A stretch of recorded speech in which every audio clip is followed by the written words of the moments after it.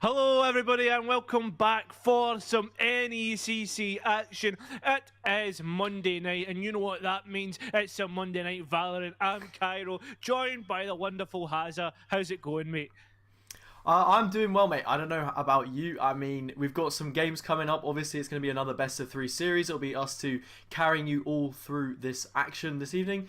So yeah, it's going to be a bit of an interesting game, I have to say. The two teams that we've got coming up, Cyan White and King Tornado, sit at opposite ends of the pendulum right now. So right now, it's looking very stretched, at least, for this opening matchup. No, I know. I mean, that's sometimes we do get these matchups that it comes up. Hopefully, it'll be a good contest between these two teams. But with that being said, we should introduce the rosters and introduce exactly who is going to be playing Hazza. Yeah, exactly that. So we're going to get a look at both of these sides. The first of which I believe would be CUNEY, if we have the graphic going up. So we can go through the rosters for these players.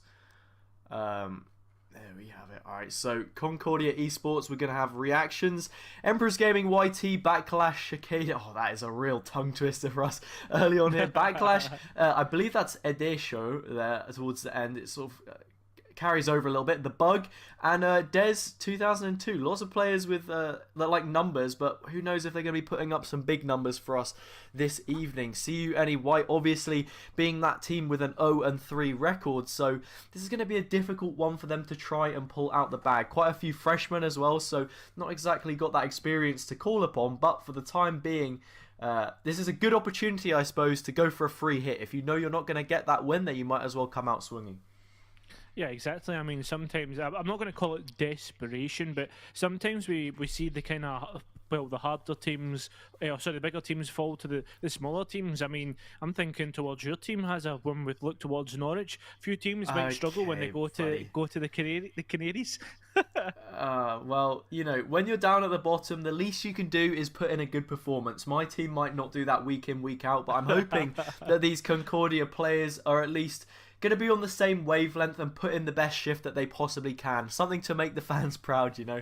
But for the time being, I think that's all we can really say about the lineup for on this side of the spectrum. Whereas more towards the upper echelons, we're going to be looking over to the lineup for King Tornado. And, well, they're the kings in the castle at this point in time. 4-0 is their record, looking to make that a flawless streak. 5-0, yet to drop a single map across all of the series that they've played. 2-0, swiftly across the board.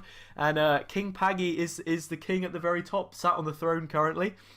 They'll be the IGL for their team. None of them have really declared what degrees they're taking, I guess, what they're majoring in, except for MJ Bilbruck at the bottom there, who's doing IT.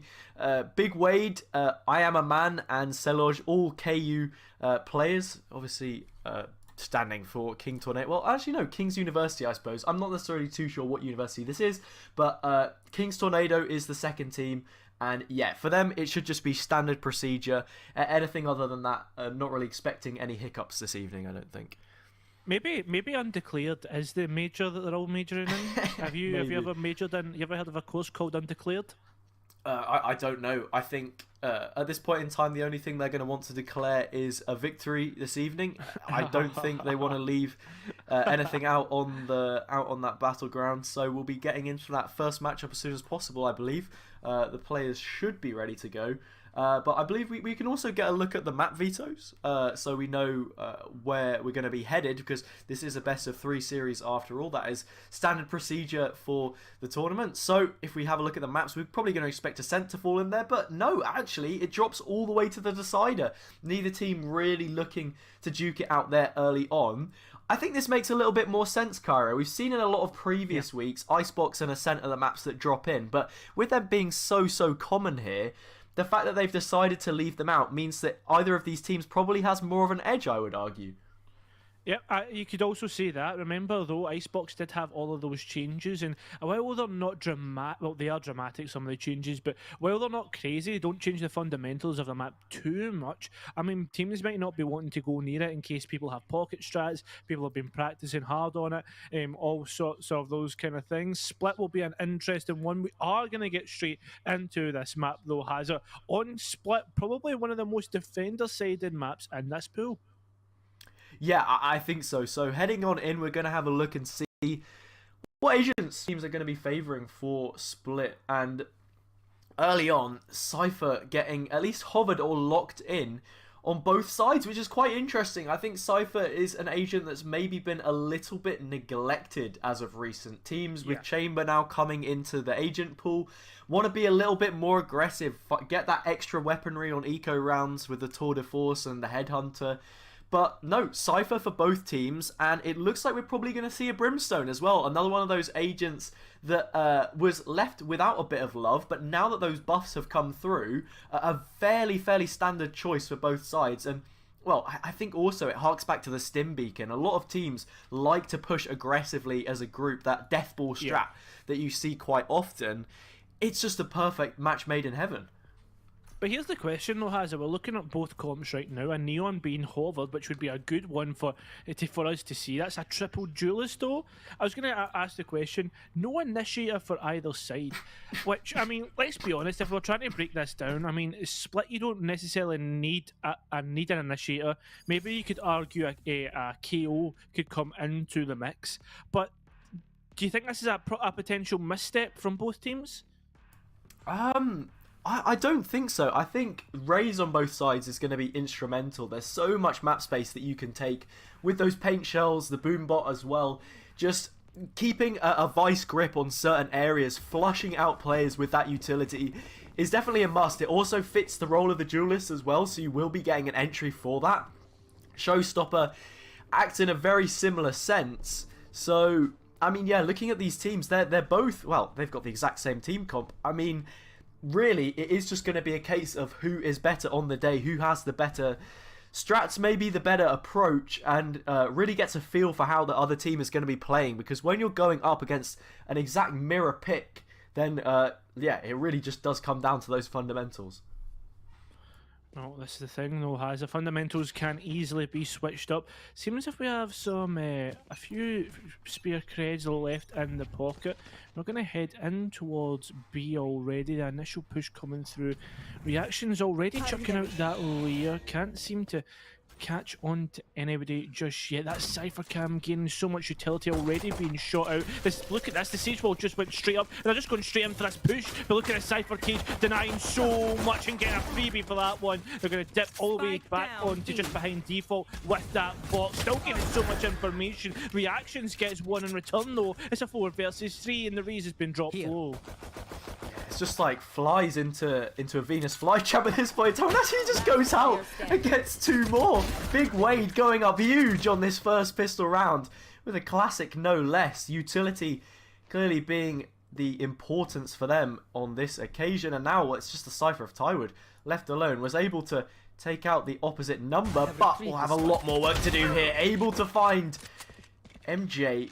But that's going to be it for the time being. Can they get a good timing here on the rafters? Player, just the shot's not quite connecting. Paggy trying to peek out.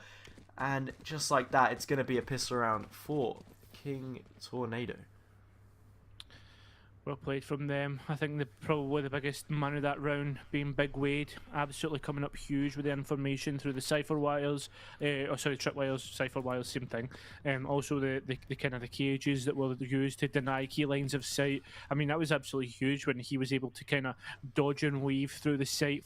Was kind of flowing like a butterfly, stinging like a bee, as Muhammad Ali would say. But with that being said, I mean, I don't know if that will continue. I think the players will be aware of that now.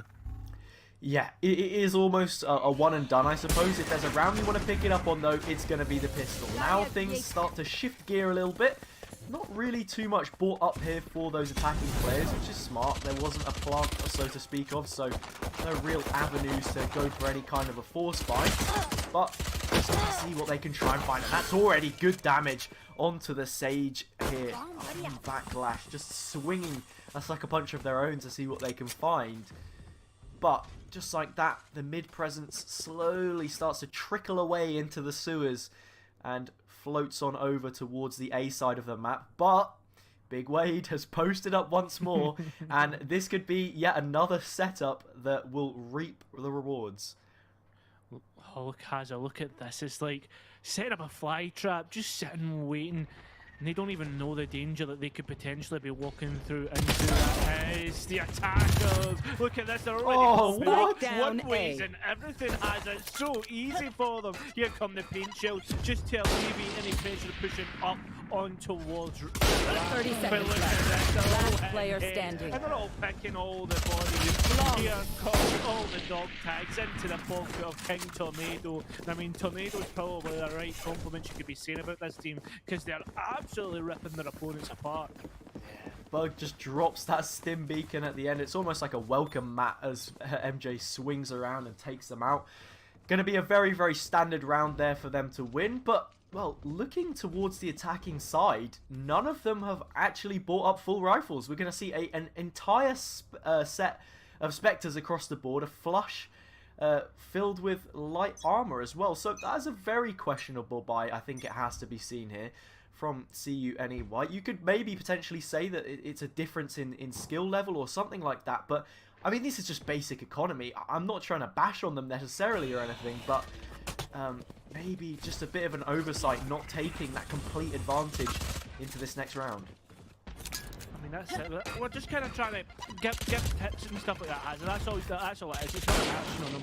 But look at this already. Spike down We're A. seeing the fact that the bonus round going in their favour, but they have a great chance. Although, as I said that, CUNE have somehow managed to pick up an advantage, and they're going to rotate out the site after getting those 2 picks. But they look at the side of King Tornado on the top left in that minimap. No players budging after that initial push. The Cypher's still on B, and they'll be able to relay the information of potential kind of how to rotate, etc. Oh, they just know already. Posted up in the backside, Big Wade with that Ares. There'll be tripwires here that Emperor has to try and navigate. They do have some good raise utility, and like we said before, it's a good counterplay against all of this. But what can you do when there's a one-way up in your face? The answer's absolutely nothing. Spike is felled in a compromised position as well. The remaining players will just go hunting. Brought down now to a 2 versus 1, and just like that, Paggy will clean things up, upgrade those weapons. Surely, no, the Phantom maybe lost under the guise of warfare, I suppose, and won't be salvaged on that occasion. But the economy is starting to flow through now, and well, we will finally see some rifles come through from CUNE, so maybe a little bit of an extended buy, I suppose. But 3 rounds on the board for King Tornado, and right now they are whipping up a storm. They really are whipping up a storm. I like the fact that we're seeing the likes of MJ Bilbrook picking up the Spectre. I mean, there is the availability to buy up rifles, etc. But why buy rifles when you don't need to? They're just using the guns that they've brought through from the last round, not wasting utility. And I think that's probably the key point, because, well, in this game has the rich get richer and the poor get poorer. We'll need to see exactly how this execution will work on towards B. I imagine players already know, but the players will need to try and clear those tripwires, etc. The utility that will be waiting for them. And it seems as if the information already really where things are going to come in from. All the utility expected. And look at this, Big Wade cleaned up once again. 2 freebies for him because of that one-way hazard. Yeah, and oh look, he's even managed to get one through the top onto Tywood there from the side of the box. MJ's already in the back lines as well. Sneaking around with a Spectre, is able to get a headshot, and well, Backlash will have to wait 30 seconds before they can hit back with a heal of their own, but the damage is done. Right now, there's really no answer whatsoever from CUNE for these setups. Loving the way that Big Wade just rotates it from either side of the map, so 30 seconds that left. omnipresence is really being felt by these attacking players. Eventually, the call will just be to recommit towards this side of the map. There won't be any tripwires left to deal with, but that spy cam is bringing so much information to the table. And looking at the position of Raze in the sewers already, there's no opportunity to hit towards the other side. It's just watching them in the camera, taking a family photo as they're lowering them into their graves. It's going to be an ace for Big Wade. And it is almost an ace of rounds. 4 on the board now. King Tornado growing ever stronger. Oh, has a big lead, 12-1 so far. This man is popping off. 4 rounds in a row, flawless almost in the way that King Tornadoes are playing this. And we'll see you NE. This is their map pick. Well, I guess Split can be extremely defender-sided sometimes. We need to see them doing better. I think this is maybe where we come into it and we say, well, where's your information when you're actually going into the site? They just walk straight in there without actually being able to clear that cipher. Maybe this is where a KO would come out, but at the same time, they might not be comfortable using that. Seems already there's that mid-presence. Oh no, potentially a misplaced wall. Will it actually hinder them? Oh, Ponytail will though. Tries to go for the wallbang net reactions. You can't quite do that. That's going to be a bit more reinforced. But look who's coming on through. Backlash to Echo. Just spraying away with that Spectre. Giving up their life for a trade. Does drop it to a 4 versus 4 situation. And there's no notable advantage gained. But they will look to try and push off of this space that they've now collected. Couple players grouped up towards this position, but for the time being, stagnant until Malloy looks to peek out. Finds the first one and the second. Not quite good for a third, but certainly breathes some life into this defender's side. Certainly does. The thing is though, Hazard, there's no sort of options to actually regain health on the side of the attackers. They've got the 30 seconds information. left. The fact that Reyna was on stairs after they walked through the cipher cage. They've seen the barrel of the gun, and well, the guards will pick up one, but won't get 2. We've left all the way down to the bug, and well, they maybe get swatted like a fly. They walk through onto the side, big Wade, with arms open wide, picks up that one. Yeah, the bug getting caught in the spider's web there. Big Wade putting in a great shift so far with a 13 KD. I think that pretty much speaks for itself. This is a player right now proving why Cypher is such a good pick on this map. But speaking of picks, and it's something that you touched on the previous round, I want to go back and mention neither of these teams features an initiator. It's a very initiatorless comp. There are ways, obviously, that you can try and find these gunfights here, and there's ways that you can collect information. I'm thinking about Raze having good utility to push off of, and Cypher having good information plays, of course, as well, but not really being utilized at the moment by the attacking side. Looking very one-dimensional in their approach, not looking like they really want to try and take the fight to the opposition, and I'm not sure they're even going to clear this close angle here onto MJ as they just peek out and are able to find that first and second pick just like that. No advantage for the time being, but there is a res on both sides, and that could swing to CUNE's favor as they just about take that win in towards mid.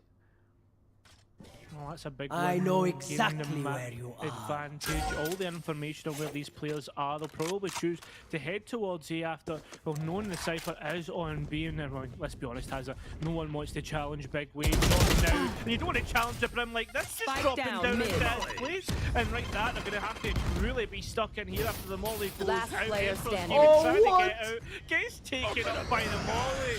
Seems as if the Brim will be used up, won't get anything for it. Camera but taken. only information. The Cypher swings and the Cypher collects. Big Wade once again.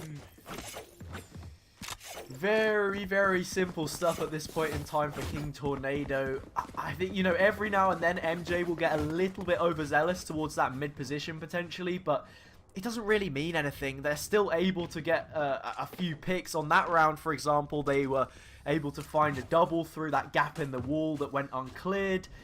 And it was just, you know, the fault of their teammates maybe that they didn't have the numbers advantage coming out of that gunfight. It's really, really tough right now. CUNE playing it at a snail's pace and not really quite having that incisive move to really open things up. Most of these kills are getting traded out, and just like that, big information, and we see a large rotate, an influx of players towards the A side of the map, where surely this push will be coming in from. Showstopper not quite good for anything at the moment, but CUNE kept at bay. Well, they are kept at bay, can't seem to get up that ramp. Seems if they have went for a full eco here at Hazard. It's probably advised considering the way things have been going, trying to do things with Ares, etc. Spectres have been working, but just seems not to be this time. Paggy already getting one on towards the bug. Ultimate starting to come online now for King Tornado. A good save. What a shot that was from Sellers on the raise. Absolute hero play. That being said, it seems as if it's going to be a rotate all the way on towards the B side, but the Cypher lies in wait. Yeah, it just seems like right now they go to a choke, poke as much as they can, see what they can find, and well, it's usually not too much. In that situation, we see heaps and bounds of utility 30 seconds left. Wash any attempt at them pushing up towards that ramp position, and well, it was like pushing a boulder up the ramp. No real force whatsoever, and now they've got to go to the other side and see if there's anything that they can spot here. Tripwire's already in place, a one-way goes up as well. The second one will be removed, but Echo, nothing you can do whatsoever. That spike is dropped, and so are your teammates. Tywood, the only one left standing towards vents, nowhere in a position to capitalize. And it's looking to be lucky number 7 for King Tornado. Lucky number 7 has a 7 in a row, flawless so far, not losing a round just yet, but the question has to be asked, when do they lose a round? When does the momentum switch towards CUNE? Because at this moment in time, it just doesn't seem to be happening at all. Seems if they will have the option to buy up rifles and actually compete in terms of that. There's even an operator being bought up by reactions here. Tywood relegated all the way on towards a Guardian. Surely you would get Emperors to buy him a rifle and then buy up some sort of shields, spread that equal a little bit more evenly. Potentially, I'm not too sure what the thought process is here, but right now reactions looking like one of the more confident players on the CUNE side, always the spearhead of every attack. They'll be bringing an operator to this fight to see what dynamic that can potentially bring, but they've got to face up against that Sage Barrier Orb person. Well, very creative slow will take some time to land, but as it does eventually, play that extra bit longer. MJ in the corner gets tagged, but swiftly makes their way past the crosshairs before Reactions is able to, well, react, I suppose. And once more, they've got to try and find that opening. As the opening not coming just yet, and it seems as if the options are to go towards sewers, and well, the sound call was actually given as they're running right down sewers, so these players already know what's happening. Big Wade, he's set up and ready to go. Looks like MJ is going to swing on towards the ramp as well. This is just stuff that's simple and giving away so much to the opponents. Actually trying to get up towards Raptors, and look at that Taylor, he's going to get one, but the advantage goes towards the attacker. 30 Give seconds the left. Rimmel coming up, MJ not getting that kill. Imposter kill. Oh, there is, and well, they're finding all of these picks as well. Big Wade still has time to try and defend this as that first one-way cage goes up. Are they able to do it all on their lonesome? There's not very much time, so the plant has to be on A. It has to be here and now, and just like that, Reactions lives in the moment and finds that key pick with the operator. A nice 180 as well will greet Paggy straight in the forehead. Just like that, we were asking the question, when are they going to find that first round? And just like that, they have an answer. 7-1. Caster's Curse comes through. 7-1 though to King Tornado is absolutely huge on that side. The fact that they've gained such an advantage, already confirming that they will be favoured going in towards the next half. They will have that advantageous scoreline. Thing is though, Hazard, we still have another 4 rounds to go. This could easily be kind of gained up. Remember, 9-3 is probably the scoreline that we'd consider as casters viable for a comeback. 10-2 as we start to walk into that dreaded, already over, GG go next phase. I really hope that we don't get to that phase for CUNE White. I think right now they're just going to want to take things one round at a time, but will it be a repeat of what we've seen before? Or can their fortunes potentially change? Looking out at the valence of the smoke, and Reactions punishes them. Nice patience there to play around the Cypher, making the absolute most. Echo has a wall to support their teammates. This is a lot better play that we're seeing here from CUNE, but those reinforcements will be arriving, and a res will get the beast back on their feet. Big Wave back in play, gap through the wall, but picks are starting to go the way of CUNE. It's an absolute bloodbath in this B choke. No control really established at this point in time as that clock ticks ever thinner. Maybe reconsidering their options as the sightlines extend and they back up further. It's looking to be the case as a retreat is in motion. Well, the thing is, though, Hazel, looking at these health 30 bars, seconds left. I mean, you'd probably argue they're about even as if you look for a general kind of health pool here. One spray could maybe take down two, that being the Sage and the Raze. We're wondering, when does that heal come online? But when does I Am Man come online? They're blocking in the background with that Nexus online. Get one, get two. That's three on the round for One them. enemy Here remaining. comes Lodge, and it's now all up to Tywood with 5 seconds left. It's all but over. It's round number 8 for Tornado. It is. You called that a second too early. I was thinking, oh, you really don't believe in Tywood with the, you know, the wooden guardian there painted in traditional colours, I suppose. But no, I think you are right to assume that it would have been a real miracle for them to pull off in that situation. You just have to wonder how CUNE are gonna approach this. I think they have ultimates that they can use, but we've not really seen too much from them at this point in time. That sometimes can be a good hallmark between teams, a way to potentially stretch some kind of an advantage when you don't have, you know, those angels going your way, if you can find some kind of utility gap. But for them, not something we've experienced thus far. And speaking of utility, that Raze paint shells, it's going to be so potent. Control always locked in here. As CUNE white push very homogeneously most of these rounds, and once again it's capitalization off the back of that Cypher. Big Wade having big value once more. Not only that, look at the ultimate that just came through by the Cypher, gaining the key positioning. There was almost a luck through in towards heaven there, but it's not going to be. Now all the information gained, Empress shut down. 3 versus 5 in this situation. The Operator starts to rifle off its bark, but can it bite on something here? Not just yet. The Bug though maybe saying, you're going to maybe bite off more than you can chew.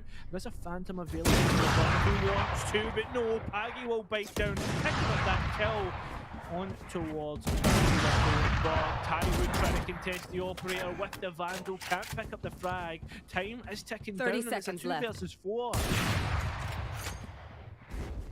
One enemy remaining. Play, but you can't use Spike it down, if you've mid. been dropped by the opposite Sage. MJ is gonna find that one. Like you said, that neural theft having big value, meaning it's so easy to reposition, especially when you have confirmation that left. all of these players are in the same part of the map. Tywood forced once again as that final player left alive to just go ahead and save. You start to wonder maybe whether it would be more valuable for them to maybe try and play some lurk towards the other side of the map. Nice shot onto Man will be the consolation in this round. But that scoreline growing ever stronger now. At this point in time, we said if you're looking at double digits before the half has ended, you can pretty much consider it to be a lost game. And right now, King Tornado not only have that possibility, but to push on even to maybe 7 rounds. A pistol on the back of that would really be the nail in the coffin. And with it being CUNE White's pick, not a fantastic start. It really isn't a fantastic start, Hazard. One more round and things can really get worrying here. Already the utility being committed in towards mid. All 5 players committing together. No pressure elsewhere for this team of CUNE. I like to see a 5-man commitment if there's an execution coming through. But it isn't an execution, oh no. Here's the party. Is it going to pop? Yes, it is. But there's actually a trade there, Hazard. MG actually dropping all the way back after getting aggressive on towards that barrier on. Cypher can't go out to gain the information. I Am Man almost caught out there, but no, manages to escape with their life. The Sage could easily heal that up. Leave there is a rifle on the ground after that. You will not dropped an kill my upgrade ally. and even a res. Yeah, now the advantage does start to sit with those defensive players as they come marching on in, guarded by the smoke screen there. Spike down, B. Off the Brimstone, it's going to be a hard one to try and work with. MJ can find 2, but that will be all. But the raid boss is still in play. Big Wade with the Odin rains hellfire onto those players from the heavenly position, and they're going to have to make their way on over towards the other side. 30 Just like seconds that though, left. sound cues once more giving away the thumping feet as they cascade through the vents. Paggy is laying in wait with this operator. Can't quite find the flick onto the first player. Tries to look for that second onto Tywood. Nothing going. 2 versus 2 situation with the spike down. Players to be cleared out. Our position. One And enemy they remaining. do. Swings out and finds the first. Low HP on the second. Paggy has a response. But the flank is coming through from reactions. Do they expect it? Spike not quite planted for them. And they will just shift towards the opposite side. And here we go. That smoke that's went down though has is pretty huge.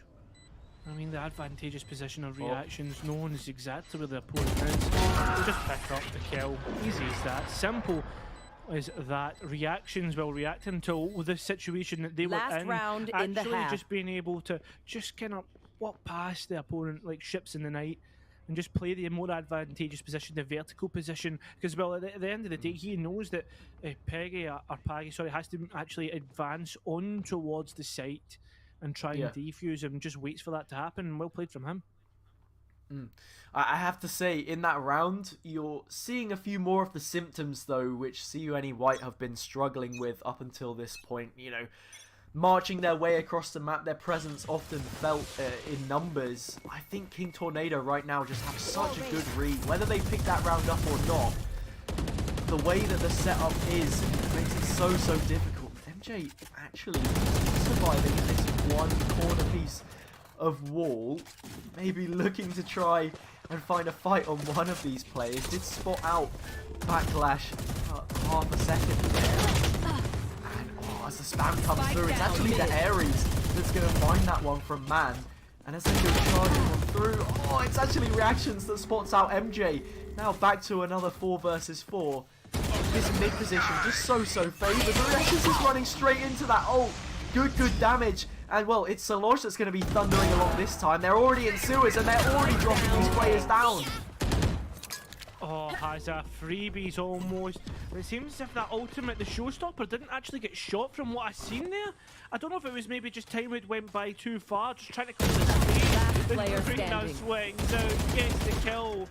But I don't think the heal actually came through. Had 30 They're seconds left. Sure, the layer to go out. Can the actions get the kill? Yes, they can. But Paggy will clean up, and that's 10-2. Launching smoke. Split, which is CUNE's. Switching sides. It certainly is. I think that's one of the things with the way that the picks and bans typically work in this game. If you get your pick of map, your chances are you won't be granted the opportunity to select which side you want to start on as well. So naturally that did lend into the favour of King Tornado. They were able to get a more preferential defender's side if that's what they wanted to play into. With that being said, I wouldn't necessarily lend it to even be like that defender's sided. It is more just the way that you coordinate the attack. You have to have good presence across the map. Cypher is an agent which is exceptional at doing that with those cyber cages to fake presence, especially towards A. It's something we've seen done in the pro scene for much time. And it's also good on the defense though. And there will be seeing a one-way setup here towards B as well. How can they capitalize? Very nicely, and it's just a flipped script on this first round here. CUNE White starting to get some of that momentum and looking stronger now as they are the ones holding things down. I thought those things were doable. No, that's not to be the case. Remember, Split is extremely defender-sided. We were kind of touting that narrative potentially to come through, but at the same time, we need to see kind of better pushes. I think that's the problem. It's both two, again, as you said, two initiatorless comps to come through. They're not really gaining that information. CUNE White started to use that Cypher cam, started to improve, but we need to see that now from King Tornado. We need to see that information gained through boom bots, through Cypher cams, potentially even through tripwires if that can get placed into a more aggressive position. So with that being said, that didn't really come out in that round. Yeah, no, King Tornado certainly want to put all their eggs in one basket. Nice strafe peek from there will give away the position of Tywood for the time being.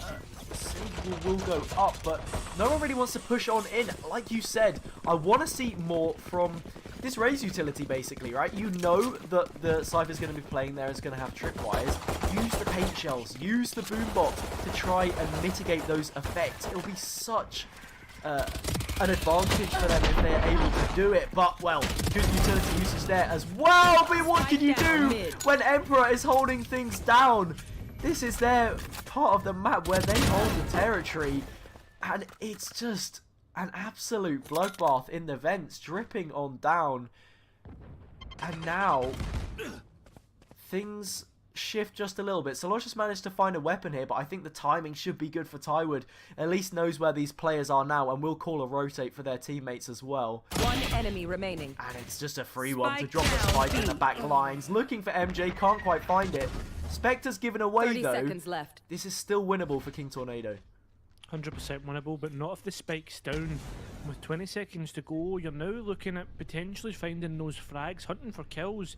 The Sage can't find anything just now, but knows he's a molly, so maybe that's the information that he gets ready to swing. Ferrari peeks right out, but nobody can find anything right now. Left. MJ going straight towards that site, gonna initiate the spike, but here it comes. Here comes in Spike first game. Are they too late? Well, no, they're not. They'll pick that up, and they'll pick up a free alternate point with that defuse, although the extra eco is gained by King Tornado, which will be helpful for future rounds. Yeah, really big round from them, to be completely honest. The fact that they were able to get a couple of Spectres in hands really helped out their efforts in getting that spike deployed in the latter stages. A bit of an awkward one there between Bug and MJ, but it does end up in the spike being deployed. Extra creds for those players. It means that we'll see the full arsenal of weapons. Phantoms for the most part across the board, MJ being the only exception. Right now, looking at the scoreboard, Big Wade still just leading the way for their side, wading on through the murky waters as they've lost a couple of rounds here, but still just proving to be that stronger player. And once more, it's going to be that 5-player push, using the stim beacon to get that extra movement speed and charge on through. I Am Man is a man with a plan, piercing things open early on, and the rest of the team will push up off the back of it. Reactions shuts down Solosh for the time being, but there is good utility to keep this site in their grips for the time being. Well, how long can it last? The Bug getting ready to walk through off of the barrier orb. Are they walking through into, well, potentially their own demise? That's the thing, the questions that we need answers to. No, right, here we go. Blacklashed Echo walks through, and well, they're going to feel the backlash of their actions after that one. The Molly deny the space in towards TVs, and it seems as if this site is just on lockdown, can't leave, and well, nobody can enter. The stim beacon does go out, does get one. Even potentially winnable, but do they have the time, Hazard? No, there's no time. Everybody vacates and like that. The clutch from Big Wade, but Tywood's absolutely huge and down in those Vandals. Yeah, it was like a police chase at the end there. Big Wade was like, get off my lawn, chasing away Emperor Gaming and Bug. But yeah, no weapons really held on to, I suppose. We see that Phantom at least being kept for the defenders, but another round for King Tornado, and when you're sat on 11, so many opportunities to get this one sealed. So right now, CUNE in a tough situation. The buy not great for King Tornado either, but like you said, so much utility to just lock down the site, and they look so much more cohesive when they push together. These executes incredibly more straightforward than what we saw from CUNE White. Spike and on planted. top of that, Hazard, the spike planted, so that the objective for this round is completed. They've got the extra eco, and now all they need to do is try and protect that spike. Already the information gained. I don't know how the hell that cipher wire got up there, but that's really well placed. I Am Man holding down the elbow position. Don't know if this will work out. Paint Shells does go out, doesn't hit anything so far. The back of the side, the long range angles does favour the Vandal, will get that one. I Am Man has somehow progressed all the way through and picked himself up a Vandal. And well, it's all up to them. Sorry, I thought it was a Vandal, it's just a Spectre. Round does go in favour of CUNE White, and well played to them. It's a very nice retake in the end. Those players come flushing in, the waterfall flowing out from that heaven position is going to take them all out. Only one casualty in the mix of things, and it was Iron Man, who was able to collect it. It felt as if they had some decent post-plant positioning, but maybe not in the same way that they did on the previous round. Utility maybe not expended as much because they didn't have the economy. This round they will. It will be a full set of rifles once again to contend with. Weapons maybe carrying a little less potency for CUNE White, but they're having a much more success on this defender's side. I feel like it sort of lends itself to that end in a way because things are sort of set up for you, you know? The jobs really do themselves. You don't have to coordinate your moves, so they feel much more comfortable, but pushed up against it, a nice push and great teamwork from these players to make their way towards the site, and even a lurk from Big Wave will be the icing on the cake. Drop down now to only 2 players to salvage anything they can here. What can Tywin do with a spray? It's something, but not quite enough. Emperor Gaming will invest that ult, but, well, to no real end. And match point is secured for King Tornado. Match point. Well, finally they do have that match point, the one that they wanted at the very start after a pistol round. And with that being said, CUNE have made a real comeback here, but everything now needs to be flawless. They can't let up anything. And already I'm seeing a few worrying signs in the form of light shields, in the form of spectres. But on the other side though, it's the same case. The difference is they do have all heavy. I wonder if they're waiting to potentially maybe get a pick and then go for upgrades. Maybe that's King Tornado's plan here. But I know for sure the biggest plan is to execute onto B. Here we go, utility straight in, navigating their way around this cypher tripwire, and well, the only one left placed is one that I can't ever see getting used up because it's not in a position that these players have really tried to move around. Orbital strike was clear, out back pillar, gives a bit more breathing room to those defenders, and oh, look at that! MJ Thilbug with a sucker punch sends that judge all the way in towards defender's spawn, and it's just reactions to clean things up. Paggy will drop them 13-5, a commanding victory from King Tornado, looking to make sure that no one gets near their own for the time being and extend themselves to a 5-0 record. Very cleanly done. Oh, it was extremely cleanly done, Hazza. It was what a way to finish out a map.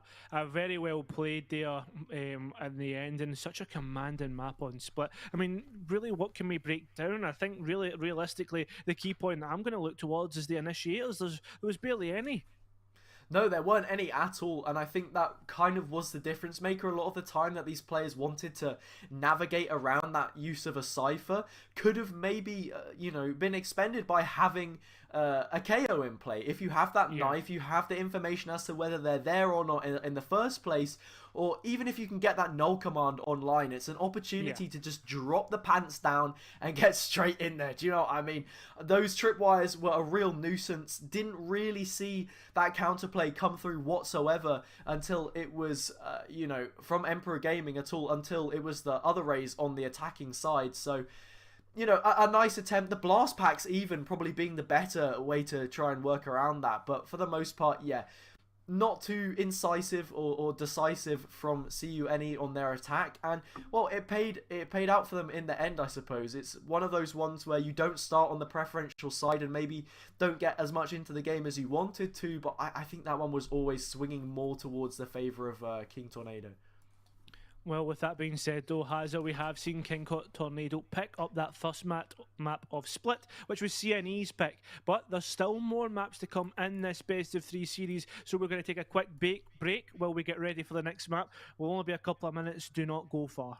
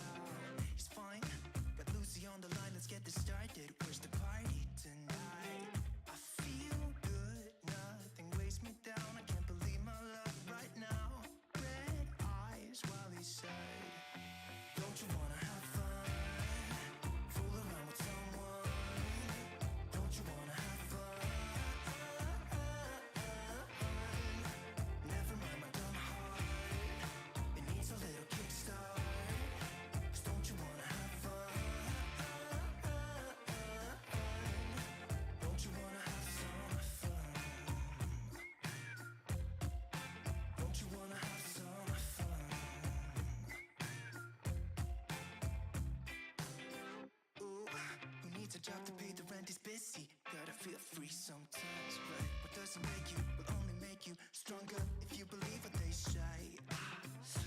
Might be that another day she would have wished he stayed, but they're done. Red eyes while he's sad. Don't you wanna have fun? Fool around with someone. Don't you wanna have fun? Never mind my dumb heart. It needs a little kickstart. 'Cause don't you wanna have fun? Don't you wanna have some fun?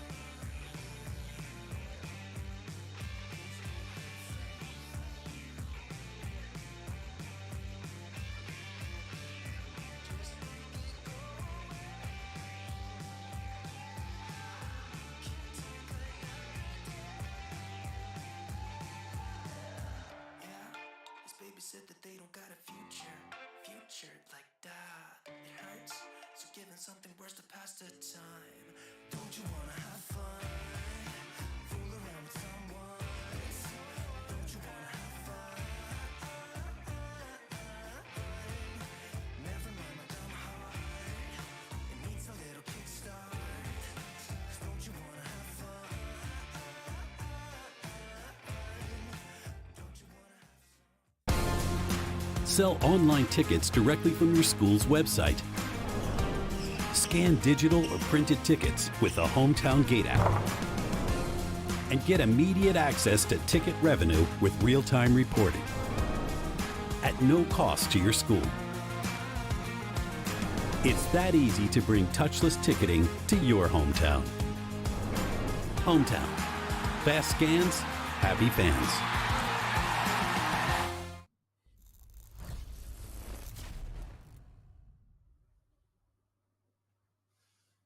Hello, everybody, and welcome back for more NECC Valorant action, where we have just watched a very dominant split happen. I'm Cairo, joined by the wonderful Hazza. Hazza, talk us through that split. Well, it was just a dominant performance from King's Tornado. They showed why they are the Kings worthy of the crown at this point in time. 4-0 is their record, 0-3 for CUME. So, they're really, really struggling. And on their own map pick, it didn't look like it whatsoever. I can only see that really extending as we go into the second map here, which isn't going to be their pick either. So it's only an uphill battle. Yeah, exactly. I mean, we are moving through on towards King Tornado's map of Bind. And Bind's not really one I would consider a pocket pick. I feel as if every team should know how to play on Bind. Well, I don't know, what do you think of that? Yeah, well, when it actually comes to the pick rates of different maps, you'd be surprised to know that Ascent, while it is very high up there, Bind follows at a close second, I believe, at least in this tournament. So Bind is the second. I say close second. It's about half, actually, as we do get the graphic come up. But yeah, going back to Agent Select, looking at what these teams are going to be going for, it's a little bit of the same. Raze will be getting some more love here, as I'm not sure if King's Tornado are going to go down the full BM route and just decide to hover 5 Phoenixes and see who gets what. Maybe I Am Man or MJ will be, the variation from that. But looking at what we have set in stone for Concordia at this point in time, it's a much more balanced comp, I think. Still lacks that initiator, but on a map like Bind, I think you probably still need it. I'm going to be honest, Cairo. This is still... I'm a little bit flustered. I think a Sova would have been great here.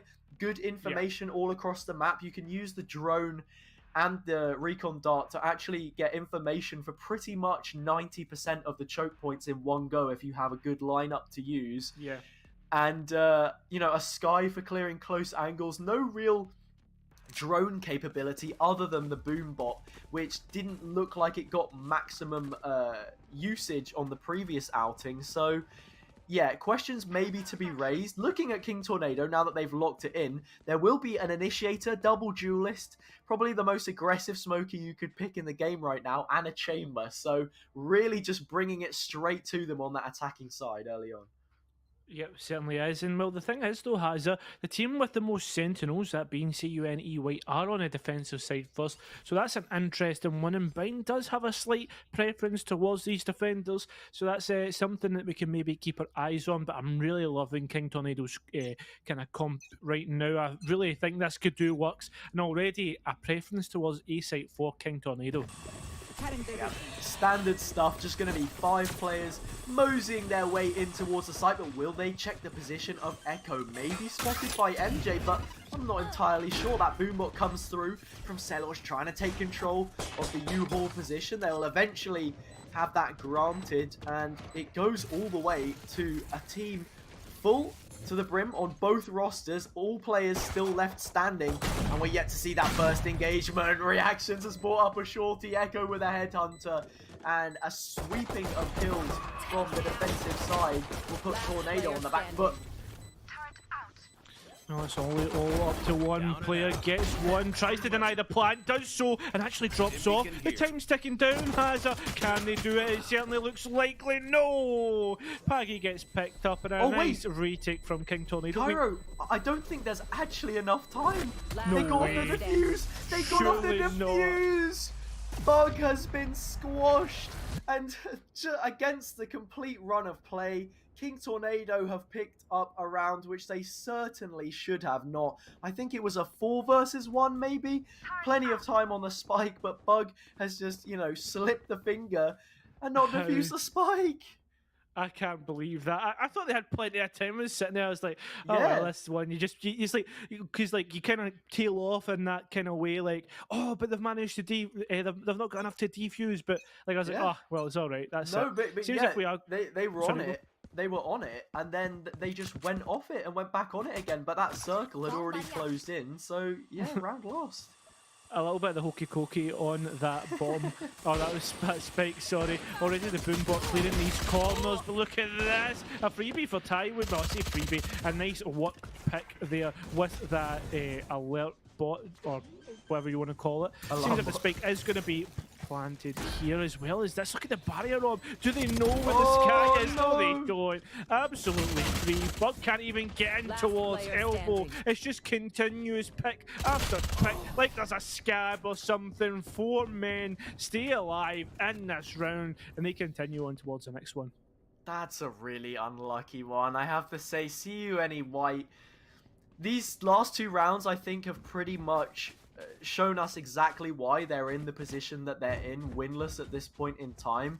Because it's rounds like these where you really just need to lock yourselves in and get it over the line. That one, a little bit more of a whitewash, but you know, the Sky player living up to their name, being raised to the skies by that barrier orb reactions, not expecting them to be pushed into that cubby, and they find 2 off of the back of it, opens up the round for them, and unfortunately, Tywood's 1 pick on that KJ just won't be enough. Now, once more, pushed all the way in, Backlash just spraying, but it's the spray of the Spectres that have the luck on this occasion. Spike Dropped planted. down already, and yet to lose a player as that spike is initiated. And with that spike being initiated, time now and firmly in the favour of these attackers. Remember, they do have to work against time, these defenders, to retake. And with that being said, already we're seeing it work against them. Down to 2 players here. The bonus might actually be working out for the attackers. Paint Shell's actually doing chip damage towards Emperors, but can they make their way through? Get 1, can they get the second? No, they can't. Big Wade will collect that one. Nice little round there for King Tornado. Yeah, I don't know what Emperor was doing there when they accidentally walked over into a little bit of that paint shell, that extra chip damage just going a bit further. Maybe could have won out that final fight if they hadn't been pushed over the threshold into that low red HP. But now there's a good opportunity for them to buy up. A couple of rifles. We're going to be seeing a Guardian and a Marshal in there as well. It's a really mixed buy from these players, but good weaponry across the board, and if utilized effectively, can be very, very strong. So once more, we go back into a similar situation. 5 players running up short to see what they can find. Empress getting put in play. Shots traded out, but the first kill will be going towards MJ. And standard procedure once more. It's going to be a simple plant down onto the site, and that advantage will only grow. Reactions has a response, but MJ's already searching for another one. Doesn't get the pick though, Hazard. Now we're in a 3 versus 3. There is the Brimble available though for these attackers, and well, that could be round winning on its own. Seems if these defenders of CUNE White are really taking their time. The ultimate being used to shut down U-Haul, but that's not to be advised. Surely you just leave it and you just wait to deny the retake. But no, it's not going to be like this. Both players in the same corner, and look at them trying to contest. They can't do it. Seems if King Tornado just can't be stopped. Really can't. Paggy with a nice ultimate there to clear out the U-Haul position. More than anything, I suppose it was a good precaution. Stop those players from pushing towards that spot. And, well, Big Wade was there to help support. Posthumously, I suppose, they had the trademark placed towards the site. And that slow effect, when you're trying to peek through it, it puts you at a severe disadvantage against those 2 players in the cubby position. They clean things up, and another round on the board for the Kings of the bracket at this point in time, looking to secure that 5th series. And, well, they're just going to carry on the same way they did before. There's utility they've got to deal with here, and Tywood's doing their best to shut them down, but Big Wade will claim it. There's a heal to be found off the back of it. A trade will be in the mix, but with that res online and the only player towards Zuka, it'll be so hard to pick them back up. Look at the utility flurrying in as well. And it's just getting them stamped out right now. 4 versus 2. Even with the res invested, Hazard still isn't working. Backlash, the only player left, and I mean they won't be left for much longer. 5 rounds in a row here for King Tornado, and I don't use this phrase very often. I've been trying to stay away from it, but from round to round, it's just turning into an absolute meat grinder on the site here, Hazard. The team just doesn't seem to be able to get started. That is CUNE White. They're trying to get frags, but the frags just don't stick, and we're really seeing King Tornado thrive in this scenario. Yeah, maybe we shouldn't be too surprised, I suppose, that this has happened. Not saying that that's something you were necessarily identifying coming into this. I think it was seemingly obvious that the game would shape up to be this sort of sense on split if we cast our minds back to moments ago. It was a 7-0 lead. Right now, like you said, CUNE White just struggling to get that engine going, but it's only going to take a little spark, I think, to really get it ignited, and the bug is trying to find it. They've got a double early on. A lockdown to solidify the hold here will be very, very nice. King Tornado swept off of their feet, and they've got to try and find something elsewhere. Well, this is it, Hazard. They're actually locked out of this A site with that barrier orb, but it's about to fall. But can they make these picks work? Reactions in towards U-Haul. That is a workable position here. If they clear that, then these attackers could really do some work. The paint shell's actually trying to clear the initial shots. Big Wade will clear that up, trade it out. Now 2 versus 4, is it winnable? That's the question we're asking ourselves as the retake starts to come through. 1 player watching in towards U-Haul, 1 player watching in towards Showers, and 2 players gone off the board. That is the first round for CUNE White on Bind to finally find their foothold in this map. It really is a bug's life at this point in time. The bug just causing so many problems, like a computer bug almost for those King Tornado players, shutting them both down from the cubby position, which was left unchecked. A nice orbital strike as well to even flush them into that position, so you can safely say that the round sits on their shoulders. Big Wade also shut down from a different cubby, and well, it looks like they're going to reposition here already, eagerly on the B side towards those green boxes. So that's exactly what we wanted to see. A nice response from CUNE White will get them on the board, and it's not going to be a whitewash this time around. Certainly not going to be a whitewash this time round, Hazard, as well. They're continuing to contest. The first pick actually going in favour of CUNE White here. And well, the thing is though, Hazard, with that being said, when you get the first pick, you're more favoured to actually win out the round, and already a rotate onto B coming through for King Tornado.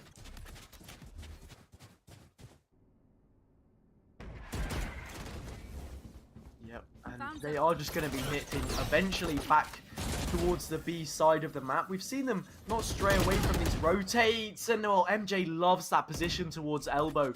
Unable to find anything on this occasion, and right now there are good numbers for CUNE White to storm their way back in towards B with. It's a difficult retake, but if they've got the players to do it, they can certainly get it done. Reaction opens things up. That's going to be Paggy dropped. And now these players split up from each other in those two separate positions. What can they find? The Lodge will be able to get that opener, but an incendiary sits in wait between them and the spike. It's a big spray through, an ambitious one at that. Able to collect a few. Can they even get the third? Oh, the quad, they can! Surely not. A showstopper in play. Backlash. His spike's already half. They peek out, and what? It's an ace from Lodge.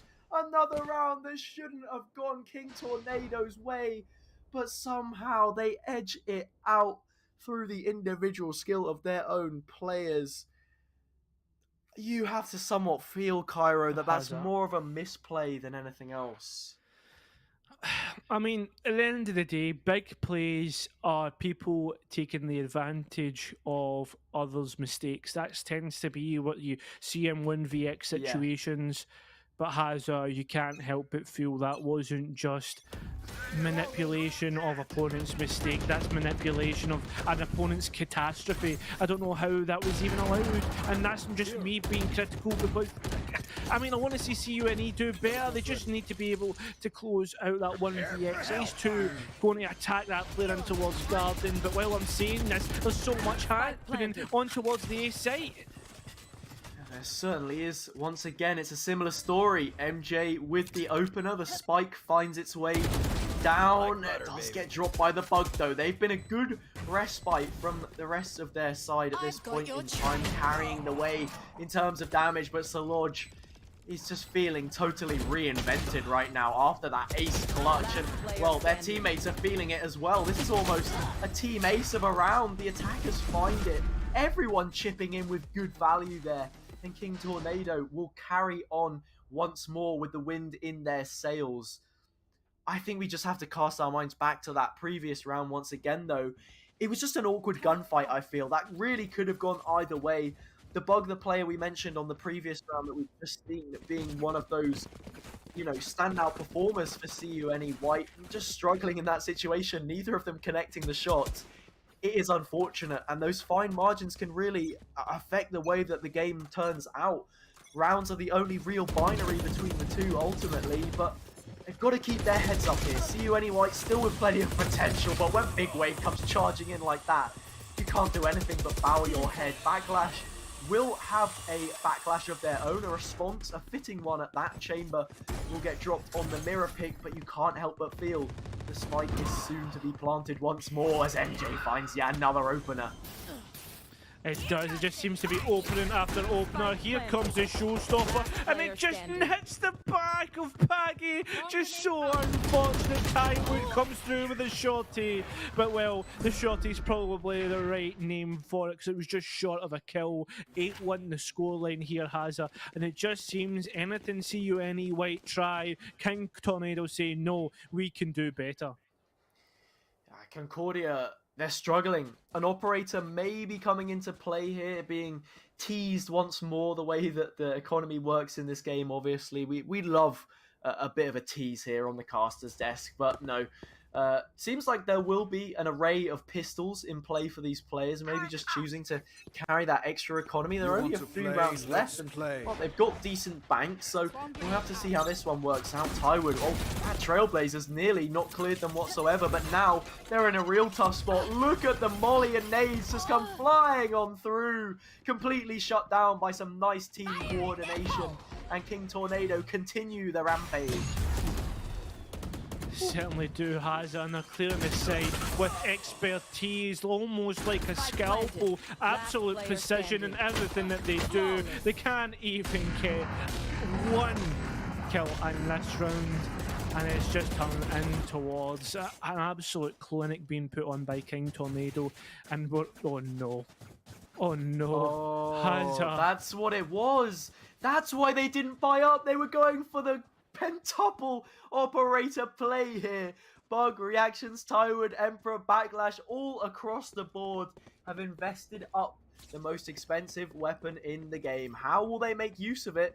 By stacking 5 players on A. What is this read? Cairo, this is some serious anti-stratting. A wall up even as well. It's going to be an absolute shooting gallery. They come walking in, and the first shots start to rain through. Yet to claim one, but Reactions eventually gets the first and finds the advantage for CUNE. Certainly does. Big Wado has replied, and already look at this. The key calls have came through, and already they rotate on towards B. Oh, no. Can they get the spike down? There is a raise, so that's another operator online. And with that being said, we need to see if the operators can do the work. I mean, I was gonna say, Cairo, you normally would say that when you have to retake a site, it's a lot harder with an operator. To make matters worse, all 5 players have one. They've been able to find that pick towards CT and overstep from Big Wade on this occasion, but they're just sniping them off the block. I don't know if they're Call of Duty players. I know that they favoured the ADS before, but this is on a new level. That orbital strike will be coming through, but what is the spray saying? Not too much. Paggy is struggling on that one. CUNE White, very nicely done. I've got to respect it. I mean, there's not much else you can say. 5 operator buys. They'll keep 3 through, so I guess you could say it was a costly round, but with only 1 left on the half and doubling up for the amount that they've brought to the table, pretty good.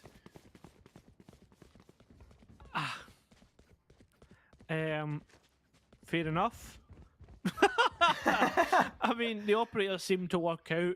I mean, maybe CUNE maybe need to start losing the first 3 rounds and then just start buying operators. I mean, I don't think they can do that anymore in this round, but it seems as if we are getting some sort of contention here as 3 operators are being bought up by King Tornado now. 9-2 the scoreline, and maybe they're just thinking, why not? This is like an MW2 lobby right now, but, you know, with a lot less offensive language and here we go. Snipe after snipe.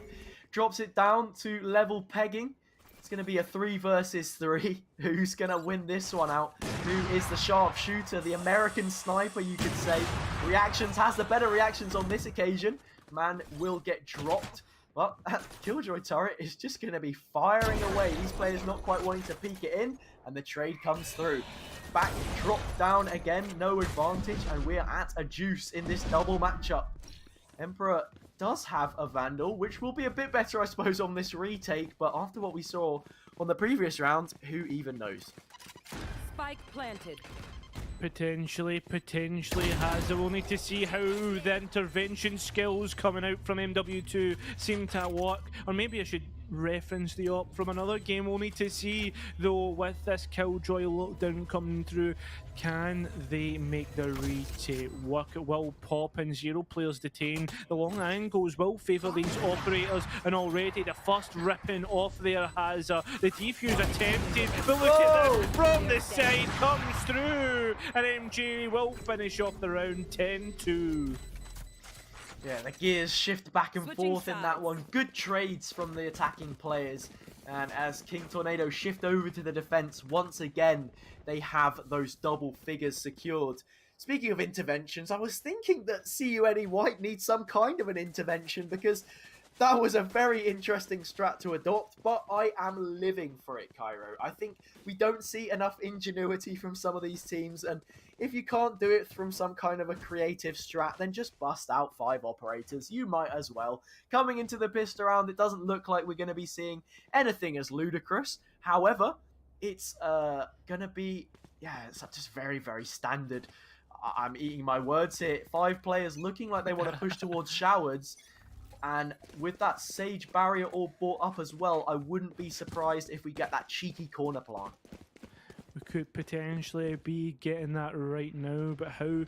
Well, I guess how available are these players? I say available. I didn't mean that word, but with that being said, it seems if Backlash is available, picks up NG the Rainer. Here we go. The paint shells go through. Can they pick up the kill as well? We're gonna have to retake in towards Showers now. The player's hemmed in almost, but the KG is watching the flag.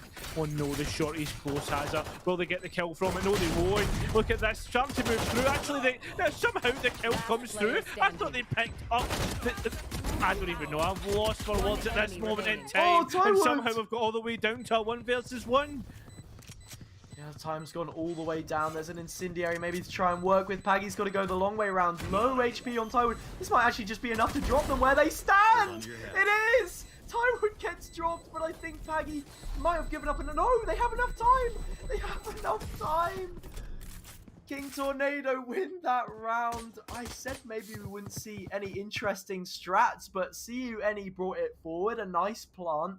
Paint shells from Saloy to slow things down just a bit. Decent trades back and forth, but wow. I mean, Paggy just dropped Tywood where they stood. That health bar was deleted, and the defuse came straight through onto the spike. Now, you start to feel that things are looking a little bit too late for CUNE White. They've tried their best. They've got a force buy here to try and work with, I suppose. But, well, if this round doesn't pan out, then surely that has to be them dead and buried.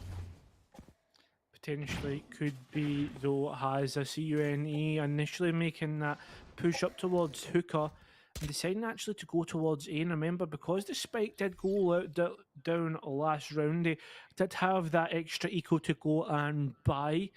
Raze looking like getting ready to get active here, make themselves a bit of a problem. Does see one player, all the bullets start to fire through. Now they have the information, the paint shells potentially good enough to do a huge amount of damage, but just short of it. Decent chip onto those players. It'll keep them at bay for the time being. MJ gets caught out, but Saloy is well poised to take them out. Another set of paint shells will come through for them. Big Wave is on cleanup duty, and it's going to be a 3K. Can it be a 4? They're just charging on in. Tywood's position surely soon to be given up, as I think they're going to get man here yet. Position given away now on that upper angle. Only 71 points of health. The force buy doesn't come to fruition for CUNE White. Doesn't have that value. It's a quad for Saloy. 23 and 8. This player right now is doing wonders. Match point. Match point, and it looks to be yet another 2-0 Cairo. A team which has been so dominant so far, looking to continue their flawless run. Yet to drop a map, yet to drop a series. Very impressive stuff. Is extremely impressive, and well, we can't help but feel CUNE just need to shoot up exactly what needs to happen. We're seeing 5 shotguns being brought up here, but with that being said, again, 3 Sentinels was never going to really work when they moved through on towards their attack, and already we are seeing that come through here. There is no one contesting in towards Showers as they walk, because they all crouch walk through, not even shift walking, they're crouch walking. Hazard. There is the brim to put down these smokes, I believe, just to deny the heaven angle. But what's going to happen here? It's a good nade once again. More damage done from those paint shells. But look at the angle from Saloy. They're peeking down over the top of that wall like a colossal titan. And it's at a colossal amount of force that they've been sent. But they get sent all the way back to the spectator screen. Emperor with a clap back on the bucket. A couple of players looking to make their way in towards Showers. Angles to be cleared. A wild spray is met with another response. Like a clay pigeon, Emperor is shooting them out right now. Disc after disc, but that is a judge in play. A judge which isn't judgmental enough. A couple more shots, and well, that was a very nice, creative round from CUNE. Always bringing these fun little strats to the table. Well, this is interesting. I've never seen this before. Seems if we are going to get 5 judges this time, though, Hazard. which is an upgrade from last time, which is one thing that we can see about this. 2 rifles and 2 judges to contest. I don't really know how I can assess this one, if I'm being honest. Yeah, I think this is just the judge train. They heard that there was a shotgun game being played and they wanted to turn up to it. What? I am mad. It's not only a man with a plan, but a man with an ace, a huge shotgun 5k. The incendiary there in support, helping to do plenty of chip, I suppose. But wow. Yeah. Wow is a word that I would choose. There's a lot of superlatives for this game. That's one thing that has to be said. Unfortunately, we do have our winners in a 2-0 in a very dominant fashion. Sometimes that's just the way the cookie crumbles when it comes down to Valorant, and well, we have our winners. It is the King's Tornadoes. Yeah, and I mean, that is the way the cookie crumbles. And, well, CUNE looked like they'd been dipped in a glass of milk, because the way that they crumbled towards the end of that one was nothing short of spectacular. But I think, to be completely fair, it was quite a skewed matchup. In these group stage games, you're always going to be playing against, better teams, worse teams. You have your days sometimes, and right now it really was a top versus bottom affair. You saw that difference in class. I have to definitely commend some of the strats we saw from CUNE. They were very, very entertaining. I love the 5 ops. I loved using those buckies actually on a lower buy in the close quarters towards showers. Actually very smart and well navigated. So, commiserations to them. I have to say, it was a thoroughly enjoyable best of 3 series, even if it was cut short by, it being so strongly in favor of King Tornado. But it'll be interesting to see what they can bring in future matches as well. Yes, with that being said, Hazza, you're talking about entertaining. Well, that's our entertainment done for the night, unfortunately. We are giving up our spot for 2 other casters to come in and give it their best, and we'll entertain the viewers that are watching at home. So with that, I'll leave it to you to sign off for tonight. Yep, we'll be passing it over to Mick and Infernosis, so I hope you guys have a great cast. Thanks for spending some time with us, me and Cairo, once again. The best way to spend my Monday nights is always on NECC. But yeah, great best of 3. Have a great evening, and we'll see you all very soon.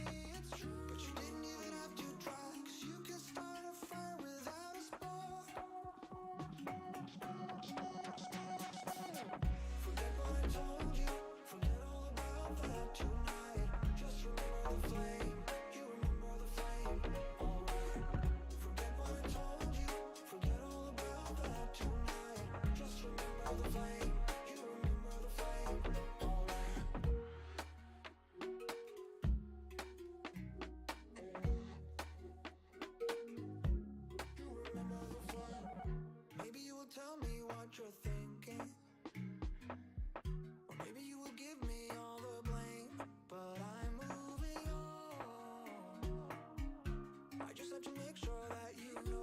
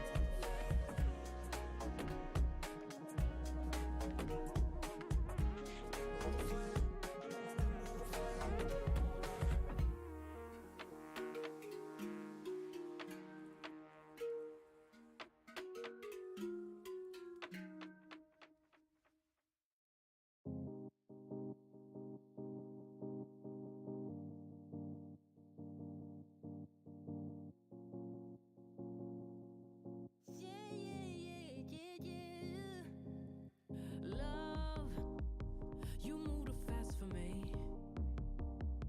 Can catch up with the thoughts in your mind. They're everywhere, and it's hard for me to bear. 'Cause I get so lost, feel just like a boomerang. 'Cause you change your plans every day, and you don't seem to care what I think or how it affects me.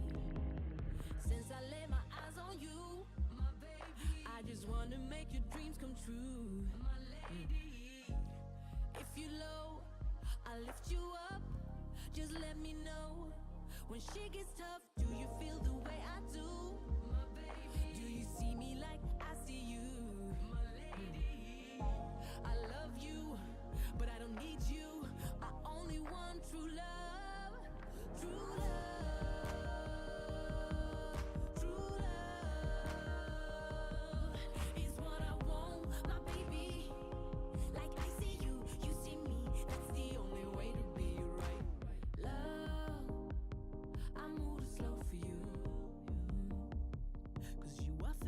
My sentences when I don't know what I'm about to say, but that's what I like.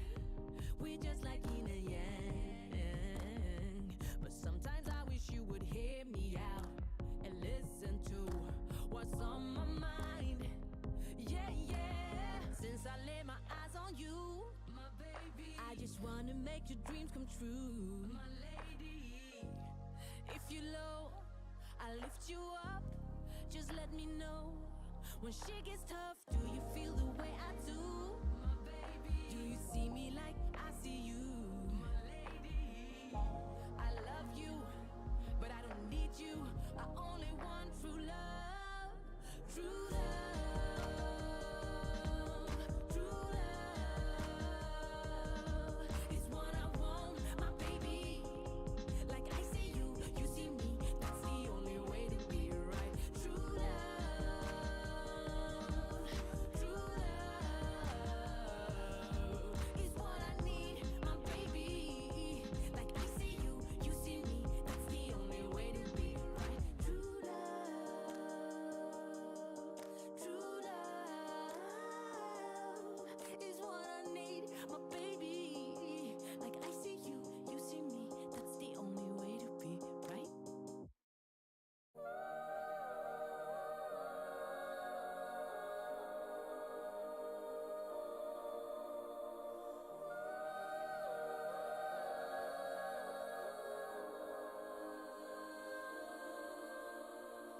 Hey, listen up, I've tried to tell you this 100 times. Not getting better by lying there pretending to cry. You on repeat, you can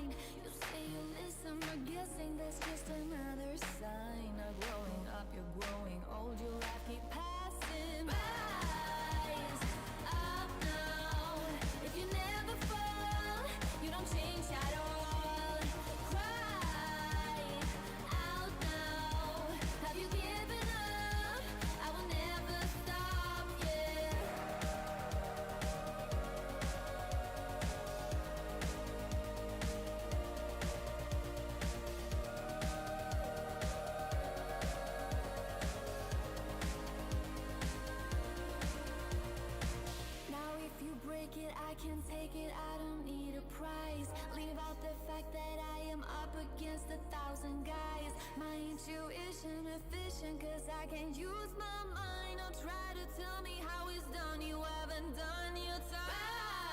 Rise up now. If you never fall, you don't change at all. Cry out now. Have you given up? I will never stop, yeah.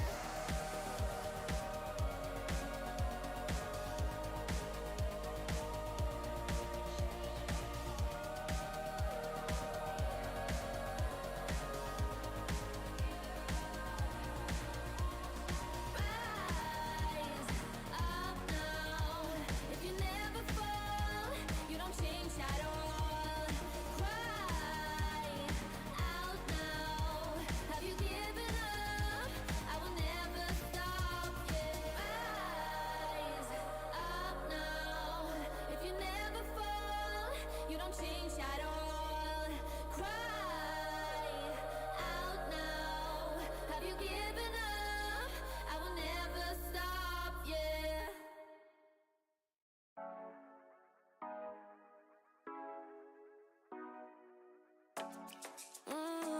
Show ya. Show me the call you when you turn me on. Cool way you tell me you want me down. Done it, I done this before you fall. I won't catch you, don't know I'm stalling. Cause you love to have them all crying. Calling me sweet, telling me you need me. But I'm from a city that's high school. I give them this and the more I go. Cause you a bad man, she don't love money. She break grass real fast like conman. Wanna swim down to the deep end. Wanna know all my secrets, honestly. Can you keep it real? Cause honestly, I can tell that you're real fond of me. Baby, don't be shy, I can see it in your eyes. I've been running around. Too bad, I've been sticking out your mind. I know you like it how I rock it from behind. I know you stand it how you taking all my time. Left, right, can you take it all night? Too bad, I've been sticking out your mind. I know you like it how I rock it from behind. I know you stand it how you taking all my time. Left, right, can you take it all night? Take it, baby, with me, I ain't scared to take it. Oh, and maybe when I take it, oh, I feel it coming down too strong. Cause I want ya, and it's hard to resist. Cause I need ya, and it's hard, baby, yeah, cause I believe ya. Hold me tight, holding on tonight. Golden copper, get to you clean and proper. Way I move, ain't no weekend lover. You gon' have me on your mind forever, ever. Nice, baby, turn it down like a sweet and ready. Go slow, keep it nice and steady. Know that you've been keeping patience. Too bad I've been sticking out your mind. I know you like it how I rock it from behind. I know you stand it how you taking all my time. Left, right, can you take it all night? Too bad I've been sticking out your mind. I know you like it how I rock it from behind.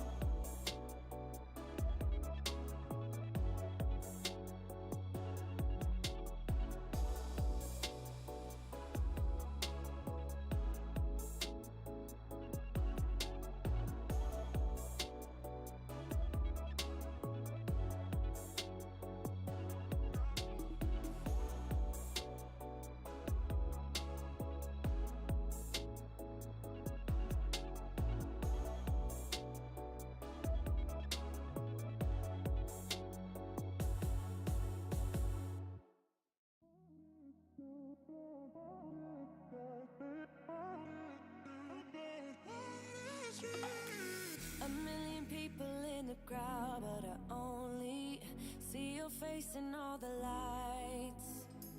And as the bass keep pounding on me, baby, I really wanna make you mine. I don't really care about love. I don't really care about happy ever afters. Something about you gives me hope. Something about you, yeah. When the sun goes down and the night sky's falling, do you believe in one-time lovers? 'Cause deep inside of my wildest dreams, you'll be by my side when the sun goes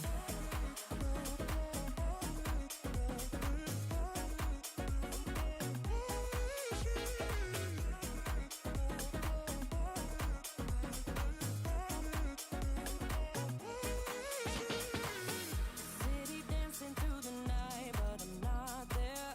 You've got me soaring in the clouds, and as the ocean is surrounding me, baby, I'm sure we lost track of time. I don't really care about love.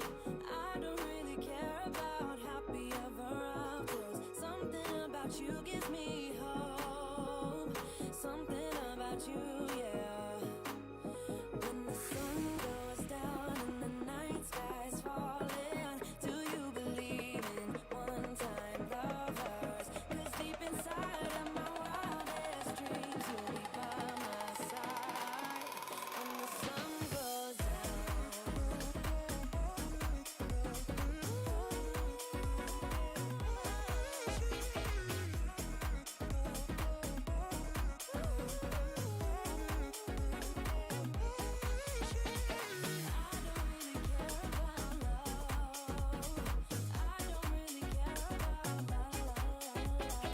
Something about you gives me hope.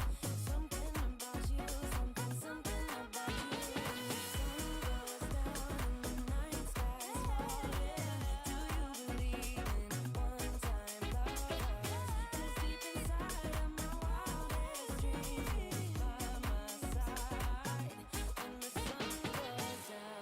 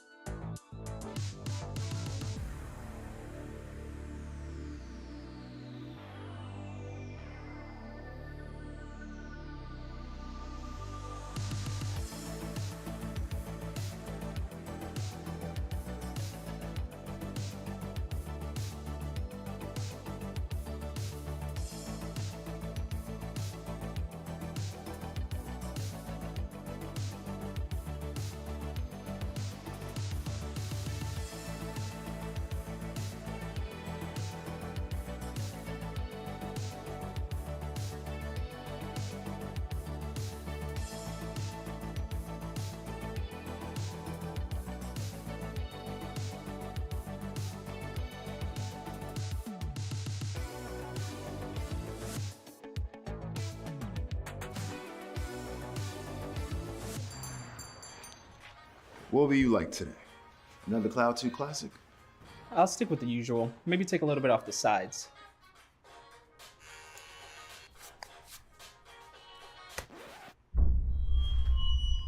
Oh, that's fresh. The HyperX Cloud 2 Wireless. Legendary comfort goes wireless.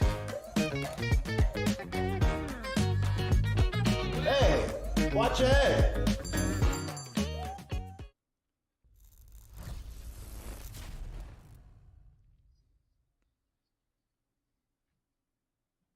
Welcome back, everybody, here to the NECC. My name is Infernosis, joined here by the oh-so-handsome Mick. And we've got ourselves two teams ready and raring to go. It's Montclair State Black, it's the Montclair State University side, versus the Ottawa Gold of the University of Ottawa. Dallas, what do we have for these two teams and the two players that are coming into the game?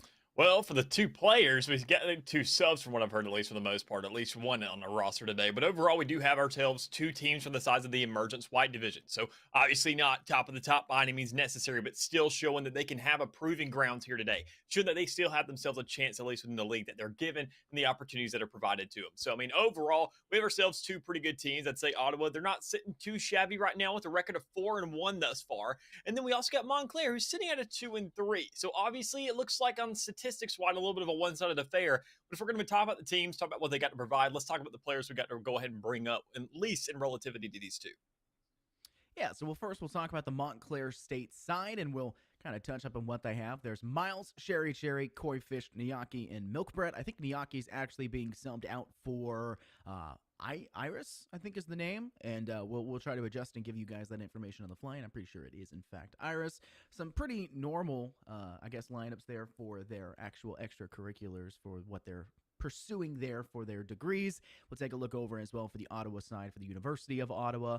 And like you said, being 4-1 puts them in a really good spot, so we'll have to see how they necessarily fare off. If Montclair State can take this victory, then they'll break even. They'll go 3-3, so this is probably a pretty big moment for them to try and go up. But we'll pull up Ottawa, and we'll see what they're bringing to the table. As far as if I remember correctly, I think it's Overrider is one of them? Yes, indeed. I was trying to remember. Koifish, Kank, Overrider, YJ, and Orgo. That's who's being brought up on the board, and pretty much normal as well for the degrees that they're pursuing. Yeah, most definitely. I mean, even then discussing the two teams that you talked about the record prior, I mean, talking about Montclair, how they have to go ahead and get this win to break themselves even. Even then, it looks like more of just an upset opportunity for the sides of Ottawa, who has themselves a 4-1 record right now within their division, which is outstanding, I would say. Having only one loss coming into week 6, this is really good and probably one of the best scenarios you could be asking for. And I mean, discussing these two teams, talking about what they have on the line, we got to sit there and also discuss the maps that are being presented today, because we sat there, know the repeats, obviously, for these past couple of weeks has been nothing but, and you even know the map pool, Bind, Ascent, and Icebox. Well, we got 2/3 of that here tonight. We got the likes of Bind, we have Ascent, but then we got a little bit of a switch up, and we're going over to the likes of Split, but that's going to be a decider, so it never really is guaranteed whether we get there or not. It's just more of whether the teams get themselves to an even playing grounds. And I'm sure looking at Montclair, sitting there wanting themselves to get a dub, they can either clean it out swiftly, or if they do find this third map, they want to make sure it really goes down well. Even then, you can see that they banned before Ottawa. So, I mean, Ottawa had the upper hand to say, this is a 50-50 shot. What do we feel more comfortable on? Well, with the recent changes in Icebox, maybe Split will be a little bit more of a better differential to be choosing here, and probably a much better option for us to be making ourselves at home. Yeah, the new changes in the meta are definitely going to be a key influence in this matchup. It has been for quite a while for most teams, so we'll have to see how it goes through. But we can also key in on some information for maybe how these teams feel. Breeze and Fracture being taken off. Breeze is a very wide open map. A lot of control has to be gained by the attack for them to feel comfortable. Getting rid of that leads us to believe they're going to play some tighter, closer corner angles, and Bind and Ascent are just that. It's the same thing with Split. It makes a lot of sense seeing the map pick, and especially judging off what we saw for the first two bans. Fracture's the same way, pushing for multiple sides. It's about control and influence an attacking team can gain when they're able to pursue from more than one direction.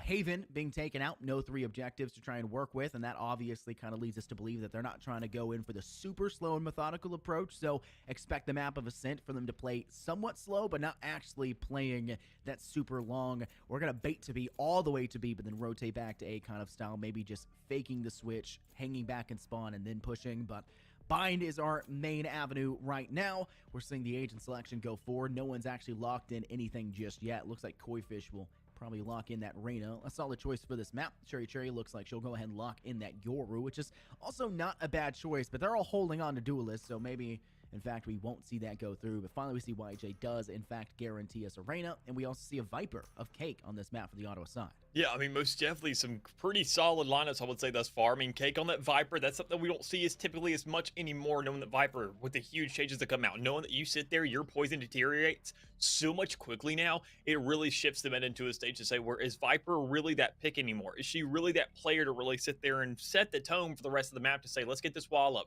let's hold it as long as we Choose can, your and then also agent. throw my orb out, see if we can get some more control here on the map. So, I mean, looking at the squad thus far, I got to say, the Rays and the Rain, obviously, you sat there and mentioned a little bit of aggression. Well, we're going to get a lot of it with two duelists here on the field, at least for the side of Ottawa. So, I mean, we sat there, noted how they were the ones with the bans. They had most of the control when it came right to this draft. They're looking for small funneled areas so they can either be A, super aggressive, being overwhelming force to come out of a single lane or double up on these sides and split it up. Or when it comes down to that defense, hoping they can intimidate the enemy enough. They can intimidate Montclair to where they say, look, you do not want to push into us. You cannot play this, because if you funnel the same way that we did, we know you won't find near the amount of success. But then again, you do find that counter pick as well to come out. The same thing on the side of Montclair as well. That double duelist, the single initiator, and then the Brimstone to come out, because, I mean, it's Brimstone right now. Let's be real here. The man is insane. He's busted. He's got the stimmy. He's got everything you need. I mean, that alone it gives you so much influence on that pistol round. It lets you get aggressive with the frenzy. It lets you sit there and turn it into a stinger, for gosh sakes, and find these easy picks to really get yourself that first round.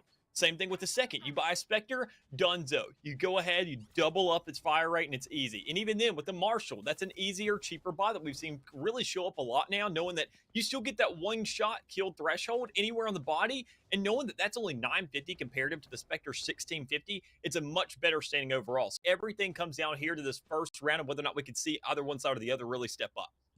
Yeah, and I think the bigger question right now is how is the pistol round going to go down? We can see a 2-2-1 with one person kind of rotating between. That's that Brimstone for the Montclair State Black side. So we'll have to see how MSU try to adjust on the fly if Bush happens to go towards that B side. But for the looks of things, it looks like Ottawa are pursuing the A objective first, and Dish is able to dish out some damage in the right direction, able to take the player out who was perusing out that old cord, but they'll clap right back. Iris will manage to find one, taking out YJ, but fortunately for him, the refract goes through again. Overrider with one of their own. Dish, she finds one on top, and now it's a dangerous position to go through. Dish is doing a good job, and I'm quite curious about how they're going to play from here. When you're playing a chamber in the pistol round, that Headhunter is a really great chance of success. It's just about positioning yourselves in the right position. It looks like they'll step back towards that A short side, push through U-Haul. Then Overrider once again comes out on top, finding Milk Bread and Cherry Cherry. She's unable to find any, as Orgo will instead get the refrag back, guaranteeing the Ottawa Gold side will get that first round. An outstanding first round here from Ottawa already. I mean, giving us a taste of what's to come, most likely. When you see the aggression, you know they're going to be on this attacking side. They're going to step up. They're going to find those shots. They're going to go ahead and give you that overwhelming force you need. And even without too much utility, they didn't really pop any, quite honestly. They just sat there and played with what they had at their disposal. What's free? What can we use right now? They found enough with that to really capitalize on, to play out a round and still have 4 players alive. I mean, Dish with that old Headhunter, that's going to be huge here. If Dish can go ahead and be that consistent player, that common denominator when it comes around to every single round, if your chambers go off, especially on this defensive side or on the attacking side, you know that whenever being a sentinel, I would say, quote unquote, you can still finesse whatever you need to on defense as long as you get that momentum running. So we're talking about momentum. You're already running on the side if you're Ottawa. You're already looking for that pick, and you already see that YJ has a little bit of an inch of what's going on around him. But Milk prepared for it, but not able to find the shots with that classic in hand. Yeah, it's a close position, but not yet enough. Overrider finds the frag instead. Cherry Cherry's in a good spot to take out YJ, but unfortunately cannot connect enough of the classic shots. And Overrider and YJ lose. Collect one more on top. Iris trapped in corner. He will not survive. Cake finds the kill. She will try to assist onto Koi-Fish as well, but Orgo's the player to finish it in a flawless round win for round 2. It's their bonus. It's a guarantee usually, but a dominant way like that does spell possibly a dangerous and maybe precarious position for Montclair State to have to clap back with. Yeah, most definitely, and even then we kind of expected a round to go that way, so we're not really too shocked. We're not overhyping the fact it's a flawless. We can't really hype it up too much, especially when you look at the likes of the standing of Montclair State right now. For them to be now on the retaliation round, be on this third round where they've lost the last 2 and know they need to buy these rifles, the scariest thing is that not enough of them have this heavy armor to be dealing with. 3 of them are dealing with light armor. That is a majority of their team right now, and it really leaves the question, where is this money gone? What have they done with it? Have they been over-investing in utility? Because that's something they got to fix here pretty soon, because they have to look at their own wallets and sit there and figure out, well, where should I save a little bit more? Because that's a huge college skill that we're all learning, and knowing that, I mean, we need to sit there and save some money. That's something you also need to transfer into game, and something like Valorant, knowing that that could be the differential, and knowing how Ottawa's been playing thus far, aggression with this stem, that alone could go ahead and find a kill. There it Really is. cheeky corner held by Iris. Unfortunately, K comes up with a kill, and YJ will find another one. This one on the koi fish. Milk finds the refrag to YJ. You see a toxic cloud tossed onto the actual spike, and Cake will now retreat as she positions herself in a position to, I guess, play for the long con. Maybe a lineup as well. Keep in mind the snakebite did receive a bit of a nerf. It doesn't deal as much damage as it did previously, but still is a solid way to, I guess, force off a defender in that post plant for the defusal. Sherry trying to swing corner with U-Haul has some assistance, but they've yet to actually funnel away the player that's lying in wait. Milkbreak trying to peruse through Shower side. Overrider, despite being in a 2-on-1, manages to find a kill for a trade onto the other player, but Miles gets the refrag. Milk on site. Looks like they'll just retreat. Montclair State are just losing another round, but they'll manage to maintain at least the 2 rifles in their hands. And you talk about Father Time being the 6th man on the field for typically the defensive team, and in this state, there's also a 6th man on the field for Ottawa. It's the economy, as Scrooge McDuck, or whoever you want to phrase as Monopoly Man, whoever you want to call economy in this state, has been definitely helping them along so far in this one. Yet even then, just that last round, when you don't die, you have yourself that loss. I mean, we had to see a major exchange here from Montclair, knowing that third round should have been what really turned the tide to their favor, where they sit there and say, okay, we now have the gun advantage, we had the firepower. Thing is, you're holding very aggressive angles against a Brimstone and a team to already show in those first 2 rounds. If you're going to collect any information, I would say that they double swing everything. They play off of each other. They get aggressive. They're running this double duelist and they're not afraid to press that W key, which is a kind of trait that we've really seen to be uncommon here, which thankfully I'm finally seeing come to light here over the course of the season. So, I mean, Ottawa obviously embodying that the attacking side, really going ahead and investing themselves in that mentality and just going ahead and getting in the face of these opposition. But as it stands right now, you see Ottawa still going ahead, being up against some guns. Montclair did opt to buy a couple here and there, but I mean, knowing that if they don't win this round, they are going to be in a huge detriment here the next couple. Talk about how you're playing in the defense. If you had better weapons like there in round 3, it's up to Ottawa to change things on its head. They did it perfectly, and now it's up to them to continue to keep up that pace. They find first, second, now third in a quick flurry of kills. YJ dismissing quite close over towards Metal. Unfortunately, Sherry Cherry gets the better hand as the Ghost apparently outgunning the rifle in their hand. Overrider gets the refrag back, though, and there's only one player standing. It's Miles and Overrider. A 3K to their name, the Brim with the stem is stepping ahead of the competition right now as Ottawa will collect yet another round in a row. This one not flawless, but by God, quite near. Yeah, I mean, just outstanding overall. I mean, you just can't go ahead. That round, we can hype up. I'll go ahead and say it. Sure, round 2, even then they had the gun advantage there in that last round as well. We saw Ottawa had themselves full rifles, full buys across the board, but that's because of the way they set themselves up. I mean, this is a big game here. They're looking at the macro. They're looking at the larger picture, and they're working towards it. They sit there and say, we need to narrow down into a site. We have to select and really have to engage onto one. We go anywhere else on the map, and we really go ahead and make those decisions to say we need to do something else. They have no problem with it. They funnel in. They sit there and work for the long con. They sit there and try to play the game out. We haven't seen them forced to be in that situation yet, but looking at the way they performed thus far, I don't know if we're going to. I mean, their pushes have been outstanding thus far. Sure, you go ahead and allocate a little bit. You get one leer, and that's all you need. You throw the second one out. You go ahead, you get the double trade there. You get the double swing to work with it, and it's now a 4v3 as you sit there now have site control. The one player still standing on this A site. It's going to be Koi. So you got to go ahead and pick off that player if you really want to have full control. Talk about the control, like you're mentioning, that Ottawa have been able to gain for themselves. It's based off of swiftness, but not just the speed that's giving them that very quick assault onto site. They're sieging it. They're pushing from more than one angle. When they're pushing those individual angles, they're double swinging it like we saw. So even if they do lose one, it's a refrag, a trade instantaneously. It's Ottawa setting themselves up perfectly, and we're seeing that time in and time out. Overrider, nice shot to Koi, flicks around and finds Sherry Cherry on top of it. Miles is able to climb back for 2 more, finding Overrider in Orgo, but Dish gets the refrag back, and Ottawa will continue on with their dominant reign. 5 rounds in now, and they are consistent at the very least to give themselves the go-ahead for even more.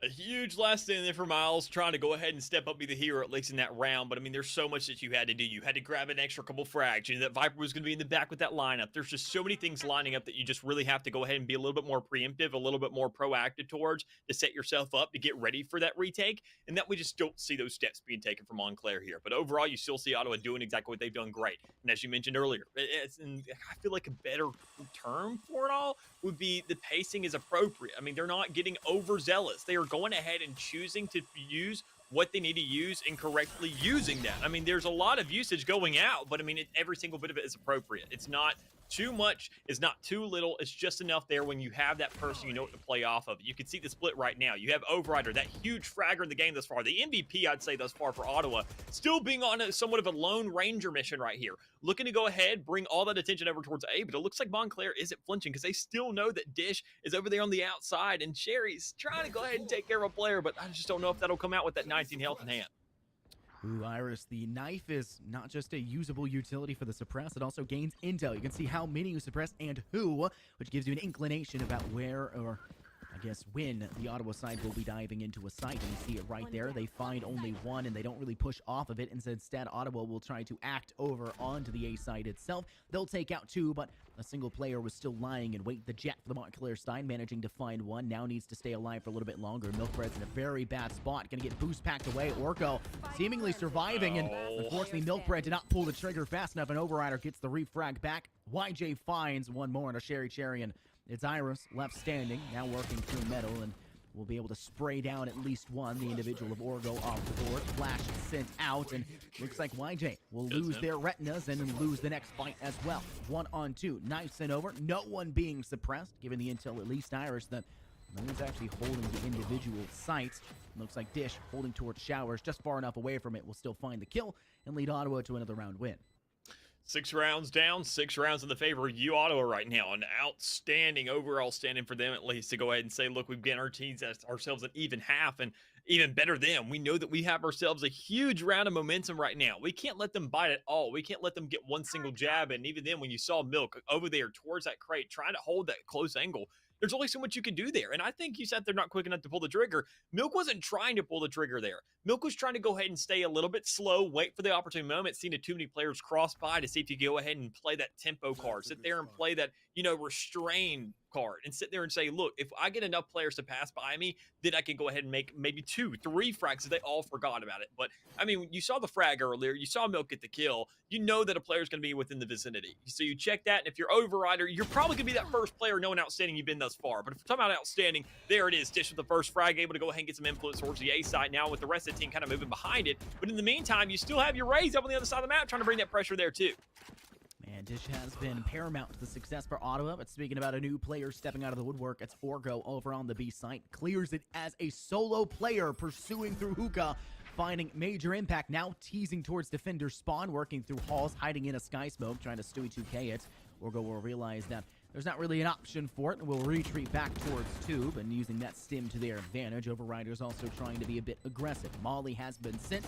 This kind of keeps the rest of the Montclair State black side at bay. Koi-Fish is in a bit of a hard spot to get through between a rock and, I guess, a soft place, as the A site's entirely theirs for the retreat, but I don't think Montclair are really going to go for it. Lear sent. Unfortunately, it's YJ who actually finds success, not just onto one, but onto two, sending both of them into the wayside in a 7-0 lead already gained for the University of Ottawa Gold. And a couple of factors there to just kind of capitalize on here for the side of Ottawa to go ahead and say, look, if you're playing as Orgo, you get that frag, you go ahead and get your kills. Sure, you're bottom of the leaderboard right now, but that round was your spotlight. You cleared an entire site. You've made your team to take the call, say, look, let's go over here now. Let's make a move here. I'm going to push up to the spawn. But here's where the kicker comes in. You don't find the kill. That's okay. You've already found yourself 2 in this round. You've gotten that influence. You've pushed up a little bit. You've now said that, look, we need to go ahead and get a little bit more kind of, I would say, aggression towards the spawn, but not overstep our boundaries where we're sitting there dying. If we have ourselves a flawless, we have all this money to be still dishing out. We have ourselves so much influence across the map. They're not going to push us. And YJ, you have the health pool for it. If you want to swing, go for it, sister. But in the meantime, I'm just going to go ahead and stay back. I'm going to make sure I can hold on to this rifle, and we don't have to spend that money later. Now, I want to keep in mind, talking about being greedy, talking about being ahead, kind of gives you a little bit of confidence that maybe you could be overconfident and make mistakes, talking about how maybe things don't align up with what you're trying to do. I mentioned Scrooge McDuck earlier, taking swims in his giant pile of gold coins. Well, if we see them trying to do the same thing and kind of flaunt that ego, real life may catch up to them, and they may slam hard into the solid surface that is that pool of gold coins, and they could start to falter. But Montclair State have not really given us many glimpses of any chance for faltering, as Ottawa have been playing pretty much steadfast. They have not really tripped over themselves just yet, but there's still plenty of time in this game of attrition the longer the game goes on, and the longer even map 2 goes on, if we happen to see that come quite quickly. But it's the pressure that needs to be pushed by Montclair State, as they're playing a little bit too slow, in my opinion, and paying the price accordingly. And even then, you just go ahead and get that kill. You sit there and say, well, I didn't really risk anything. I didn't run in there, but I found a kill. You know what? I will take it. Like, give that to me all day. But whenever you go ahead and find yourself getting on the side, you're not really worried about what's going on right now. You can see that everybody is stepping up. Everybody's doing their part. Going ahead, at least if you're not finding those kills, throwing out those bullets, you're still throwing yourself somewhere on the map. You're getting a read. You're getting that intel. Even Dish, on the completely opposite side of the map, says, oh, there's Miles around that corner. Y'all keep doing what you're doing. That's one player down. You are now in a 4v2, excuse me, on the other side of the map. You win these 10 times out of 10. Milk Bread with that Blade Storm could go ahead and throw a little bit of a curveball here, but I mean, just how much can you really do at this stage in the game, knowing that Miles doesn't really have all much health, and you're in a 1v4. 2 players left standing for the MSB side. YJ is trying to cruise over towards Milk. She's in a very precarious spot, trying to work from elbow. Does have the Blade Storm, but YJ is unfazed. Gets the headshot kill, and will send Milk Bread into the next round. And it looks like Miles will retreat into the next round as well, looking to save the weapon in their hands. They also have an orbital strike, but in all honesty, there's no really big use of expending that. And I think that's kind of been the problem for Montclair State Black. I am of the opinion, you should know this here, Dallas, that it's not a wait for the perfect moment to use it. It is to create the perfect moment to use it. You have to create the position to utilize that ultimate effectively, and we're not seeing that from the Montclair State side whatsoever, and Ottawa have been winning because of it. Notice this cheeky angle. Orgo aware that that cubby can be held, and Miles is sent out, and Ottawa will clean up yet another round, and they have all 5 ultimates to work with, and they haven't even needed to use them to gain any sort of advantage. Yeah, I mean, overall, the standing here for the likes of Ottawa, it's just looking so good. I mean, you could just look at the scoreboard alone. We don't even have to sit there and put enough influence on it because it speaks for itself.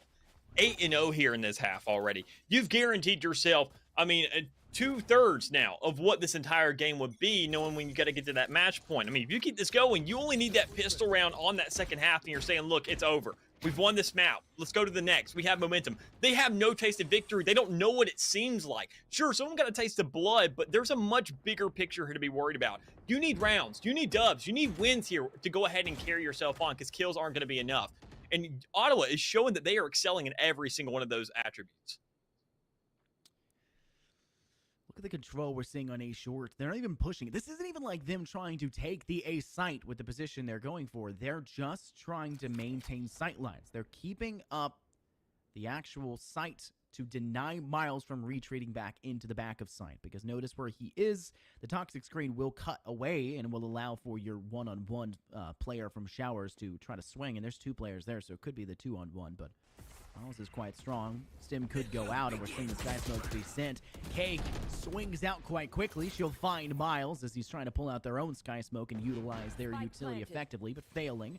Milk Bread managing to find Argo, but Iris is still over here inside U-Haul. Will send out a flash, now tries to swing through it, but YJ is unfazed once again, despite the suppress, and will be able to find themselves a kill. Still hiding within Showers. 3 players left standing for Montclair, only a 1-player disadvantage, and if they're able to isolate an individual, then they put themselves in a better position. Defensive lockdown will go down. The baby cage destroyed by the orbital strike. Oh! And YJ gets greedy, finds one, but dismisses right in front of Sherry Cherry, and she'll collect the kill. Now only a 2-on-3. Still readily doable. Kate gets a snakebot kill onto Sherry Cherry. Milk Bread finds the kill to Overrider and Showers, but dishes out their own level of pain, and will send Milk Bread into round 10 as we see a 9-0 start for Ottawa as they are dominating here in the first half. I mean, it doesn't even look like the first half. I feel like we go ahead and sit there and say they're probably going to keep on going away with this because, I mean, what we've seen thus far out of the side of Montclair is just not too much adjustment. I mean, just overall, their gunfights aren't looking nearly as sufficient. I mean, the way they use their utility, you can tell they're intimidated. They are scared. They're going ahead. Anytime they hear a footstep in a general direction, Nanoswarm, go ahead and use it. Okay, an alarm bot's up. Let's go ahead, smoke the living stew out of wherever the heck they're coming in from and see if we can go ahead and create some kind of a stall. I mean, no matter what, that's really what it comes down to. But here, I kind of like Miles' ideology. You go ahead, you get a little bit of aggressive, and you have that stem to go ahead and back you up. You get the smoke there. Problem is, they literally sniffed out your strat immediately. Knew that smoke came down, said he's probably going to be moving close with this. And that's how smokes work. You either bring the aggression on one side or the other. On the defense, you sit right around that corner. Incineroar comes out. I mean, you go ahead, get the rest of the team to push up through old Hookah, and everybody now looking to get themselves on site. I mean, this is just huge for Autumn. I mean, Boz is going to keep them at bay from at least Octagon for a moment longer, but notice the hesitation from Hookah's side for Ottawa. They're playing this one as slow as their teammates need to, and that's exactly what you're expecting to see. Showstopper now utilized. Orgo will collect onto Iris, a solid position to go from, utilizing the ultimate that they've been hoarding for so long, and they managed to get down despite Orbital Strike sent from Miles. It will not manage to find a kill, but it does force them off site. Orgo to one more. Dish uses the tour de force successfully on a Milk Bread, and now it looks like Koifish will be the next player to either fall or collect the kill, but Overrider over to its elbow comes up instead, and Orgo will find their third in the round after that Showstopper initial kill. Solid position, solid round, a flawless one for them. They're up 10-0. I mean, the way this is going thus far, I mean, I got some good news for you, Montclair. You got them to burn 2 ults there. I mean, that's pretty good. Let's look at the bright side here. They don't have nearly as much to be doing anymore. I mean, the Empress is gone. You sit there, you got the Showstopper out, only 1 kill to come out of it. The 24's got a little bit more, so that's kind of a problem, but that's to be expected at a Dish. I mean, overall, I mean, in the terms of this game, he's been, relevant in every single fight to some extent. I mean, the guy's been everywhere, but I mean, when you look at the likes of Montclair, they have to do something. I mean, and I don't know if aggression is going to be the move. I think, honestly, just playing completely for retake. If they sit there and feel like they excel in attack with this double duelist setup, they need to work into that. They can't play this defense as efficiently. They can't show that they really had themselves something, but you have at least a kill to show for them. Now make it 2 at least in this round, as now it's already dwindled down to a 5v3 as Milk and Iris both find their own kills and really create a halt here on this A side. And Ottawa fumbling early in the round, and Montclair have pounced effectively and are looking to send us around 12 with a bit of a lead. Overrider managing to sneak within teleport, finds Iris, but damage was dealt against Cake, and now she's in a very poor spot. Miles cuts down Overrider on the cross, and Cherry, she'll find impact on the last player of Cake, and wow, Montclair State finds their first round, and what a great way to do it, though. Obviously might be a little bit too late for comfort. They find themselves in a good position because they position themselves accordingly so that the utility placed by Ottawa, which was great for them to cut down sight lines to allow that every fight would be in their advantage in a 2-on-1 or at least a 1-on-1, and they just said, forgo that thought, we'll be a little bit more aggressive, and they find themselves early picks to lead to the win. Well, you know what they say. They say celebrate the little things in life. So, I mean, let's go ahead and say, Montclair, let's go. You found yourself a round. Let's get it. Let's go ahead, get those smiles back on our faces. Sure, it's a tenth of what they have. Well, you can't think about that right now.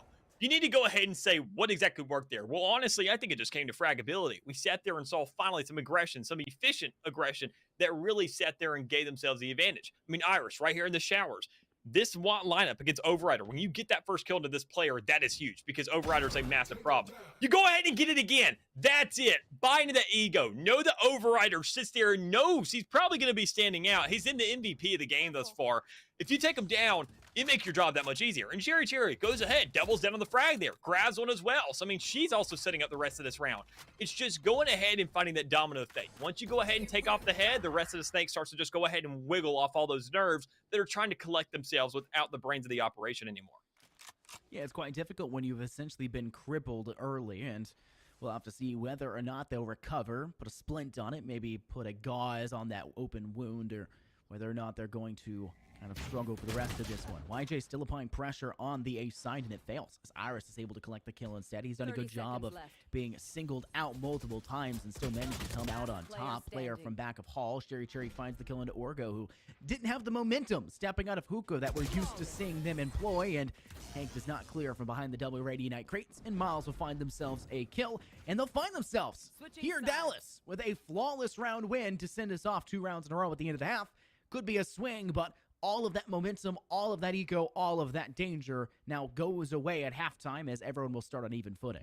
Yeah, it most of it will. And even then, the one thing that isn't even is going to be that round count. But one thing I do want to go ahead and mention before we start following on, because, I mean, this is going to be also a consistent factor when it comes around to retakes here for likes of Ottawa if they keep on playing the game like they did those previous 2 rounds. Can you tell me what exactly they did that we saw a lot of in those first couple rounds and that they really stood there and kind of reinforced? But as time dwindled on, what they started to lack doing, because to me, I want to say that it's here's a hint. It's on the leaderboard. You mentioned one of those words here, double swing. We have not seen them playing collectively. They've been going ahead, getting isolated. They're getting cocky, saying, look, we win out these fights anyways. We have every single player going off. No, you don't. This is finally that wake-up moment to say that you now need to keep playing it like a team. I mean, if it ain't broke, don't fix it. Stop trying to adjust it. We sit there and talk about adaptability. We talk about adjustments in Valorant all the time. If they haven't made their adjustment and what you're doing is working, keep at it. Don't sit there and try and change something and reinvent the wheel if it already works so perfectly. So we can already hear, if you're the likes of Dish, you know that ult point's being picked up and somebody's probably there towards B long.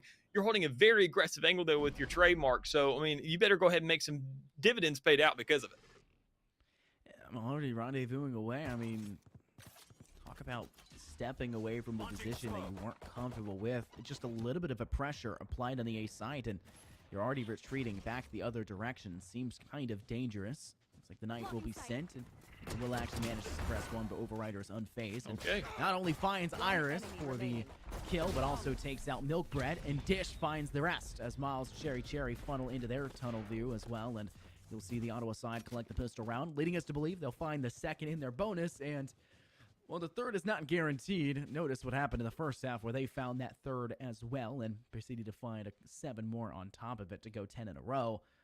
I think Ottawa are looking to send us out of this one, but Montclair have definitely given us better glimpses as this game has gone on.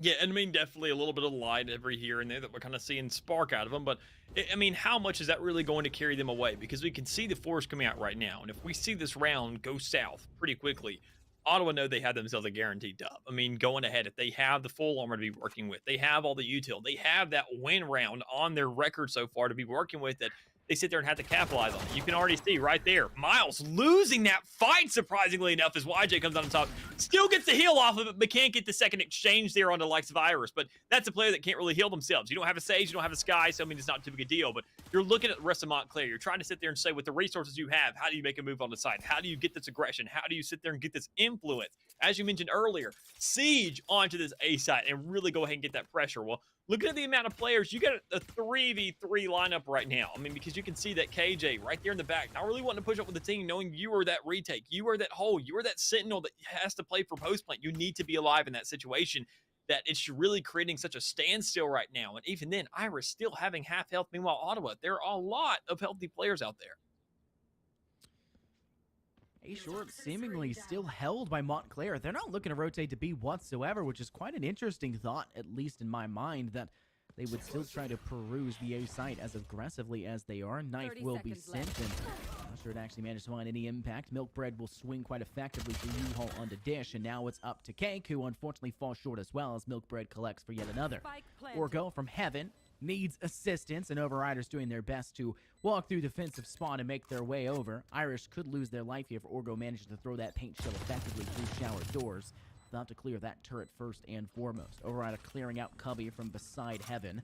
The boom bot will be sent onto site. This goes into showers, amazingly so, but the Sky Smoke almost ruins it, I think, and as it doesn't actually manage to go off, and they'll send the paint shells instead over towards U-Haul. Oh! Nice kill. Overrider with another as well. Cut from a 4v2 to a 2v2, but Milkbread still finding one more. Now Overrider soloing this position, knows they're coming out, finds the kill for a 3K.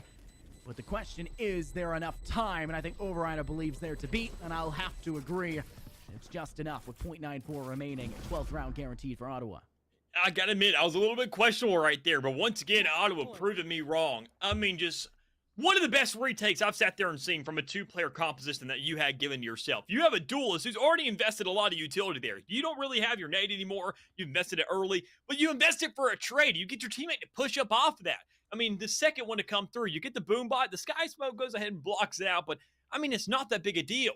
The way they retook that, they double swung everything, and it looked like, oh, I mean, you sat there and saw Orgo being a little bit slow to the catch there, but still eventually saying, look, I got it now. Go ahead, swing with me. I have an Ares. I'll go ahead, just pepper down what I can. If I die, I trust you, Overrider. You have been our player thus far. You have been fragging out. Grab that momentum, work off of it, and go ahead and get yourself another round. And even then, get the defuse while you're at it and get ourselves to this match point threshold. And that's what they've done. Now on the attacking side, knowing they have a weapon advantage, YJ setting up on the outside with that operator. Doesn't exactly hit the shot necessary, but you got the rest of the team coming through hookah, and that's a bigger concern for him. Sean needs to connect from here, though. YJ's at 12 HP, and that's not a solid place to be in, especially when there's no Sage and no Sky and no ability to bring yourself back into fighting shape. But maybe We can bring over the stim and have them be able to fight a little bit more effectively, at least with faster fire rate, reload, and a little bit more speed to go off of. But it looks like the A site's still where we're seeing Montclair want to go. They're playing pressure with Iris through Hookah. I think that's really the only thing they're attempting to do there. But notice the lonesome player of Dish on the A site, who not only finds Miles, the best fragger for Montclair in that first half, but also managing to rendezvous back to the B site over towards Cubby. And now the full force of Ottawa can cut down this post-plant situation and work in the defensive spot. Swinging now from Metal Tube. Milkbread managing to find two, though, puts him in a very rough spot. And now you'll see the Guardian able to collect one more. Koifish takes out Cake. Orgo, though, finding Koifish in the refract 2-on-2. Molly separating and creating some space, and Orgo needs to push out from it despite that danger. Thankfully, the damage not that much. Stim does go down. Need to hop on the diffuser, but the Nano Swarm makes things even harder as he can't step on to actually go for the defuse. Now rushing towards Showers. Iris finds the kill to Overrider. Hiding in a Sky Smoke does not matter if you just spray and pray. The Montclair State Black side will find themselves a round win. When things look bleak, the one thing you have to do is make your enemy weak, and that's exactly what we saw Montclair do. Go ahead, set themselves up throughout that round, find the essential picks, and even then, not the greatest ones. You know that right there at the end, you had Overrider and Orgo alive once again, and even then, I mean, a little bit of a differential when it came around to the weapons. That raise on the Odin, I haven't really seen too much of that, before. But, all things put aside, you still find yourself the round. You know that, sure, you're on round point still, match point, excuse me, in Ottawa, that you only need one more to close this thing out, but you sat there and stalled for some time now. You said that, look, they don't really have too much. Well, Dish still has a head on her and can still find himself at least one. So that's a good start, but you still got 4 more players to go ahead and be dealing out. And with these sheriffs in hand, knowing that you've reset their economy, you've finally gone ahead and taken a moment and taken a little bit of a breather. The last thing you can do is get overzealous, aggressive, and sit there and say, well, that chamber, we ain't got nothing to worry about there. That's the one player that can still play with the big dogs while still not having too much unless it gets suppressed, just like you see right there. Iris shutting the man down. Go ahead, get that Phantom out, push him. Miles swinging effectively onto site, trying to use the remnants of that stim to their advantage, but it's not seemingly working. Wow, Cake all over the place, managing to tag Iris and put their ult basically to no point, and still effectively down, needing to be stabilized, and Milkbread will do just that, bringing Iris back into the fray, but UIJ from behind completely decimates Koifish. The Leer must be sent. They're able to take out Iris, who swings out, dismissed now into sight, one-on-one. Milkbread swinging just enough to catch YJ off guard, and Montclair State survive another round, still on match point for map 1.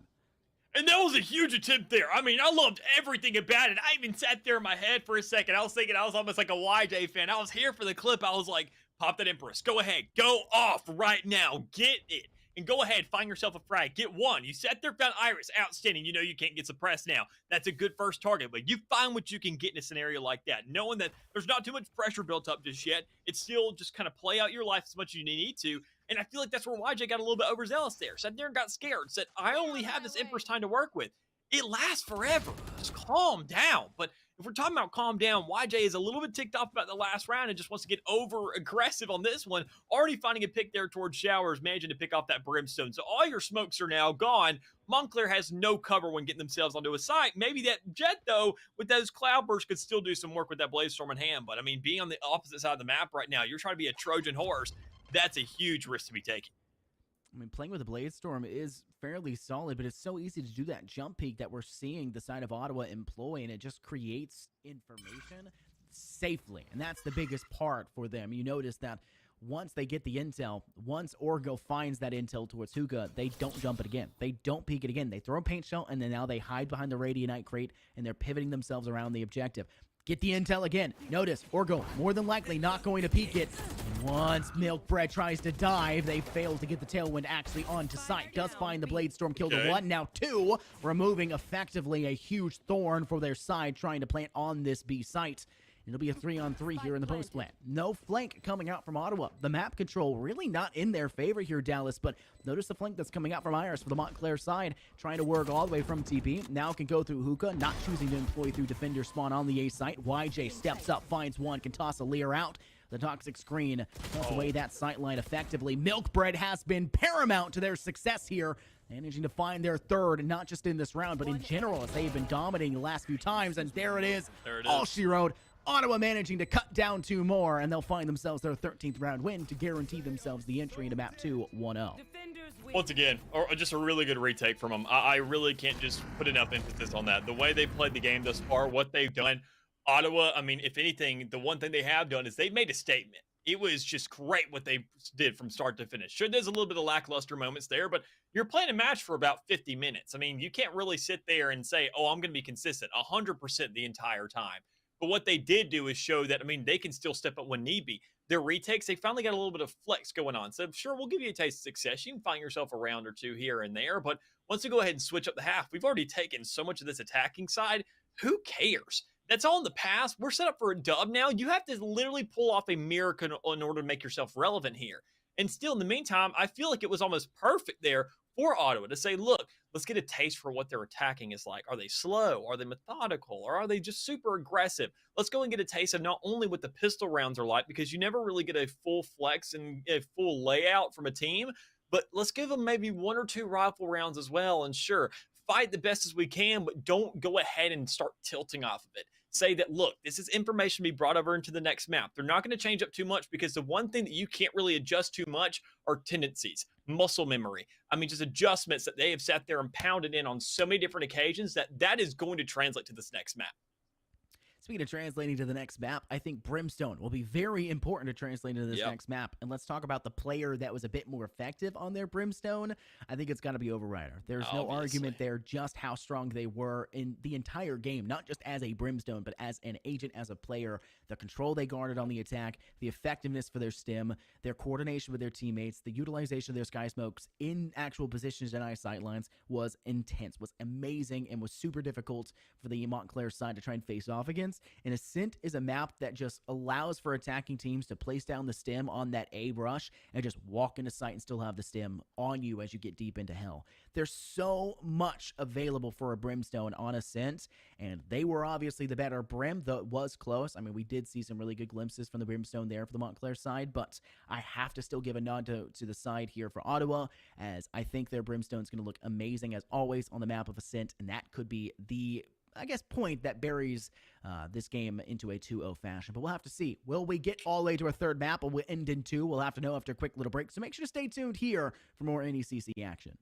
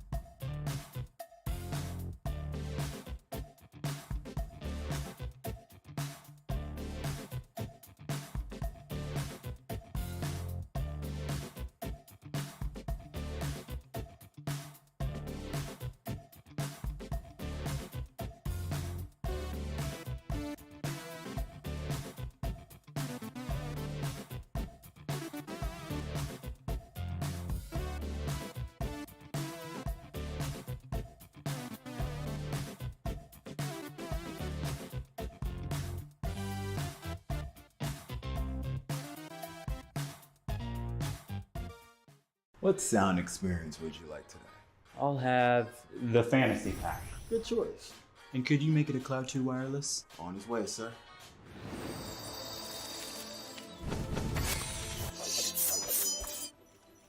Sounds amazing.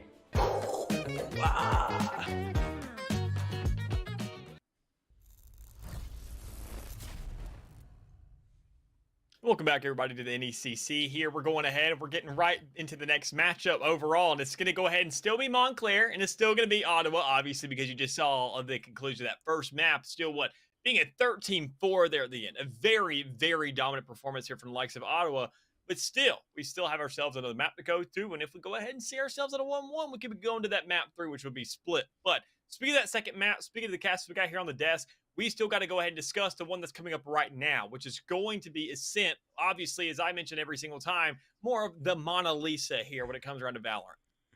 Yeah, Ascent's very reminiscent of some of the older styled maps in CSGO. Seem more keyed in like Mirage, maybe, kind of like that standard tried and true CS style. And I can't help but think that we're going to see it played that way always and forever. And I think that's a lot of the reasons why a lot of T1 teams kind of want to ignore Ascent. It's not one of their most played maps. They kind of try to stray away from it. More importantly, teams like Sentinels don't like playing it that much. They prefer maps like Bind, and obviously sometimes they do really good, sometimes they don't. But you'll have to see how it goes from the point onwards. Make sure to stay tuned to VCT and whatnot. But Ascent, one of my favorites. It's really enjoyable to watch and to cast over, and it's really interesting to see how teams will adapt on the fly with it. Turns about agent selection. Astro was basically a must pick on this map for a very long time, and unfortunately with her nerf that hit her quite effectively, and she's essentially crippled to a point of non-contention, she probably won't see the light of day here. And I think it would not be a bad decision to continue to bring out that Brimstone to kind of still allow for the assistance with those smokes, as well as being able to use that stim to boost your teammates out and be able to double swing more effectively, which leads up to the fact that Ottawa was a team that double swung more effectively than what we saw Montclair's night do. And double swinging is quite effective in more ways than one, especially when you have a stim and can move faster around those corners, and it's harder to trace, and you can even triple swing with a rush. I have to think Ottawa is going to have an advantage here, but I think the advantage is first and foremost going to drop to whoever is the attacking side first. Which, even then, quite honestly, I think the way that Ottawa set up themselves in the last game, we sat there and discussed how they elongated the game a little bit. They didn't have themselves a flawless record by any means necessary. They actually got to a stage where they filled out these rifle rounds on that defending side to say, what exactly are they going to do when it comes around to this next map? Knowing that they're going to be on the other side, eventually, they're going to have to go to defense at some point.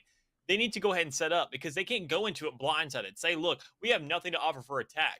When they go into Ascent and when they attack, sure, it's going to look pretty darn good, but what if something falls through? What if something doesn't work? That's why there's two halves of the game. That's why we've seen teams make insane comebacks because they're just like, sure, attack isn't really our thing, but darn if we can't hold an angle on defense and really catch them by surprise. You have two opportunities in every single game. That's why once it hits at halftime, you can scrap whatever the heck happened. So long as it's not like a match point immediately, you can win that pistol. You can win that secondary. Then you can go ahead, possibly get yourself a miracle to pull off and then get that third in a row and keep it going. But I mean, everything to really dwindle down to, on Ascent, where you have so many open ground there in the middle. You have such narrow introductories into sites when it comes around to B and to A. A main and B main are literally just tiny hallways. You can go ahead. If you're a Brim, incendiary grenade, done. If you're a Raze, paint shell, done. Whatever it is, any kind of AoE effect right there will go ahead and bleed out whatever push was coming through and stall it up, or you'll have those teammates that sit there, take care of the chaos. Go ahead, buy into that. Say, look, it's going to be a 50-50 now. People are going to swing us probably still because that kind of split them up a little bit, but everybody swing right now if you're on the defense or if you're on the attack, because whatever is there, we need to sit there and diminish it down to a smaller number so we have that better chance of winning. Now, not to pull us away from the point here, Dallas, but I love the fact that the entire first half of your point there is just us staring at the camera on screen. Because for some reason, camera delayed. I just think it's so funny because if there was no audio, you just think we're sitting here in silence for like 2 minutes of just staring at the camera and making facial expressions. So I find that quite entertaining. But nonetheless, like you mentioned, Ascent is a map that a lot of agents can be successful on, a lot can't. And I think right now, for what we've seen Ottawa bring to the table, I would think that they're a little bit better equipped. But keep in mind, Iris brought out the KO last time around, and KO was extremely strong on this map. Agreed. Probably the main go-to standardized meta pick when it comes to this map, just because of the control with that suppressive knife, talking about having the null command on site. all of that is very important for a lot of teams, both on the attack and on the defense, to gather the intel. Sova was not picked whatsoever on the map of Bind by either team, and I saw somebody mention in chat saying, no Sova for either side, interesting. Yep. No, Sova doesn't really fit that much on a Bind anymore, especially with some of the changes that have gone through, especially in terms of chemistry and team compositions and metas. This map, though, you have to have a Sova. You have to bring out that Sova. You have to have the intel that can be sent over the top, the owl drones, the recon bolts, the shock darts, and then having the post plant for the Hunter's Fury, as well as being able to deny the plant with the Hunter's Fury. There's so much control garnered from one single agent selection, and I think a sense in the map that all 5 of your go-to agent picks are dominating players. Every one of those agents can single-handedly change around, and that's one of the difference makers for Ascent from any other map. Yeah, and I mean, you sat there and mentioned it. It was almost like a contradictory point almost, because I was sitting there, you talked about KO being the main there, probably the meta, but I'm sitting there saying, is this guy ever going to mention Sova? Are we really just going to go ahead and ignore this man? Because honestly, he's that much more bigger of an influence. The reason we don't see Sova on Bind enough is because, well, Bind is very, very small. I mean, whenever you really think about it, the TPs get you across the map almost instantaneously, so if you're going ahead getting pinged down as an attacker, you jump right through it and you're without his vision. You go ahead, see how Hookah and how U-Haul, how everything on these sites. I mean, there's so many obstacles and so much cover there and not high enough walls to really give yourself that intel across the entire site to really warrant to say, we need to run this guy. As outstanding as it is, I mean, there's still reason for him not to be selected. So, I mean, talking about him here on Ascent, though, he is essential. That is all it comes down to. The man is a requirement. I sat there and casted for a league where they sat there and gave the opportunity to ban an agent. And when it came around to Ascent, guess what agent both teams selected to ban? Sova. There was a team. There was one time where it was a team that banned Sova and then another one banned Raze for whatever reason. Guess which team won that one? The one that banned Sova, because he is so critical. He is a cornerstone on this map alone that you need to be running him. And I honestly think that on this map may set up for some kind of a double initiator setup. But when Ottawa had themselves such an outstanding double duelist in the last one, how can they adapt around this change? How can they really show that they can warrant some kind of flexibility here in the roster? Well, from what we're seeing right now, in terms of Ottawa, we have the Jet locked in the Sova. Fairly standardized for having that duelist, as well as having Sova like we've been hyping up so much. I would not be shocked to see Overrider lock in the Omen. The buffs to Omen were quite hefty as well, not just Brimstone getting that hefty buff to bring them back into fighting shape. I say back into, they never really were in fighting shape, so having Brimstone be available is still good. Now Omen as well is kind of coming back into the fray with the huge swiftness of those Dark Clouds, as well as the swiftness of Paranoia and the viability of From the Shadows. Cake looks like she'll try to go for the KO, and we're seeing the KJ be locked in here by Dish. I like the lineup for Ottawa. They can be hyper-aggressive with it. Now, the Brimstone being lacking was a point that I didn't really want to have to talk about, but obviously will, and I think that's not a terrible decision.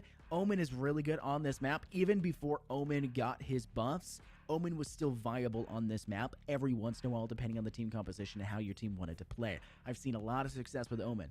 With the buffs, I expect it to go above and beyond and go even further, and this is one of the maps where I'm like, Omen can be really good. However, the problem still lies that you now don't have stim. You have to fight off against players that will have stim and be boosted, and it's really hard to get around these corners and cut these sightlines when you're having to rely on a slower flash from Cake instead of the leer that can be sent out by the Reyna of Iris. Yeah, and I feel like another big differential here is the one thing that sets an Omen apart from a Brimstone. I mean, Brimstone smokes are now equally as large as Omens. They come down equally fast, if not quicker, but you're not really restrained on where you can put them. Because, I mean, with Omen, you can just go ahead and throw it on the map, and you have this whole entire, I would say, silhouette of the map to go ahead and choose where it's going to be selected and put down at.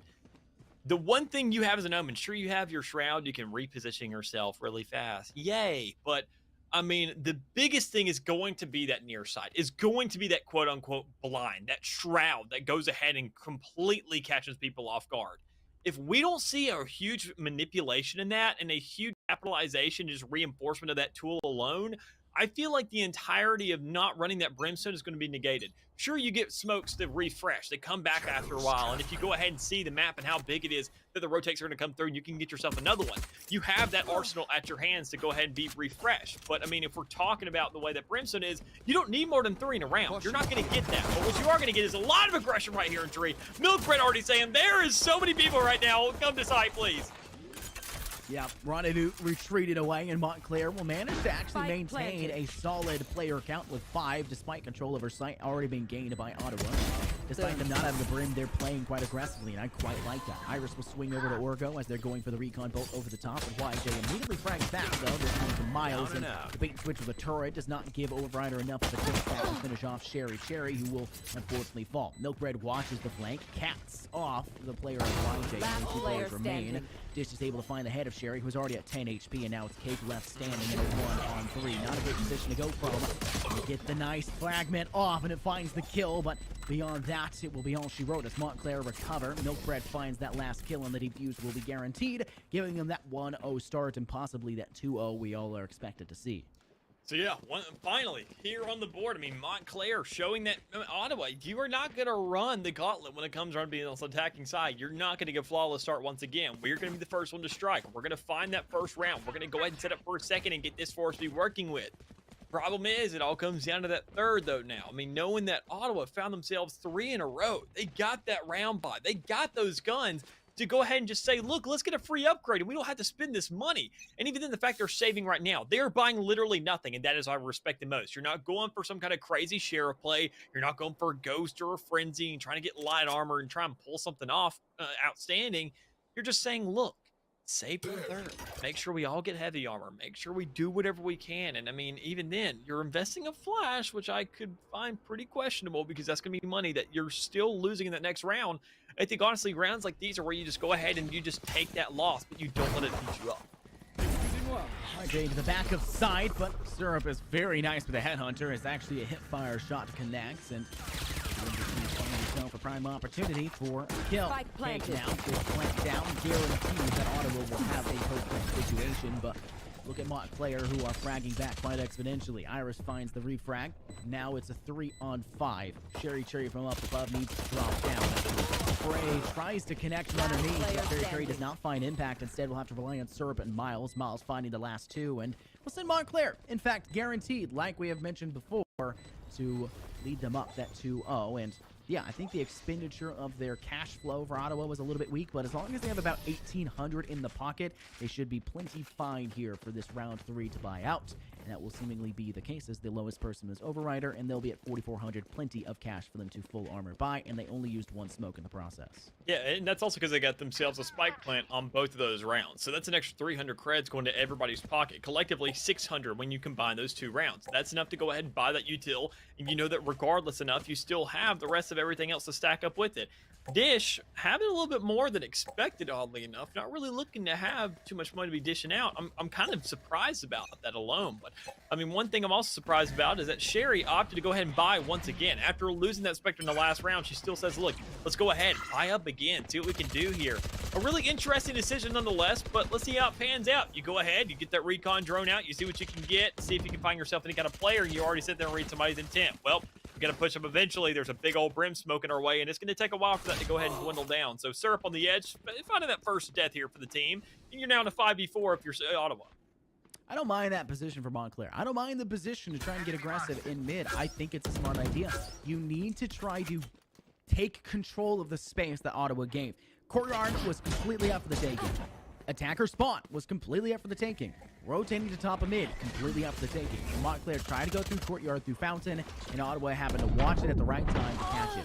They denied control when Montclair tried to gain it, and that's going to be one of the more important factors here for their attack. But they also need to start double swinging.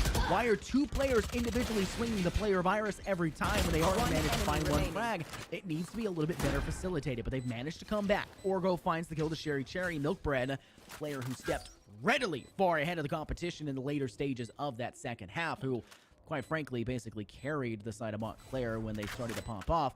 Now she's kind of left with the unfortunate job of coming back in a 3-on-1. TP trying to be used there, but I think slightly too far away. Trying to get back of boat. Red will swing to 1. Orgo's head cut clean off, but the suppress goes through. Good gun skill by Milkbread to find something, and Cake is watching from B main. Easy finish for Ottawa, though they bled 3 rifles, and that's definitely not the position you want to be in. Yeah, and even then, to go ahead and see that this was a round that, I mean, Ottawa had full rifles, and Montclair most definitely didn't. I mean, they had a lot of players that had half shields. What does that look like for a round like this? I mean, we have to obviously wait and see, but I mean, what does that say for something like this, where Montclair still manages to look so good on a round like that, bleeds so many rifles out of your hands to where you're stuck saying, what do we do different now? What do we sit there and do to really make these adjustments? Well, you mentioned it prior. Find control on the map where it's not given. We're not seeing double swings. We're not seeing play as a team once again. And I mean, sure, it's these early rounds, so maybe they're filling themselves out once again. But I want to see the old Ottawa. I want to see what they were doing earlier. I want to see that confidence, because it's kind of, I want to say, dwindled in some extent. But I mean, with an ultimate, you go ahead and get all that aggression on the site. You see it coming back almost instantaneously. Spikes down, time constraint forced, and Ottawa have theoretically the advantage, and they've got plenty of time to actually set themselves up. And notice now they've actually employed the baby cage to lock down site.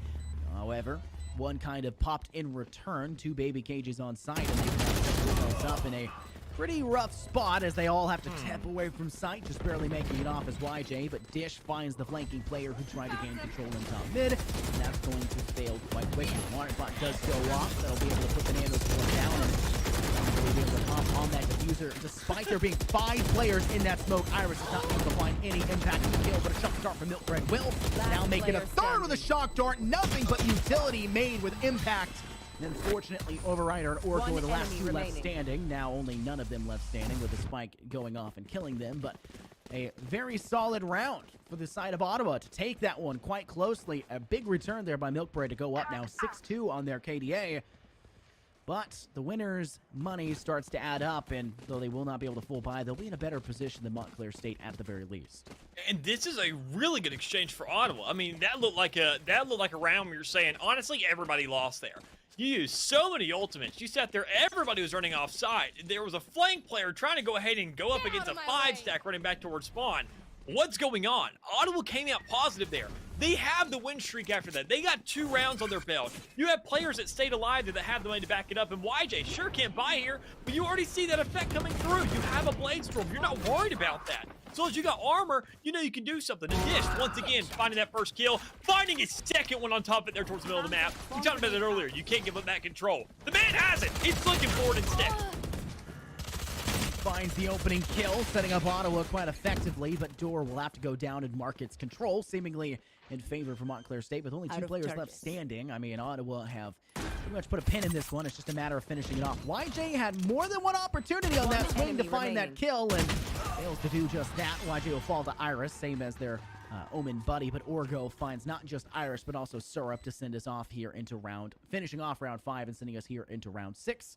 It'll be now 3 rounds gained for Ottawa in a row, and they'll continue to pad those stats as well as get that eco back into fighting shape. Montclair with full eco now finding the board. Only 1 person with soft armor. Now make it 2 as Iris wants to opt for an LMG instead. Nope, we'll go back to the rifle. Just picking things up and a little bit of util on the top.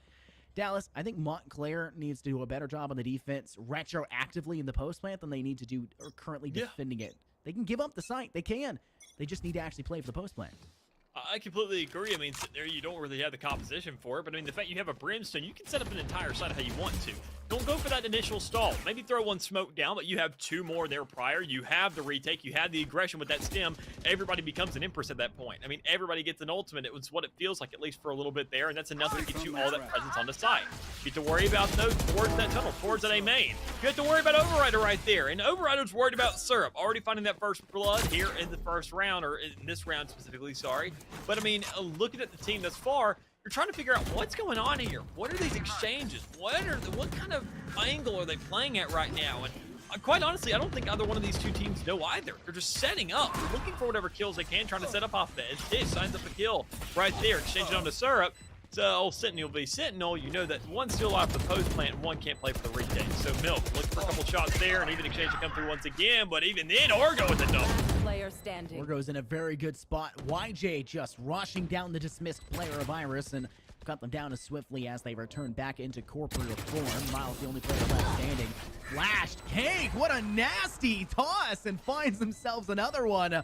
It'll be 4-2 for the side of Ottawa, only losing 2 rifles in the process. And yeah, I don't think there's a lot of positives to say for either team when it comes to how they're necessarily playing this one. It seems very frag-centric, Dallas. It seems like they're really just gunning for these kills when they should be setting themselves up strategically just a little bit better. And if they get the dub, they get the dub. I'm not going to harp on it too much, but a little bit more strategy from either side will put you miles ahead of the competition if they're not able to adapt on the fly. And I mentioned that the way we've seen them play in the map bans is since not going to be a map where they're playing slow and methodical. They're probably going to push the site they're heading to, and that's what we've been seeing.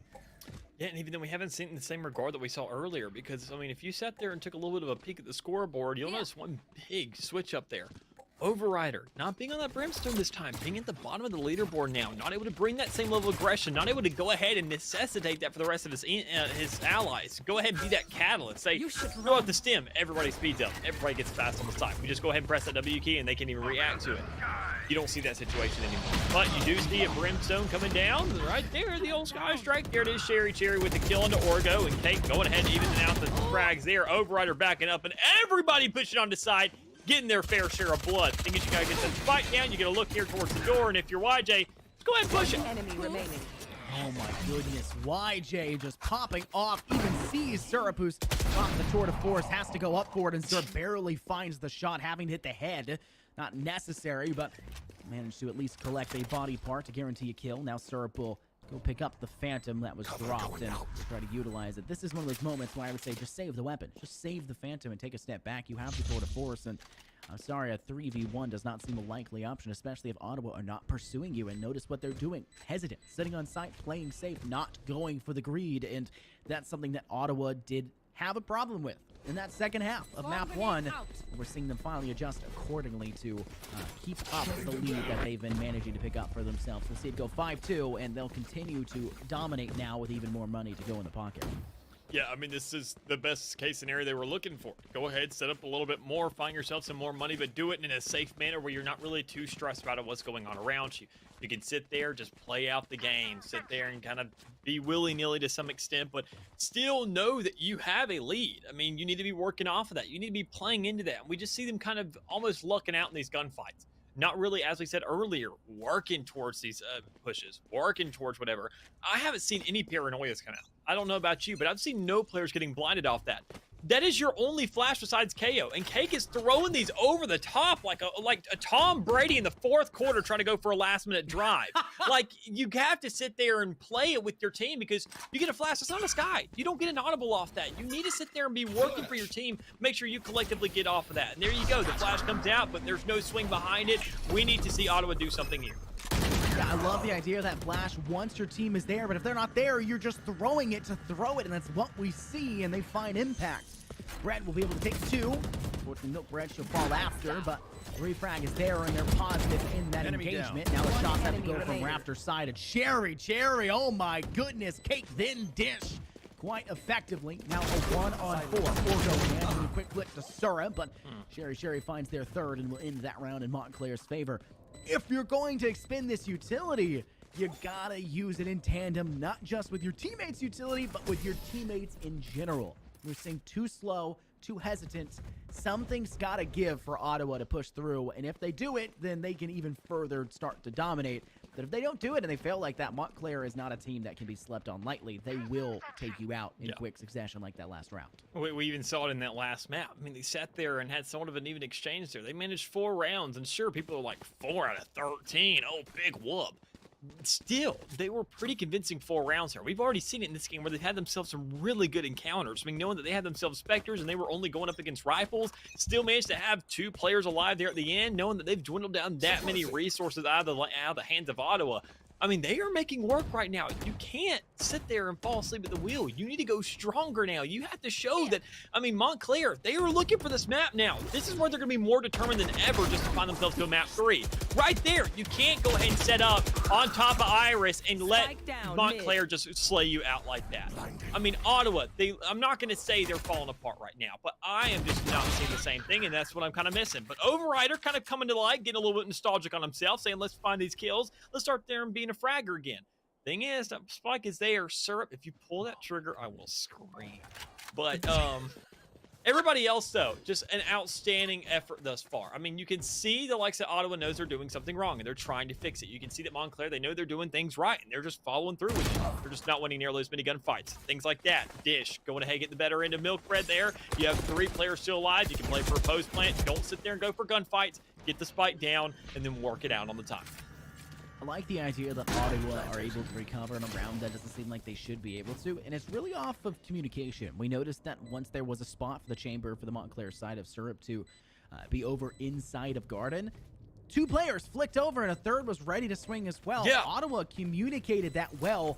I just feel like they're not playing it as well as they necessarily could be before, but the lockdown will go down. Thankfully, Ottawa do have the Hunter's Fury, so they could pop that, and that's going to be the case. They'll remove it quite swiftly. Second shot goes, and lockdown is removed. And they're now going for the shot as well onto Miles, and it will connect. Orgo guarantees that frag, and Ottawa have basically guaranteed this round, as Syrup will be forced to take a step back and actually retreat towards Cubby and through towards mid of Fountain. Ottawa find themselves their 6th round win. We're 3 rounds away from effectively the end of this half, and I mean, if we're able to continue to see Ottawa clap like that, then we could see them in strong, but Montclair have definitely not been pushed over in this map so far. Yeah, I mean, even then, going ahead, getting yourself a guaranteed even half, it's kind of what you're looking for. Knowing that things have been a little bit rough thus far, you've still hit that pretty good checkpoint to set for your team. Knowing that worse things fall through, and then we sit there, worse comes to worse, we still know that it's going to be a 6-6, and we can start fresh again. We can figure things out, and we can go ahead on the defensive side. If you're Ottawa, you can go and switch things up if you're on the attacking side here for Montclair, but that's what they're still fighting for. They're looking for that threshold. They want to make sure that that's the best case scenario for them. They get even half. You get that flash, though, and it doesn't do enough there. Miles trying their best, but unfortunately can't find much more beyond that as Dish and Cake each removed one of their own. YJ removed by Iris, and that baby cage, despite being placed that way, really didn't do much, as there wasn't really anyone for Montclair State besides the players on site, and Ottawa just dealt with them by killing them. So what's more effective, the ultimate or the rifles in hand? Well, we'll have to see how that pans out for the rest of this one. Iris drops down from Market's side, now heading towards side B. That was about to go off. Iris sees it, though. I was about to say, about to be spotted by the lawn bomb, but obviously not the case. But Overrider is unfazed. Will use their gun, showing the gun is mightier than the sword, so to say. And Cake will find himself yet another. Unfortunately, though, Cake swings out and falls to Syrup, who has, for the 2nd time in a row, possibly the 3rd, been the last player left alive. But this time around will not survive it as Orgo finds and collects for the last kill, leading to a 7-3 half so far. 2 rounds to go. We could see the coveted curse, Dallas, though that's obviously not been a thing in recent time.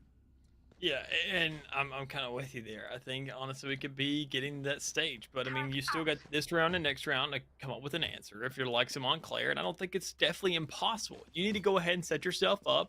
If you're anything, Syrup needs to kind of get some kills here. Needs to utilize that headhunter. Needs to make sure to find those kills, get that to already force, and you get yourself a free up for that last round, because we've sat there. That's the one thing I've seen a lack of presence of. It's an operator. I mean, that is a huge gun on this map, and a huge pick from Milkbread off the start there to go ahead and say, look, a ghost and a phantom. I'll take that trade any day of the week. Thing is, what kind of trade are you making? Well, I mean, you sit there, you still go ahead and get up some of the site, and Miles doesn't even get peeked on.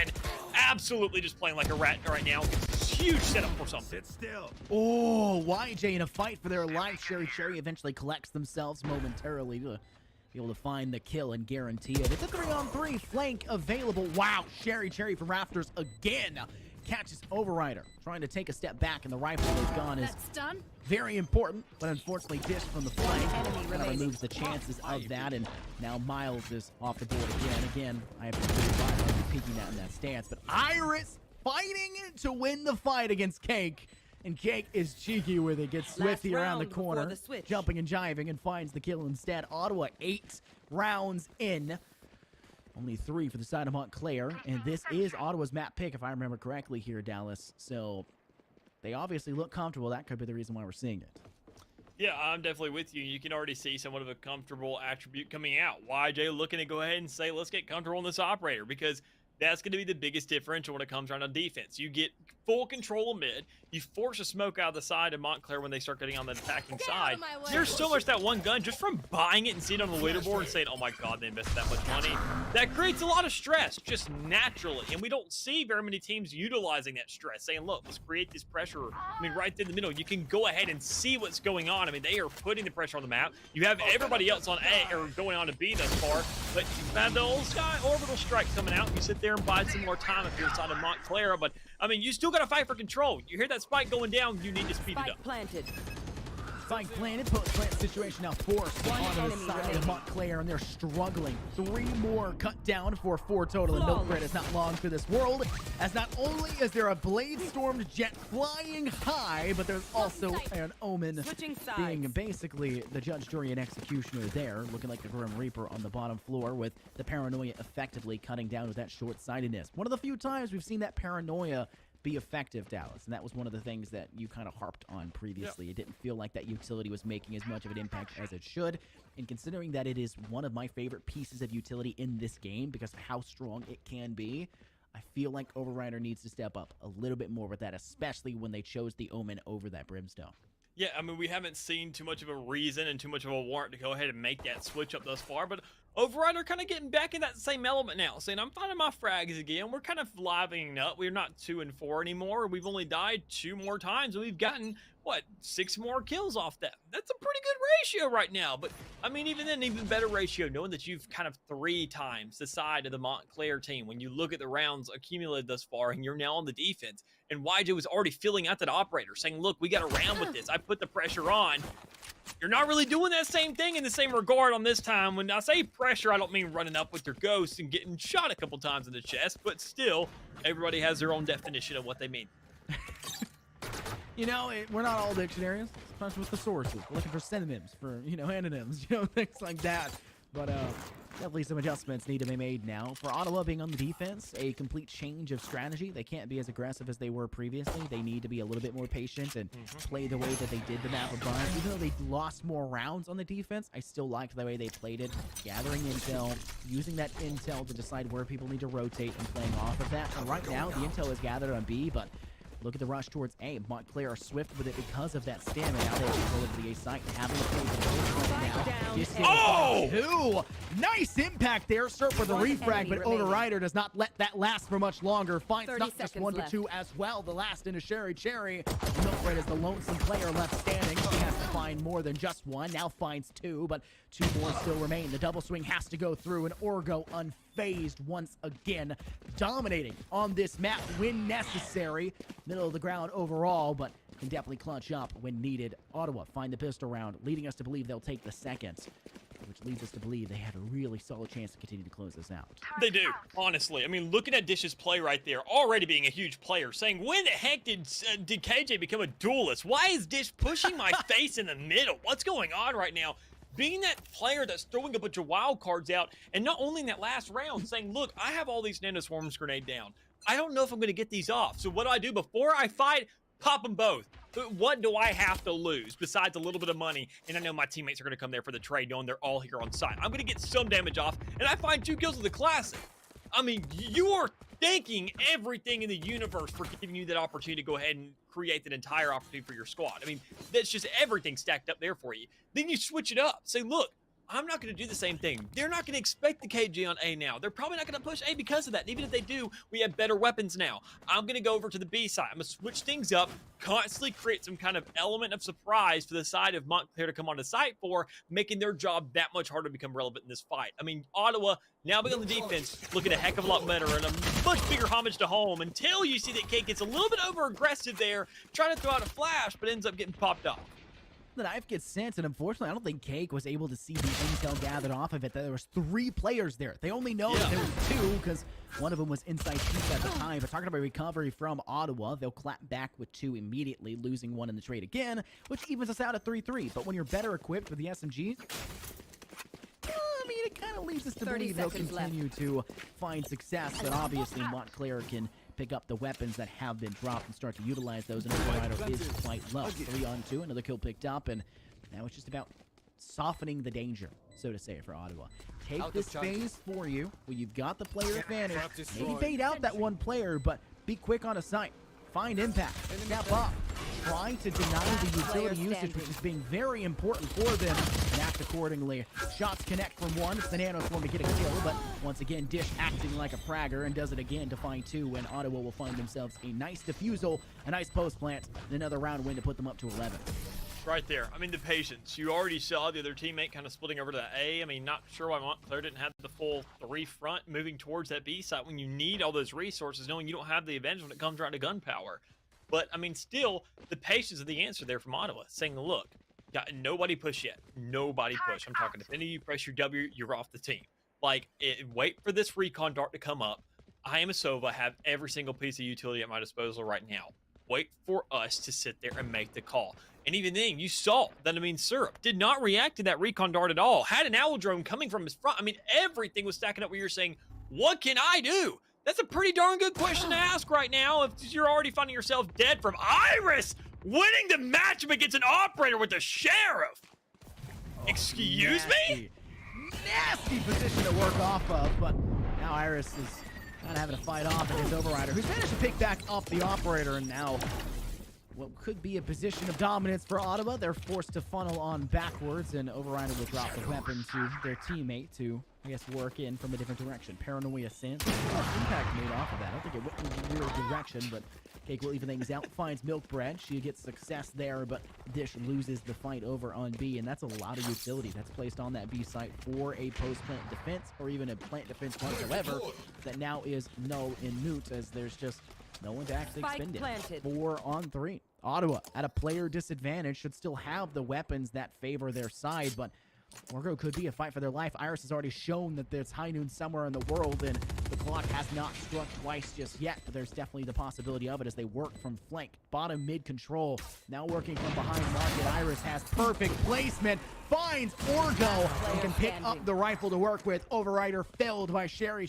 and now Cake needs to sprint away with the operator to try and keep it another day.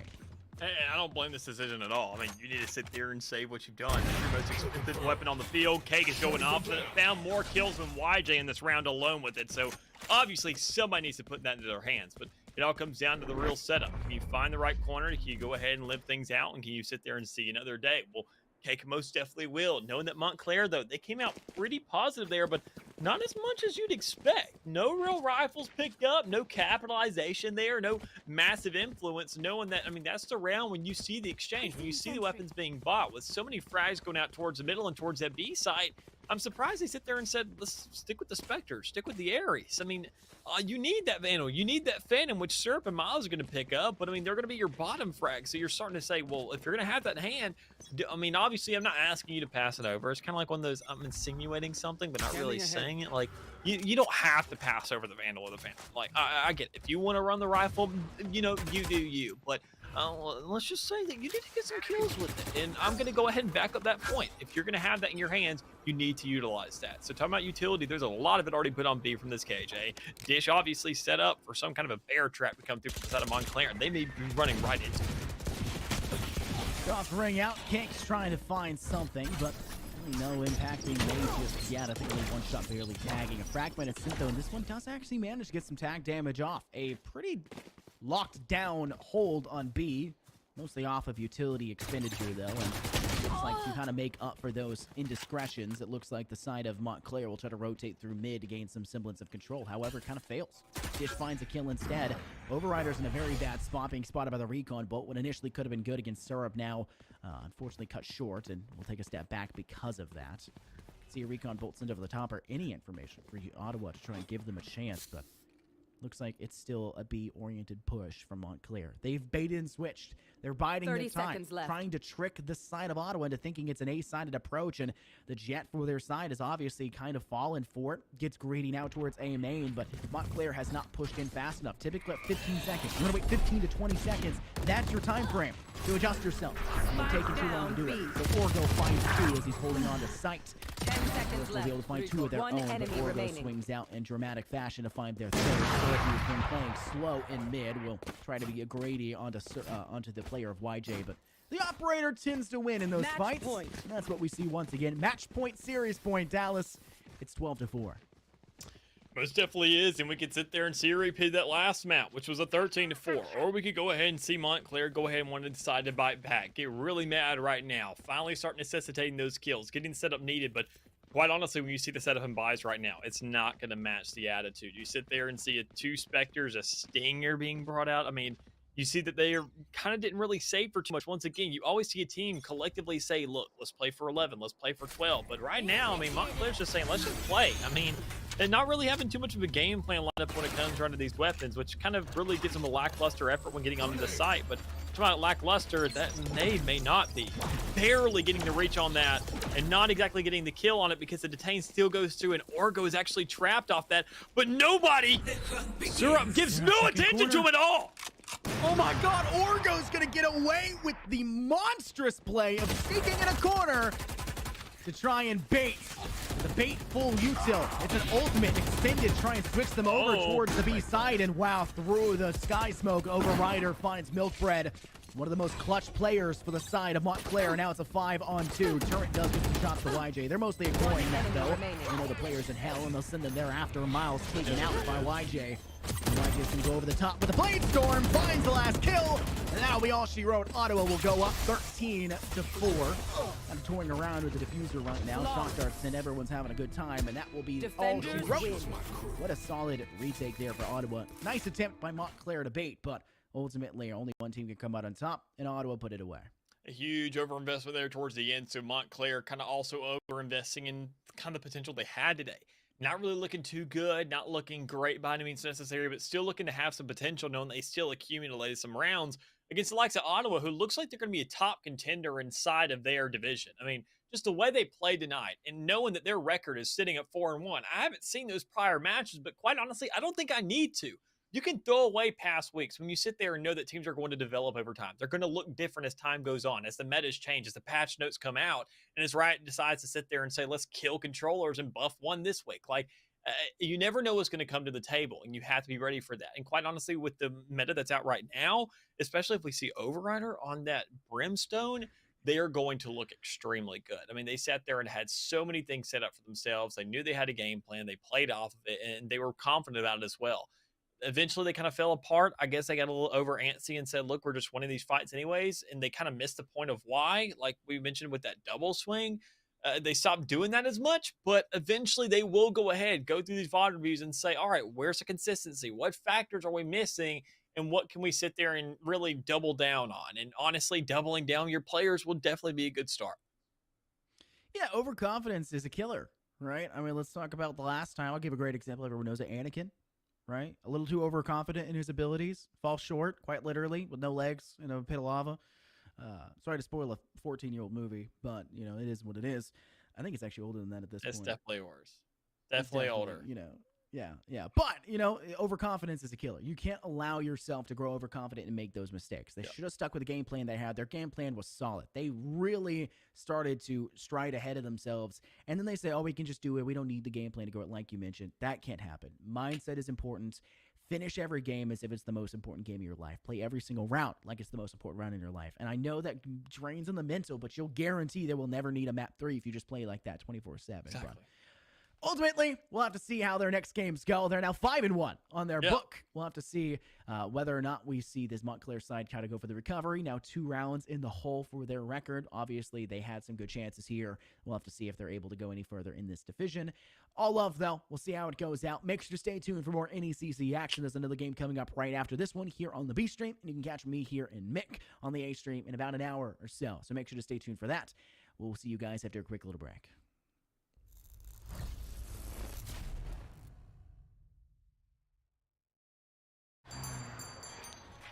What will you like today? Another Cloud 2 classic? I'll stick with the usual. Maybe take a little bit off the sides.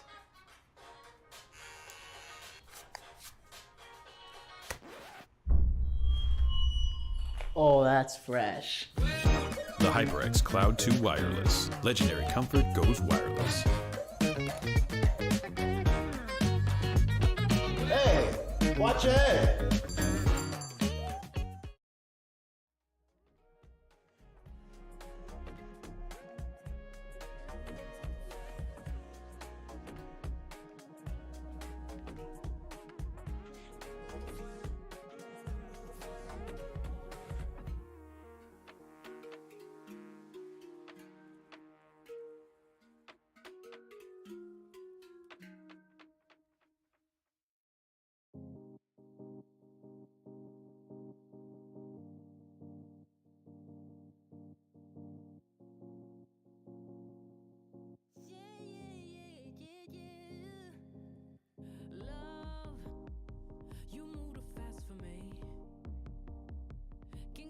with the thoughts in your mind. They're everywhere, and it's hard for me to bear. Cause I get so lost, feel just like a boomerang.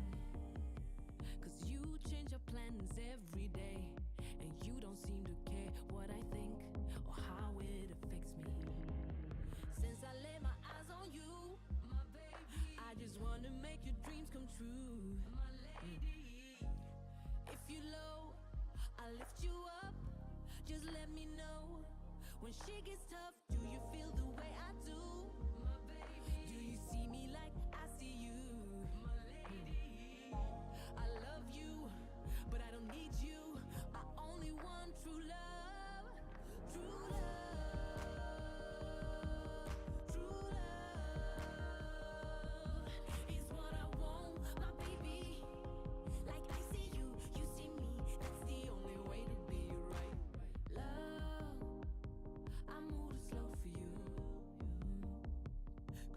Finishing my sentences when I don't know what I'm about to say, but that's what I like. We're just like yin and yang, but sometimes I wish you would hear me out and listen to what's on my mind. Yeah, yeah. Since I laid my eyes on you, my baby, I just wanna make your dreams come true, my lady. If you're low, I'll lift you up. Just let me know when shit gets tough. Do you feel the way I do, my baby? Do you see me like I see you, my lady? I love you, but I don't need you. I only want true love, true love.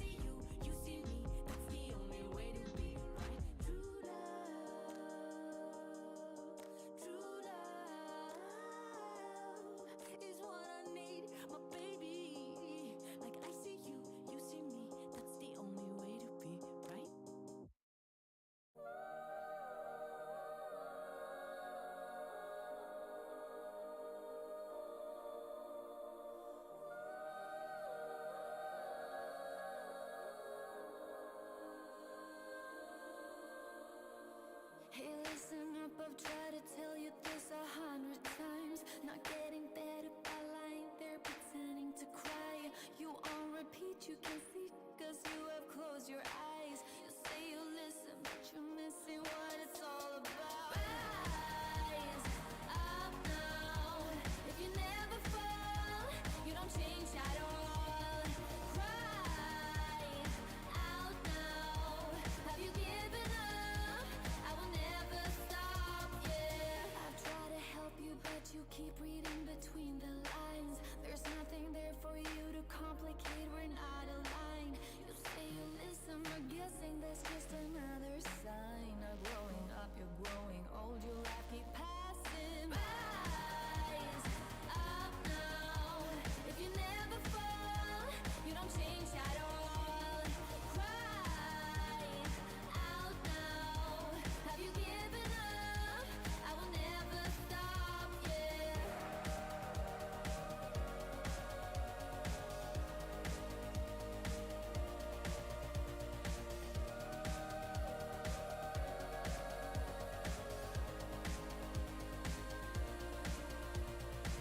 Now if you break it, I can take it, I don't need a prize. Leave out the fact that I am up against 1,000 guys. My intuition efficient, cause I can use my mind. Don't try to tell me how it's done, you haven't done your time. Rise up now. If you never fall, you don't change at all. Cry out now. Have you given up? I will never stop, yeah.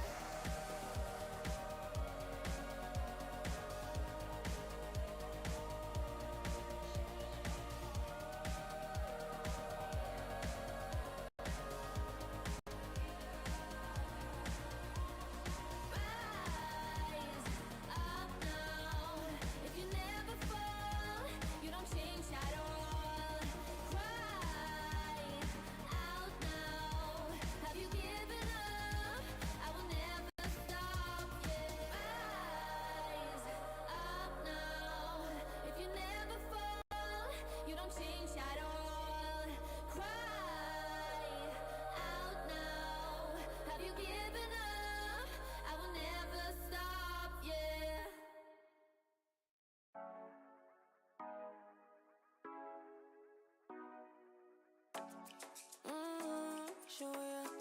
Show me the car where you turning me on. The way you telling me you wanted me down. Done it, I done this before you falling. I won't catch you, don't know I'm stalling. Cause you love to have them all crying.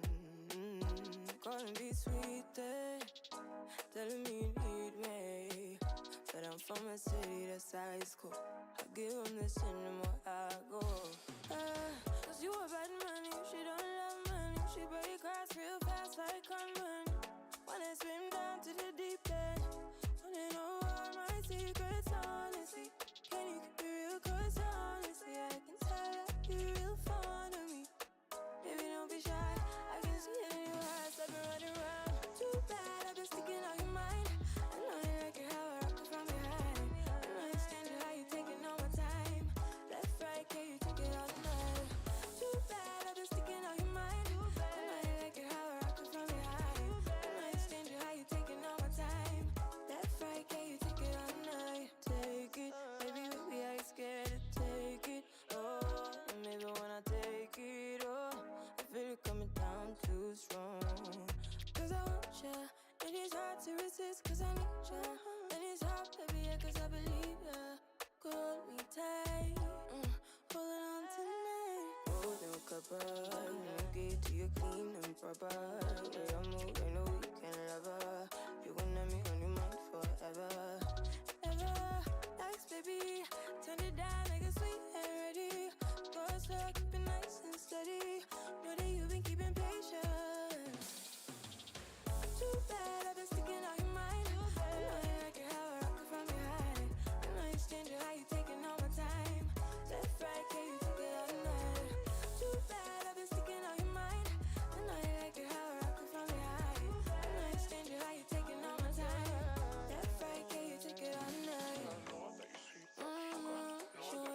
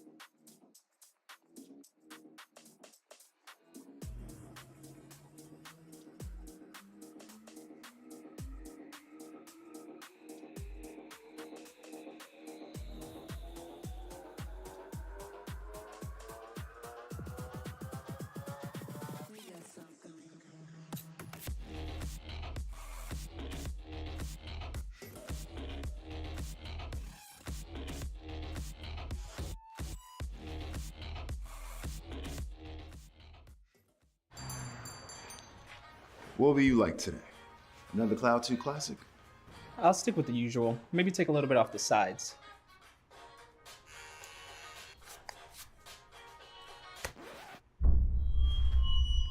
Oh, that's fresh. The HyperX Cloud 2 Wireless. Legendary comfort goes wireless. Hey, watch your head.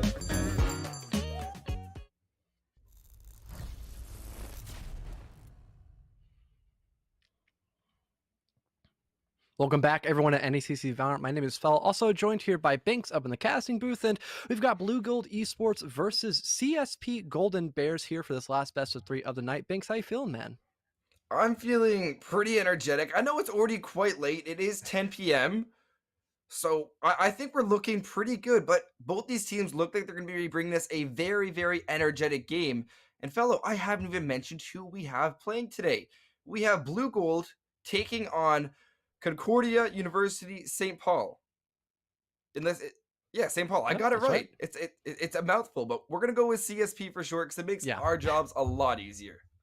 Yeah, absolutely. Just to get that reaffirmed, we'll take a look at Blue Gold's roster first and foremost, then go into the next set of rosters quickly after that. So let's take a look here. We've got 1010, we've got Duck Roar, Thick, Rudolph, Filler. I'm sure we'll be able to get that fully summarized later on down the ladder, and then Dalton R, of course. So pretty interesting stuff for both majors and also years. A lot of new young bloods up here for the night. What are your thoughts on this?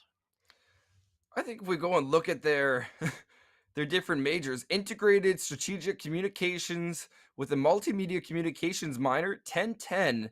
It seems like they do it all, and I feel like we're gonna learn later that's not all they're doing because it seems like they are covering everything, but we can continue on with these other majors of information systems, political science, psychology, kinesiology. It seems like they are a bunch of well-rounded individuals, and I think that they are really looking to pick things up because if we look at their record, they are going 1-3 right now. So tonight, especially at this point in the season, they're trying to look to turn things around, and I think this could be the night that they do it. Well, hopefully. I mean, the exact same story can be said for CSP Golden Bears as well. Take a look at their roster too before we talk about the map bans.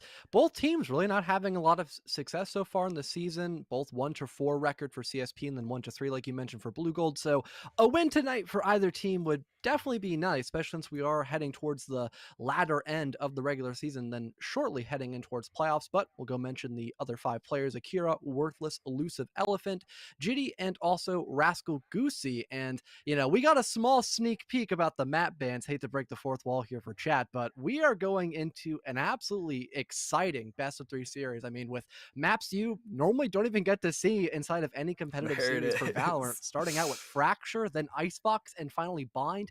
This is, or pardon, Breeze, sorry, I'm so used to having Bind in the comp pool, my mistake. This is nothing but unordinary, to say the least, Banks. I mean, if we look at the statistics of these teams playing in previous weeks, we can look that some of these games were really, really close, especially on the side of CSP, where 11-13, 5-13, 13-10, 13-10 on their one win, 9-13, 5-13, 9-13. All their maps are very, very, very close.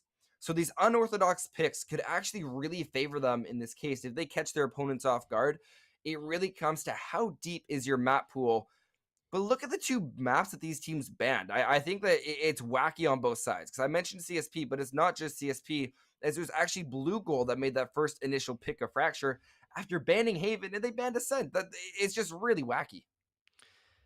Yeah, well, I got to agree, especially since Ascent and Haven are some of the most picked maps. Having those banned off the bat is honestly pretty exciting to watch, I guess. But I think we're just about ready to get the game underway. We already had a full 10 in lobby. We were just waiting on the R's, of course. So we'll get into the agent selection momentarily.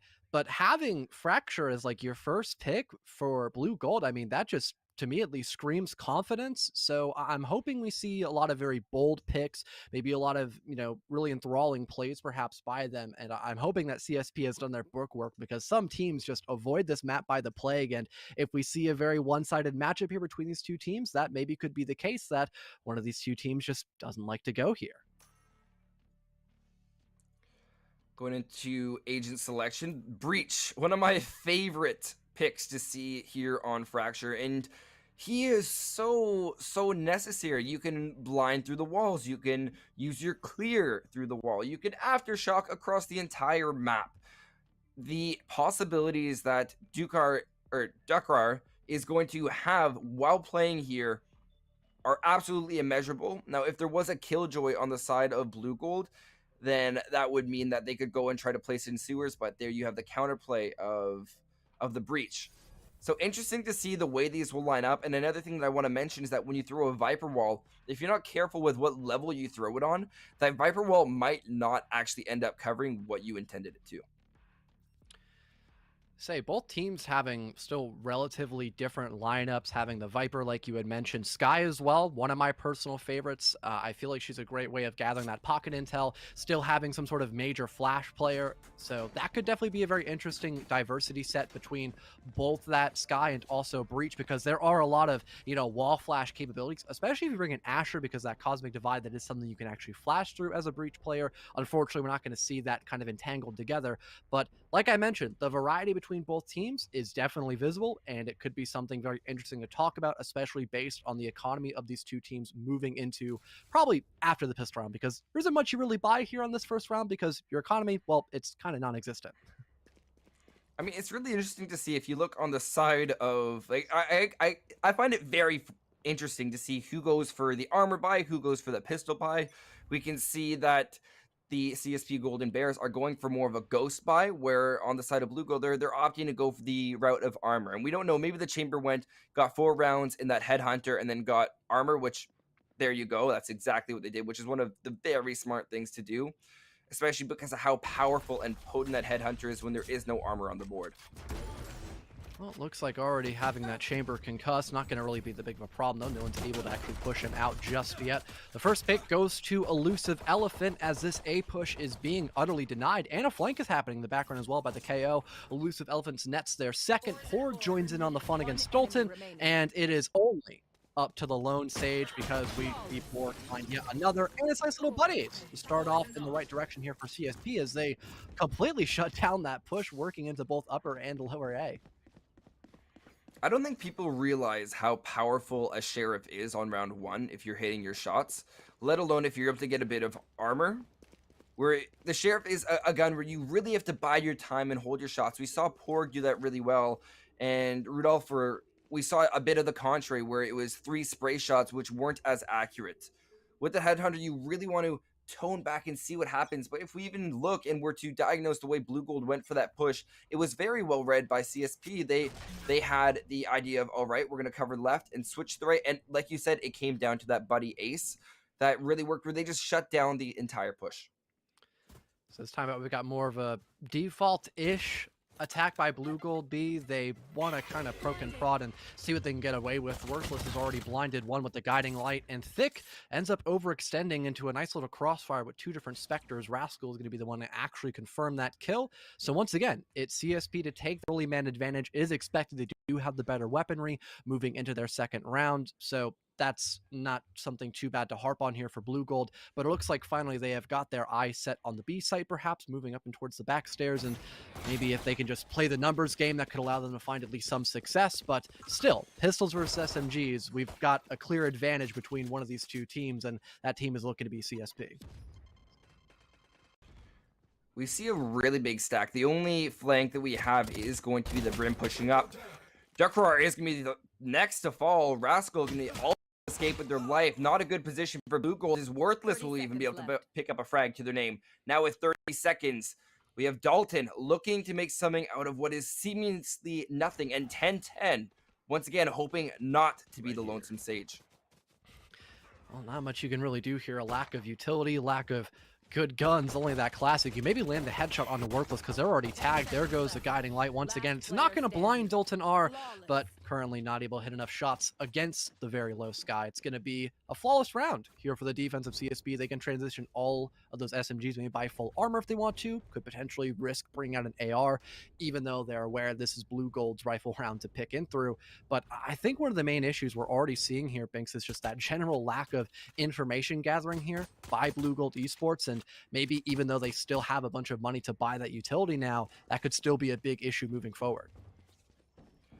Well, a good way to get money in this game is to get frags. And so far we've seen 2 flawless rounds, which means on the side of Blue Gold, they are yet to get a kill, and that's something that they really have to change. That Aftershock should be able to help, but the blind slows down the push just enough that they're not able to capitalize on it.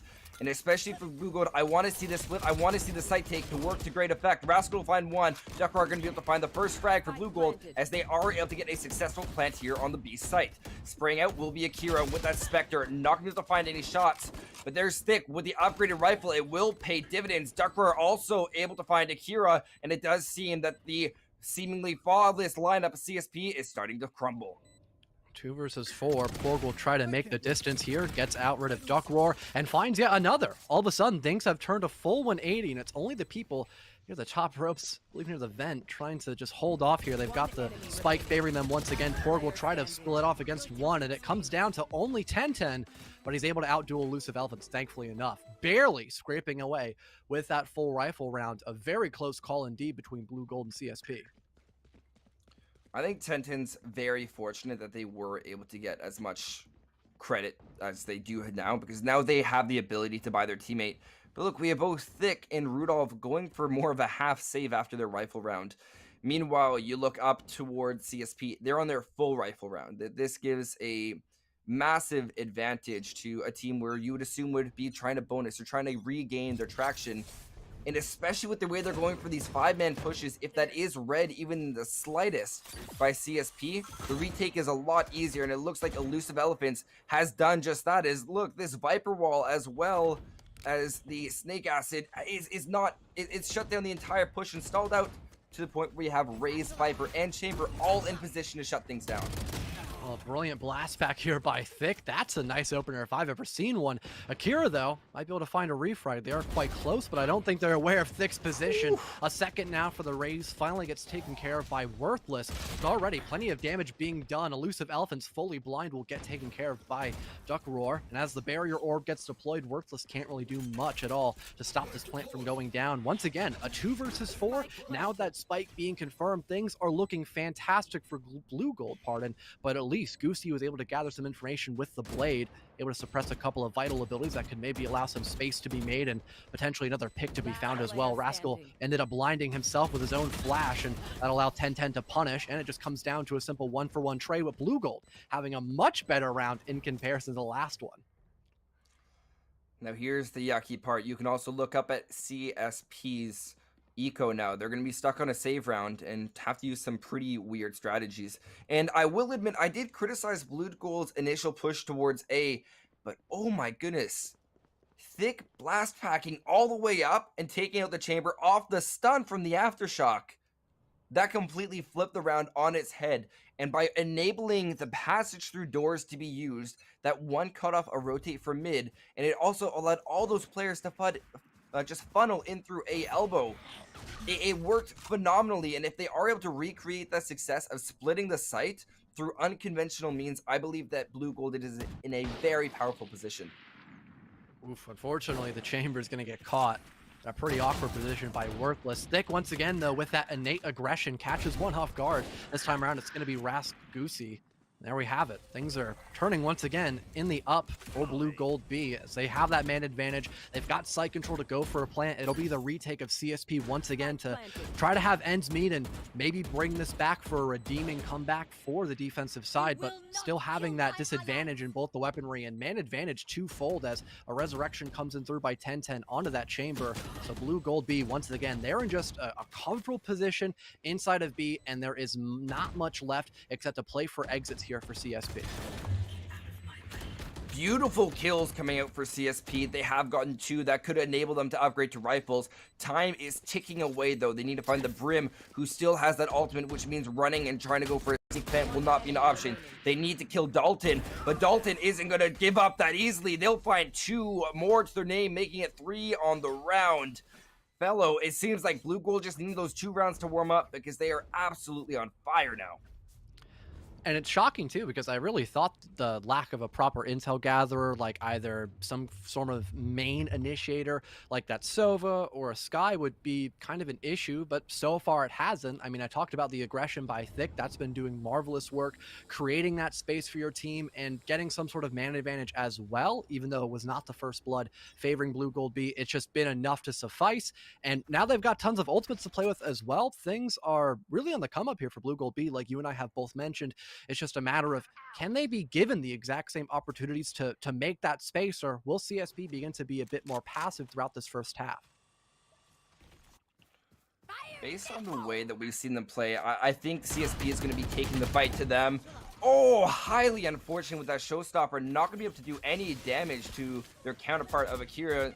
And that will give the opening frag now to CSP. And statistically, 2 out of the 3 rounds that they have gotten those opening frags. It does mean that they are going to win it. Akira to find a second one as his sight is absolutely explosive. 10-10 with the plant. Akira now with 3 hunting for the ace. They're going to have to find 2 more, but there's Worthless to find their frag. All left up once again. Lonesome Sage of 10-10. Can they do it all? Spraying out, they'll find Akira, looking for a second one. They can play with the time, spraying through the box. Won't be able to find it, but that gives away that they can shoot through the box. Waiting, there's Porg to find the frag, and CSP will bring it back to 3-3. So having the flank be mildly successful there for CSP really did help allow that multifaceted approach. And although we did see Dalton R have a pretty good orbital strike to find at least one refrag and open up the site just a tad bit, again, that lack of information and not having Thick able to open things up at all because they were the first one to fall by, I believe it was Akira, correct me if not, either that or Worthless, just was not all that good. They didn't have their main duelist be able to kind of just charge their way into the front line and cause that chaos for CSP. We just didn't see it because that showstopper completely missed against Akira, now that I remember. So things completely evened up, like you had mentioned, Binks, and still having plenty of ultimates for both CSP and Blue Gold. This will still be a very impactful round for the both of them. We hear the Tour de Force being popped. Let's just see how well it actually can hit their mark against the opposition. That's a really good bot. Gives away the information. We talked about unconventional information gathering. That is one of the methods that you can use. I'm starting to be more of a fan of Blue Gold's push, but I think they need to keep on innovating and working together, and they've been using the Aftershock to work wonders when clearing together. If they are able to keep that up and work together, that's huge. And do you know what else is huge? The fact that Porg just shut down Rudolph's Tour de Force, which completely opens up the site as Blue Gold is just searching for a way on, but Porg with 3 now, completely shutting things down. 1 minute to go. 10-10, playing quite slow, accompanied by Dalton once again. Can this duo make it work? They have the option to rotate because 10-10 does have that spike, but it's a matter of if they can play around CSP or will CSP catch them off guard. Last player standing. Well, overall, fantastic isolation throughout this entire round for CSP. Well, Worthless gets rid of Dalton R. It is only 10-10 with not much of their name, and I think Worthless is aware that the Sage is not that far behind their dead brethren of that Brimstone, so only a matter of time before they get aggressive, try to find that final pick of the round. Unfortunately, it's not going to favor Worthless. 10-10 will find at least something on the round, but it's still not looking that hopeful here for the lone attacker on Blue Gold B. There isn't much time left. Spike is in their pocket, but they're not close enough to get that plant down inside of B, so the round will basically be forfeited at this point. Still, though, CSP, like I mentioned, their isolation and their strong establishment of both that team play and crossfires really just made Blue Gold's job almost impossible given the cards they had. What I think Blue Gold needs to continue to do, and I want to give an example because we don't really see them splitting the sites as much. Like we saw, like I previously mentioned A push, but I want to see that they go for a more aggressive take where they take a good bit of site or even an approach to site. So that could be taking top of satellite, looking over into site and helping their teammates clear out properly towards A elbow. And then they take the time just to wait. They don't have to be the one to make the initiating move. That can easily be them waiting for CSP to overextend on what they suppose is going to be an aggressive retake. And that is possibly what we are going to be witnessing this round as we see Rudolph has gotten to the top of satellite. They're holding their angle. And if they do hold this properly, this could open up the round. But I stand corrected. CSP reads right on into it. 3 kills. It's going to be a Sia Blue. Porg to find a second one looking, oh, never mind, not a third. That's their second. Fellow, they completely cleaned up. A beautiful read from CSP.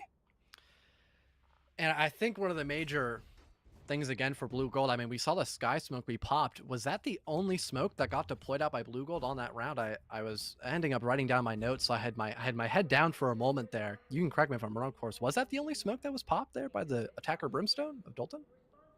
I think so. I know Dalton in the past has been going for really aggressive, either 2 smokes at post plant, or even we saw 3 on the A site going right across, cutting off the mid line of sight. I didn't catch how many smokes were used either, unfortunately. Because I feel personally, especially not having like any main intel gather, once again, no real flash player besides that breach, I feel like you need to use that kind of utility much more liberally to deny those sight lines, cut off those crossfires by the defense. That way it's a much easier approach into sight. You really shouldn't be blinding yourself with your own smokes. Having that smoke there as your own coverage is not the wisest decision when you take a few extra moments to think about it. It sounds good on paper, but when you're trying to go for that plant, it's not that challenging of a position for CSP to deny it despite there being a smoke. So instead, smoking off their sight lines, then throwing out maybe your one flash with the breach, or maybe having a paint shell / barrier orb just to once again create that space would just make such a difference when you're going for that execute. But we didn't really see that proper util usage by Blue Gold, and it showed because CSP, once again, they denied that execute almost perfectly to get their 5th round in the books.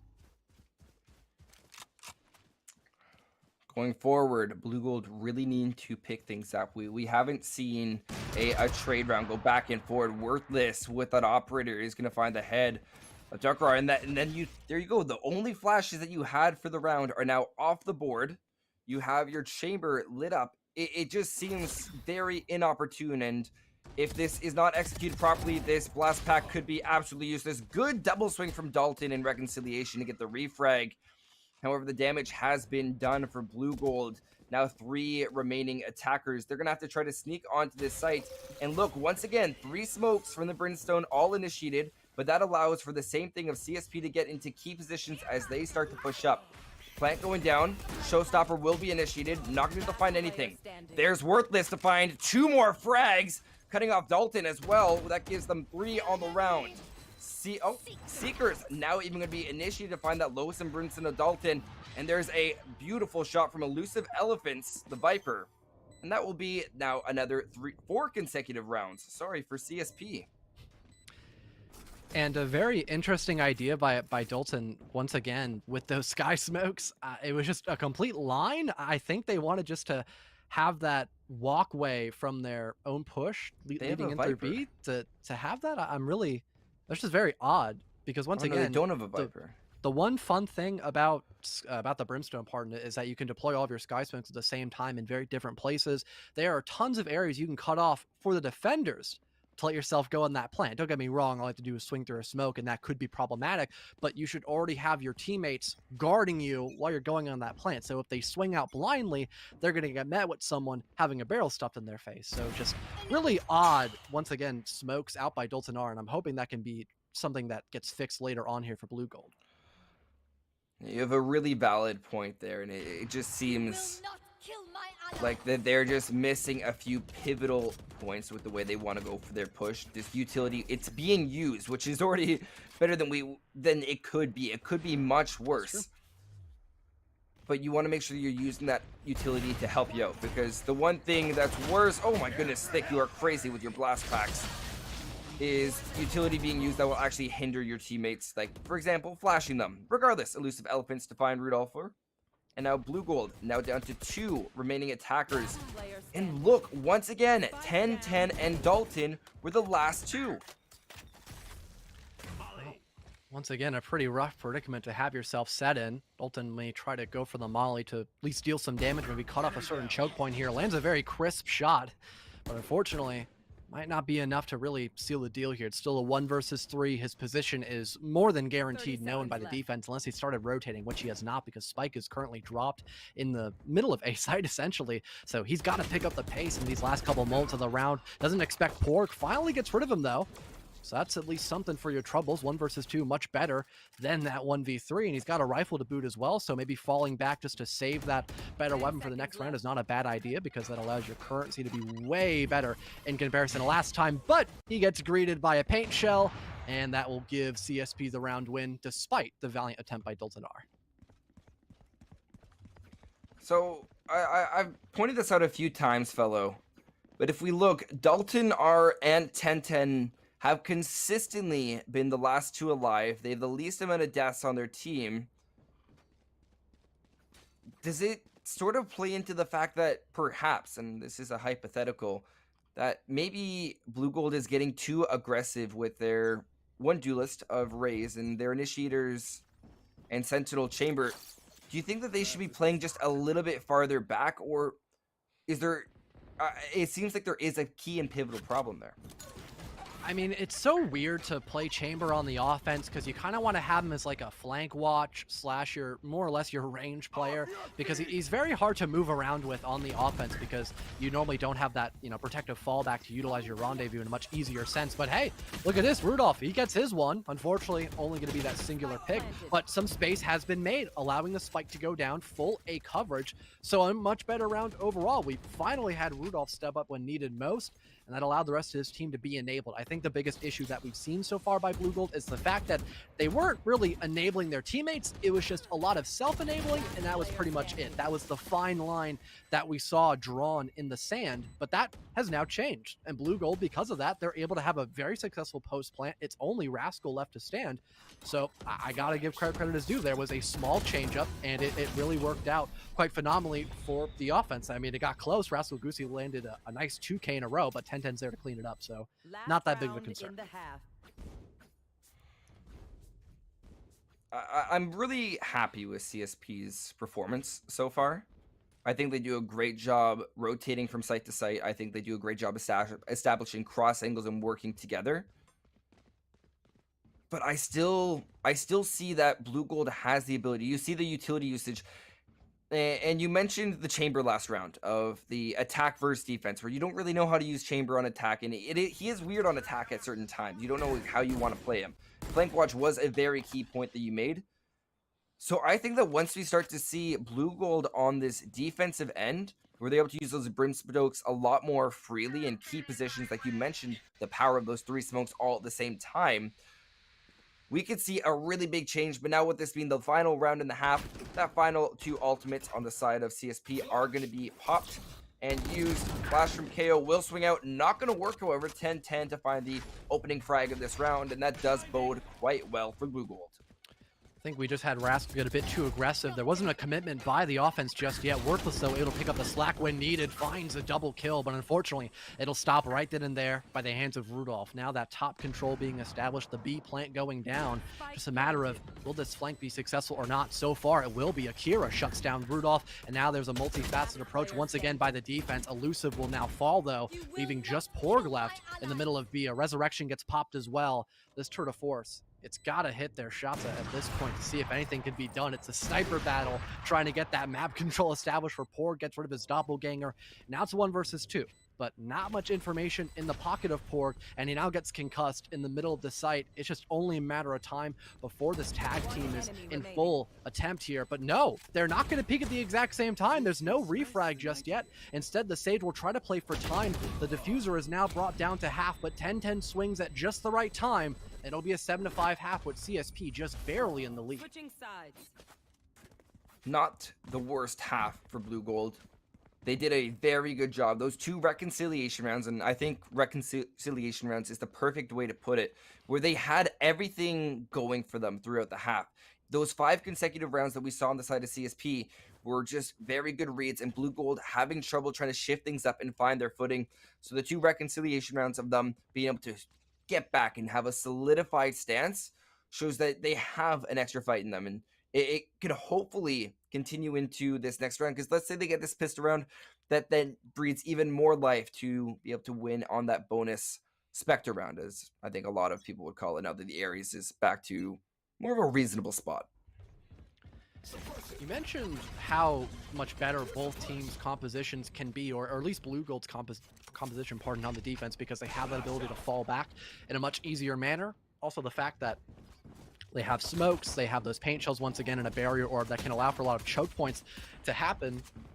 Like this, for example, we have the Aftershock, plenty of utility being utilized by the Breach to allow the defenders to actually swing out and get that first initial pick. Then 10 can end up healing up thick, so they have a chance to have a reasonable fight once again later in the round. So plenty of stuff being established by Blue Gold so far in terms of map denial. Dalton out of nowhere nets 3 in a row with only the Ghost, and that just leaves Worthless in the 1vx in a pretty rough predicament, to say the least, Banks. Yeah, not too much that Worthless can do here. They have 1 guiding light. They only bought 1, so it's not going to recharge to a second one. Spike is down for CSP. Blue Gold has it in their possession. There is very little. I think, if anything, Worthless is not going to try to save, because you actually get less money there, but hopefully try to find a few frags just to help out, one, their KD, get their team a little bit more money. But saving here, never the right idea. Worthless to find 3. 2 more to go if they want the ace, but there's Dakrar holding their time very well and waiting for the right time to push, as patience is 110% a virtue, fellow. I suppose so. We actually saw some pretty decent patience by Blue Gold when they were trying to have that first initial set of gunfights actually go down. Plenty of good team cohesion once again. They knew the offense had to come to them, and having that advantage of being able to flash through the walls with the flashpoint really did pay dividends, like we have mentioned beforehand, for Blue Gold. So they are slowly and most definitely surely removing that advantage CSP had in terms of the round count, and we could definitely see an equalized position, especially if things just go according to plan here for the defense of Blue Gold. Creeping up through Satellite, they're going to have this again, going for the lonesome push as the Sky, and this flash could actually help them out. Elusive Elephants has the time when they put this Viper Wall too soon, and it's going to mean that the entire defense is notified to their position. The Sky making it clear that they are faking a rotate, but this is once again read by CSP. The Sage Wall, the Sage Wall almost guarantees that there's going to be no push for a little bit of time because they don't want to give away their position. And look at how powerful the waiting is. And this is now the third time we're mentioning patience. Waiting for the Sage Wall, the perfect timing. Viper Wall coming up could work out extremely well. Thick to find Rascal. They're still holed up inside of Elbow, looking for a second, not able to hit their shots. Lighting up Elusive Elephants all the way down. However, they will finally spray, get their frags. 21 help remaining through the lane, but those paint shells will finally finish off Elusive Elephants. And now Pora getting killed by the Aftershock. All of this utility cleaning up CSP. What a, I want to say retake, but was the site ever really theirs? I'm not too sure. The very hasteful play by CSP once that barrier orb finally went down, they didn't even take an extra second to have that toxic screen fully be deployed, allowing Rascal Goosey to actually fall much earlier than expected for CSP. And I was a bit concerned that we had their own Sky Smoke for Blue Gold actually stop Thick from spotting out anybody after gathering plenty of information, but I guess it actually was all according to plan, supposedly, and it actually worked in the favor of Thick, allowing to find multiple frags. And the fact that Porg was just basically pincered, stuck behind A with the only natural cover, it only made sense the Aftershock was the final thing to put him in the dirt. So like I had mentioned, things completely equalized now 7-7, but having rifles on the board for CSP, that could most definitely give them the upper hand, especially if they get that first pick. All right, well, we could see a quick kill from Akira. What a beautiful headshot with the Vandal.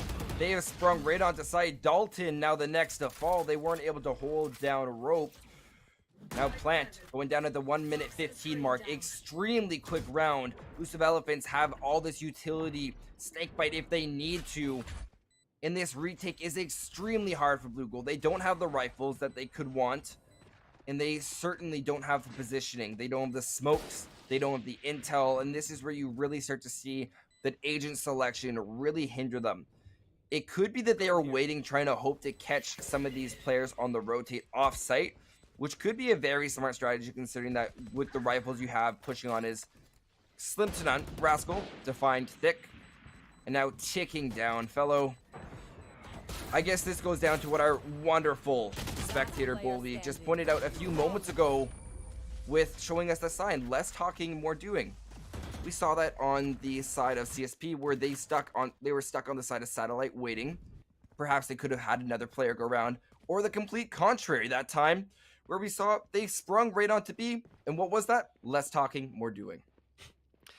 Yeah, just went immediately in head first. And I mean, they were allowed to do that because they had the better weaponry. A very, I wouldn't say a jumbled buy, just a singular Bulldog for 10-10. That's not that challenging to utilize, especially since there's a more of a mid-range-esque kind of map, depending on where you place yourself. So maybe that could allow 10-10 to actually do much more work than expected, perhaps. But besides that, things are relatively even between the two teams, except for the round count with CSP now having that slight advantage. It just comes down to, once again, will Blue Gold actually allow CSP to break that distance so early in the round, or will they actually set themselves up in some key positions to slow down the onslaught by the attack? I gotta be honest with you, fellow. I see something that I don't think a lot of people do.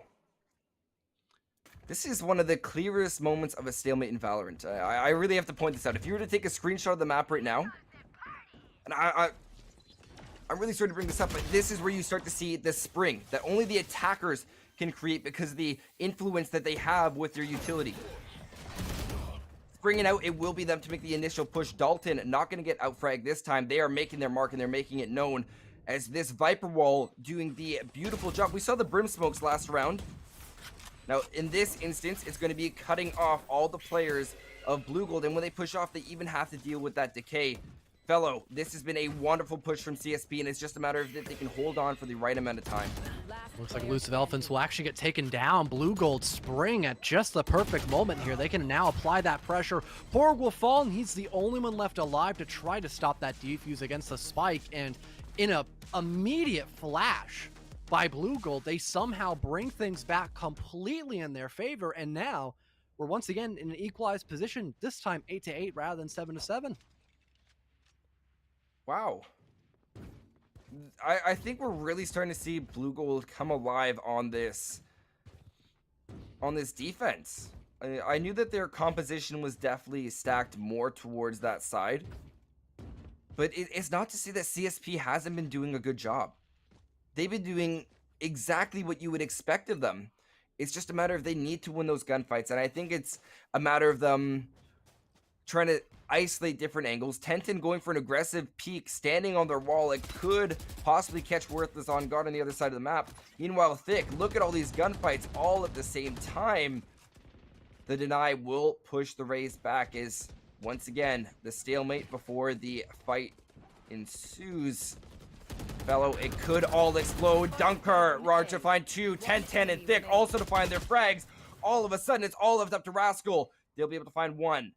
Looking for 10-10. The Sage is next. They have 1 flash left, but are they going to use it now or possibly save it for a future gunfight as all 3 players of Blue Gold are reasonably spread out? Interesting grim wall there for 10-10. Able to find a lot of damage. Now it is only Rascal trying to see if anyone wants to overextend into his loving arms. I don't think that's going to end up happening. The very passive angles, even the denial of a rotate as well being established by the Brim is going to make sure that they know exactly where Rascal's going to end up playing at any given moment. There's only 20 seconds or so on the board, and Rascal has to, at some point, enter into the site. Will finally do just that, but 10-10 is waiting with a pretty nice angle to shut him down. So the advantage now swings back in the favor of Blue Gold, and once again, the overall team play that we saw by them was tenfold in comparison to what we saw probably much earlier in that first half. I'd have to agree, and if we look at the first half, their positioning during those first 2 rounds, where we noticed them getting caught off guard a lot of the time, it seemed like CSP was just able to easily maneuver around them. That was so clearly corrected. We had the Chamber of Rudolph sitting on top of ramp, also accompanied by Sage, and the angle Sage was holding was actually quite brilliant because it forced the KO to have to push out just enough that they were still visible to the chamber, allowing for an almost guaranteed refrag. If not, you had Dalton still alive, ready to play that safety. Pushing up, Worthless gonna upgrade the rifle. Paint shells already being deployed as this is another explosive round. Rudolph looking for it, not able to combat the shorty, and Rascal's gonna be healed right on up. Oh, the paint shell is actually backfiring. Thick, though, he can rely on his weapon any day of the week. That's not a problem here, as Blue Gold will find that equilibrium as they now need to retake the B site. Plenty of angles to work with. Right there. No one is really aggressively watching that top of Nest, but there is a couple players stacked up in that direction, so this could be a very difficult position to reclaim for the defense, but they're making their headway mostly in towards the direct part of B. Here comes the Rolling Thunder, now concussing anybody in that line of fire. There goes one for Duck Roar, a second now in a row, double dinks, leaving only Rascal Goosey up on the board. The Aftershock deploys, forcing him to fall back, and this could honestly give enough time to let that defuse be confirmed, and yep, I believe Rascal is fully aware of that. He fully backs off at this point, just trying to save the Vandal, as Blue Gold once again a dominating retake on their defense. We have to acknowledge that was a save round on the side of CSP, but there's no denying it. This is now 3 rounds in a row for Blue Gold two defuse. If we look at the defuses, you can see it on the bottom of your board. There was 2 defuses on the side of CSP during the time that Blue Gold was attacking. Now there's already been 3 defuses, and we're only halfway through this second half of the game that Blue Gold has been able to obtain. Rascal gonna alt command. Basically, they're shutting everything down on the site, and this disables Dalton from getting any sort of frags.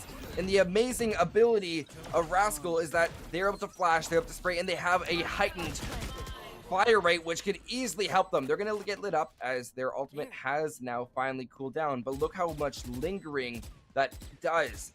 That race of Thick was suppressed all the time, spraying their showstopper in, not going to find anything, as Duckroar will be able to find Porg. Spraying Grid on in is going to be Akira, biding their time, just waiting it out. But 10-10 and Thick, they are there to get it done. Now down to the 1v1. Worthless. They need to win this for their team. They cannot allow Blue Gold to get any more rounds. They have the Seekers. They have the Blinds if they need. That Guiding Light waiting and prepped. Gonna hit the spike. Blinded out, spraying, and that will almost guarantee that there's not enough time. Thick forced to rotate in through mid. As CSP off the back of Worthless will stay in it.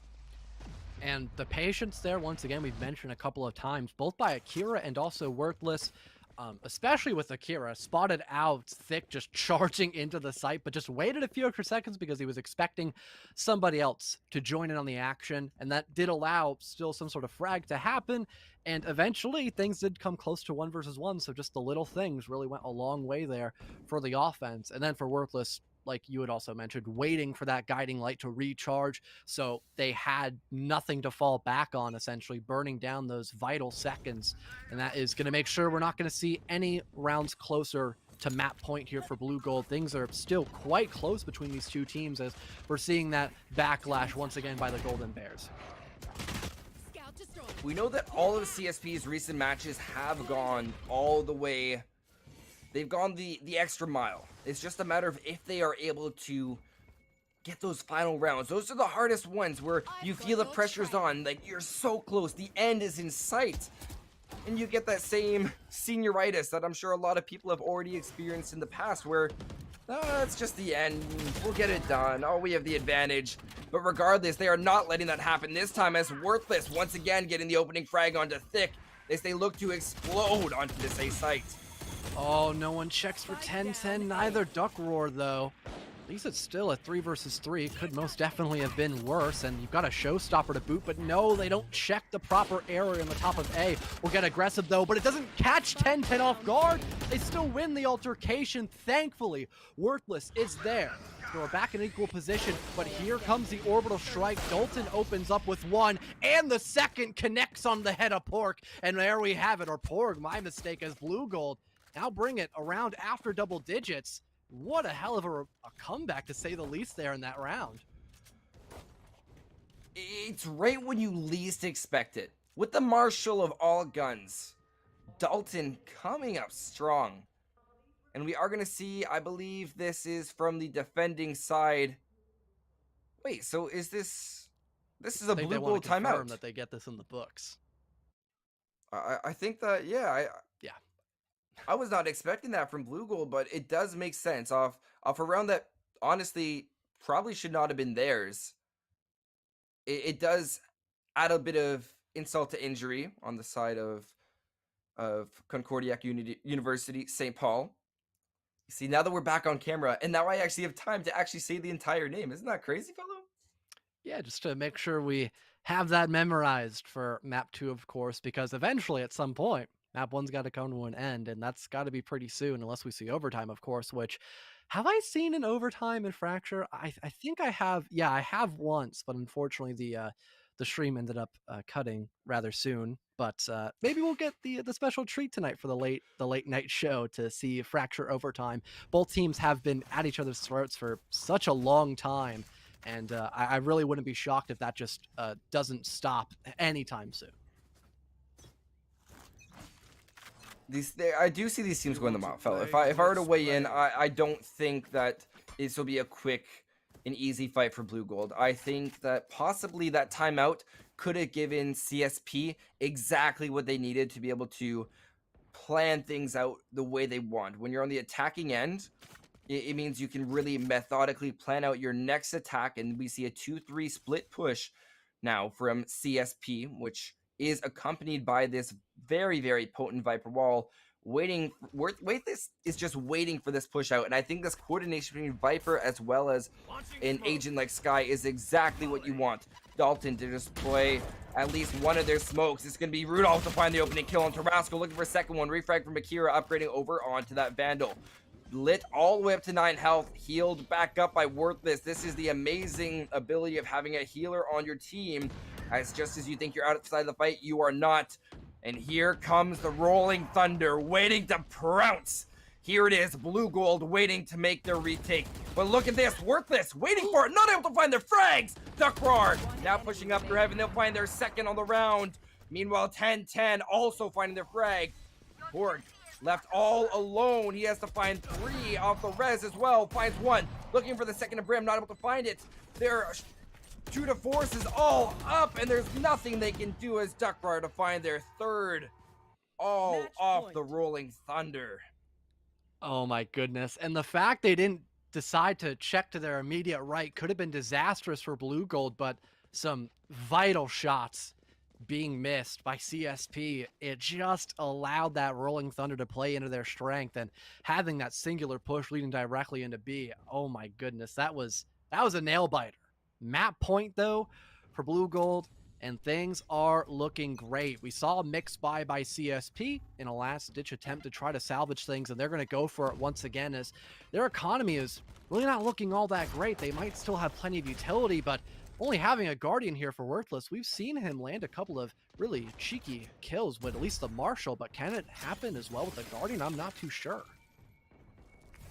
I think what we might have seen last round is what we can often experience when people have the ability to spray. You have to be able to bide your time, hold your shots, and that might be exactly what Worthless needs. But hey, look at that. Dalton's already gotten the opening frag onto the only duelist on the side of CSP, which means getting onto these sites is going to be that much harder. And that Aftershock is going to help clear. And then you have the breach stuns. You have all this utility as we're down to the final minute.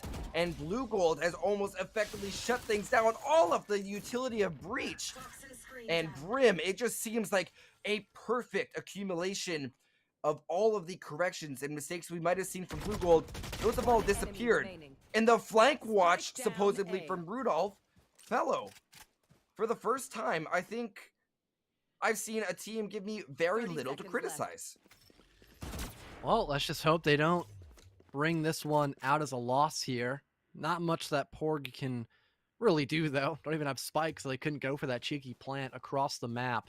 They have got to do a whole lot of dirty work to at least make sure they've got a chance at potentially overtime. But their position will not be known just yet. Finally spotted out, though, by Rudolph once again. Yeah, that active flank just kind of sealed the deal there for Blue Gold because they already had such a good advantage. The match, or pardon, just map, sorry, will end out 13-9, favoring Blue Gold as they do inevitably take their map.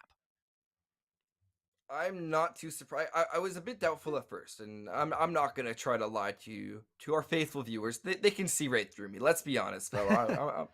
I wish I could be more deceitful, but I wasn't too faithful at the start of that match where we saw a lot of things from Blue Gold where they weren't essentially holding things off as clearly as they should. They were allowing for Concordiac University St. Paul to really push them around, which is not what you want to see. You want to see that they are holding it extremely strong. And I think that throughout the game, we saw utility usage come into play. And I think that Blue Gold just set the standard here for what you should be doing for util on defense, especially on Fracture.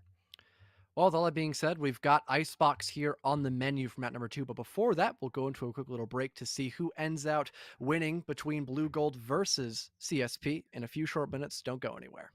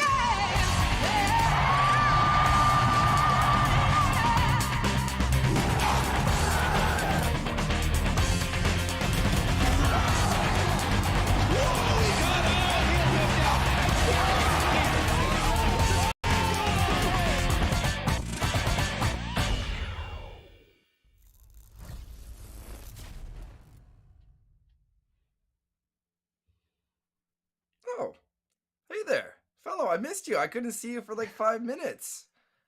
Man, now I can see you again. That's wonderful. Welcome back, ladies and gentlemen, to the NECC. We just saw Blue Gold hold their map pick on, you would have never guessed it, Fracture, a map that we so rarely see in almost any single scene. And Blue Gold started slow, but they really picked it up against CSU. And I think that this momentum could easily pick things up. And whoa, we get more statistics. 1.4 for how much Fracture is picked, fellow. We just Freshie contribute went to the 1.4. he went digging through the old scripts to see what we had in the fall season all stored up here. We do have both teams actually ready though, so we'll start the game momentarily onto Icebox. There we are, agent selection. So we can, take a look to see what compositions are like. I feel like that was the biggest disability by CSP was just they had a mildly off composition. Like they had some form of intel gathering, like they had the rays, you can utilize the boom bot, but they didn't have like a main intel gatherer besides maybe the KO, but that's kind of an iffy selection for just that. I would have much rather have seen a Sova on both teams as well, but at least Blue Gold had slightly better intel gathering, and their retakes on their defense were pretty spot on. So it wasn't as big of a concern for them, and that did give them the slight advantage moving on. Once again, we don't have like a genuine like main intel gatherer besides the KJ, but normally that's just for potential plant denial, flank watch. So it's still kind of rough waters here for CSP. And then you look over on the side of Blue, they're mildly selecting the Sova. They still have that Sky, and they're going to hard select into that Sova. So already in terms of just general information, Blue Gold already has the one up against their opponent once again. Well, I'm glad that funny enough, I'm glad we don't see that there is a raise on the board, because last time we saw those type of ultimates, we saw the showstoppers on both sides used to really just clear out. They were basically a shot in the dark, if that makes sense, where they were just fired aimlessly and really using that explosive radius to hopefully tag or kill their opponents. What I really want to see this time is planned utility. We saw that phenomenally demonstrated by Duckrar on the previous map, where they were playing the breach, and I do have that right. It was Duckrar on the breach, correct? Mm-hmm. Yeah. Okay. It's always Dalton nice was to on the know my notes. brimstone. Yeah, it's all right. Yeah. So I think I remember very beginning of when I started casting Valorant, I would mix up the two because you would never see either one of them in comp, and now they're like viable picks, which is very funny. It's amazing to see, and I think we don't give enough credit. I think all players don't give enough credit to the devs that they have balanced it out. That I'm seeing games without Astra. It's really, really fun. I really, really like that. It's fun to add a different creativity, and we saw that even last round. We're like, well, Brimstone could do this, or maybe the Omen, but those different options really make a difference. But there you go. The opening pick will be on the side of CSP, as the Jet will be able to find with the Sheriff. Well, how silly of me to get the two teams mixed up. Thankfully, though, we actually did switch around the team name, so I'm not going to make that same mistake twice. Thank you, Freshie, for having my back. That does mean a lot. Well, at least we got the plant going down as well with the spike. Plenty of good coverage by both a toxic screen and a barrier orb, but there's the retake. Duckroar is going to get that first refrag for his team, and now things are kind of 50-50. The only thing favoring CSP currently is that time advantage because the spike is going to favor them, but the defuse is already being attempted here. Luckily, though, there's ample coverage. Akira lands two nice shots with the Sheriff to get a nice two-piece. Now it is only Dalton R trying to go on that flank. May find one with the classic, but the time is still going down in the background, and there might not be enough headspace here for the lone sage to try to make this thing happen as a comeback. Interesting, Dalton switching over to be the healing player, but there is very, very little they can do. They can't really push up. Spike's gonna detonate, and you're probably wondering, they could have gotten away. Why wouldn't they save? Well, that's a clear reason that you actually get more credits for dying in this game, especially considering they had 0 credits. Why would you ever, ever, ever want to save a classic? There's times where you don't even want to save a Marshall because you get one. Yeah, always something nice to have in your back pocket as some vital information. But we still have that advantage here for CSP. They're going to be able to most likely stack up a bunch of proper weaponry. And You know, I am actually shocked here that we did not have, Blue Gold opt for that more, recon-based gadgetry and not even try to be fancy with any like main flash player besides the KO, who I would consider just kind of a jack of all trades in all honesty on how you utilize him as that initiating role. So very interested to see what kind of advantage they can maybe find from that, or potentially disadvantage depending if CSP can punish. But so far, that's not going to happen because actually be the KO to find that first blood, but eventually refrag by Worthless. It's a good frag, and they have this wall. I want to really highlight this early utility usage from CSP. It's been able to allow them to completely monopolize the site. Now Worthless in a pivotal position. Rudolph stuck with the shorty. They could easily swing with 10-10. They spotted them out. They have to play together. A swing together won't work out as Worthless will collect onto their fourth. Duckroar now the final defender remaining. They're looking to prevent Worthless from getting this ace, or most likely shut them down. But with time ticking away, they have the classic in their hands, which means the save is not really in the cards. Swinging around, will we see the ace? Give it to us, Worthless! Opening up this game strong. They're the top frag for CSP previously, and they're clearly hoping to keep up those statistics. And one more pip, they'll get the Seekers. That is a phenomenal piece of, gadgetry to utilize for information, to kind of force the respect of your opponents. That could be a fantastic thing to have, especially when you have that full buy now an option for the defense. So we could maybe see a potential 3-0, depending on what, entails for CSP. We have had them as a much more successful team in the earlier bits of rounds. Both halves, they came out of the gate swinging, then they proceeded to calm down as Blue Gold got more of a read on them. So despite the fact we have seen brilliant stuff done, especially by Worthless on that last round, I think there is still plenty in the tank left here for Blue Gold. Let's just hope that they do not enable Worthless to pop off once again for their sake. Poison orb emitting. Holding out, Rudolph to find the opening kill into Rascal. They have the spray out. We see the smoke, and this is exactly the craziness that we saw reworked into Icebox, that this B take, we have such a contestation point where Yellow Box used to be kind of sketchy for the attackers as well as defenders. Now you see a very different approach where you're able to hop up on boxes. You're able to maneuver around with a lot more ease, and these long angles, while still there, can be cut off to a certain degree. Elusive, going for the spike plant. They'll stick it, looking for two. That will be Duckroar. Bulldog now stuck with the reload. They'll get it down. They're going to go immediately for the defuse. They get it up to half. If they use the right amount of smoke, it may not be known. Duckroar with 3, Thick to find 1, and there's all the attackers of CSP gone and off the board as Blue Gold will find the first round. Yep, there we have it. The slightly better weaponry actually did reign true for Blue Gold, but hey, in terms of at least economy based on ultimates, we've got Worthless with those Seekers. Once again, that could be a great way to initiate things for your team. And then you've got some sort of post-plant help in terms of that security with the Hunter's Fury. So things are looking very hopeful for CSP moving in this round, and the Operator as well for Rascal. It honestly could be a battle of the Jets moving in these next couple rounds, because both Duckroar and Rascal have been known to, simply hit those shots, especially Rascal, and I believe Fracture, he did relatively well on that KO. So having him as a duelist could possibly pay dividends, especially since we have seen that man get incredibly aggressive last map. Seekers now coming out thick to find the opening kill, especially into Worthless. That is huge, but those Seekers still ring out and give the information needed. Possibly Akira's looking to use this to activate their Hunter's Fury, but no, they're going to opt to go for a Shock Bolt instead. Spraying out thick to find their second, almost single-handedly preventing this push now. Akira gonna be the next to contend. Thick once again with that Guardian, shutting them down. They have their ult. In round 3, we did not expect to see this many ults, but we stand corrected once again. Operator in the hands of Rascal. They'll find one. Thick having to find their fourth, and they'll shut down. And if they were that good with the Guardian, I am concerned to see what they're going to do if they hold on to that Operator. Man, Thick was just feeling himself that round.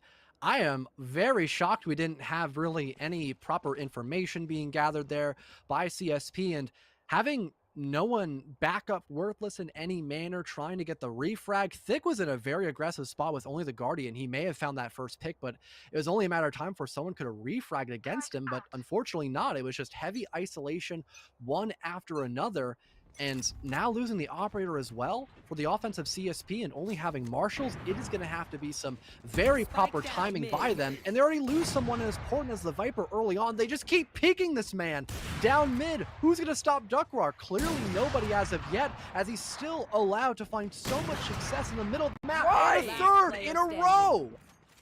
Why are you pushing that? I don't understand. You know that Duckrar is going to shut you down. I understand you have to recollect Spike, but that's something you can do. We saw them push up and overextend even. Now with Rascal being the final player, there's no healing available as they are the Jet. They're going to look for one. Spraying, they will find Dalton. That is a very key frag, but there's still 3 to go. Spike is down on mid. Rudolph is just holding that and waiting. They'll get the Blade Storm. And as much as that Blade Storm may be able to help you, they actually are going to pop it, interestingly enough. They have the utility to work with.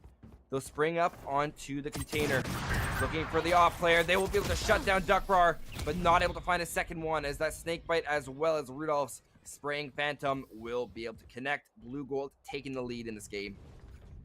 And I think, Rudolph did mildly bait his teammate, of course, don't get me wrong, but I think it's because he had the Snakebite out, so he kind of couldn't shoot the Jet when they swung wide. Yeah, a very, very bold decision there by Rascal, being already so low on HP. I guess the thought process was, well, the operator's going to one-shot me no matter what health I'm at, as long as it's the chest or higher, where it connects. So maybe I'll get a lucky one-tap with this Blade Storm, kill the operator player, and maybe just try to get those isolated one-for-ones 2 more times, perhaps. But yeah, a very bold decision is not going to pay off at all. That operator was transitioned in over onto round number 6, and a Viper's Pit gets popped very early on, which could once again maybe allow that Jet to maybe go huge, as you either rotate in through A, the back of that lobby, or you go in through mid to maybe go all the way through B as the commitment. But hey, look at that pick there by Rascal. The Viper's Pit now alleviated, as maybe B could be a drawing board option for CSP once again because of that. That frees up the entire site. You could tell that CSP was never expecting, or CSP pushed through, and Blue Gold was not expecting to have any sort of ability to counteract that. And look at these key positions. You have the Viper Smoke that could give them misinformation that Akira's not hiding within the tube. 10-10 getting flashed out. This has been a brilliant push from CSP thus far. Thick able to find their kill into Worthless. They've been able to find them consistently now. Akira using that hidden angle to their advantage. Fellow, I don't see many options here. Akira to spray and find a second one, making us really move on to the edge of our seats. Nick swinging out with the Vandal, not able to find their kill, as it will be Pork to come out on top. Duckrar opting to save the op, and I gotta be honest, that is definitely the right idea. And look at that beautiful glowing champion's knife. You got to admire it in all of its glory. Spring out, they will mildly be able to escape with their life. Great time to dash away. So they've got that power weapon for a little while longer. I mean, they've got plenty of credits, so it wouldn't have been that bad to buy it back. It's just something, it's much better not to have to worry about that. Really shocked that we don't have Thick just buying for his teammate. Yeah, I noticed that. Okay. Maybe they're... I have no idea. There we go. There it is. All right, fine. I think they communicated the credits that they had, and they're like, wait a minute, why am I buying a sheriff? You can just buy me. And he's like, oh yeah, you're right. So they end up having full rifles and a singular operator. So that's a big sigh of relief for the defense. And CSP, they're still going to have to worry about that operator, but at least they've burned through one of those many, many powerful ultimates of that Viper's Pit very early in this first half. They're going to be looking to get it back, but you mentioned the powerful ultimate, the Viper's Pit, and they actually have one on their own. Why is it that Worthless and Thick are always going at it at the start of the round? It's always a matter of which one of them will get the opening frag. And I'll tell you what, fellow, based off previous statistics, it looks like whichever one of them wins has often led to the round win, and that is exempting the previous round. Conspiracy theories begin to fly out. Dalton sees a ton of offense being made by CSP, and now really can't do much to deny this post plant. A Viper's Pit will get entrenched. Duckrar may find one on a Rascal, but still, having to worry about this Viper's Pit is going to be complete and utter chaos. And there's a Hunter's Fury as well. Don't forget about that. So even if the Viper dies here, there's still plenty of stuff to deny this spike from being diffused. Dalton may cut off at least one key choke point, but no one's sitting in the back of that attacker nest. So that's not really going to help out all that much here, as everyone is just suffocating inside of that toxic smoke. Elusive gets rid of his doppelganger of Rudolph, and now it's only a 2 versus 4. Things have quickly turned back, though, slightly in the favor of Blue Gold, but they don't have much time left to spare. Dalton swings out, finds one. They're all dead, but there's no time left to defuse that spike, and Blue Gold will unfortunately have to forfeit that round because they just weren't able to create that kind of space earlier in that round to actually have time to defuse. I like that both these teams are doing a phenomenal job of rotating around the map. They're really moving. I think that is a key testament to the way that we have seen Icebox reworked. And I am curious to see if they will be able to maintain that, if they're going to be able to maintain that momentum. On the side of CSP, what I really want to see from them is they continuously start isolating. They don't really have to wait and play things out. They've done a phenomenal job getting the plant and then playing for the frags afterwards. As look, 3 of the round wins was off spike detonation. That is just them using their abilities. If you look, Sky has the ability to throw up those guiding lights. They're not going to be able to push up. Sage has the wall. Sova has the recon darts and the shock darts. We have the snake bite from Viper. The slow orbs from Sage as well. Cloudburst from Jet. And that's just me listing off the utility that can slow down your opponents so easily.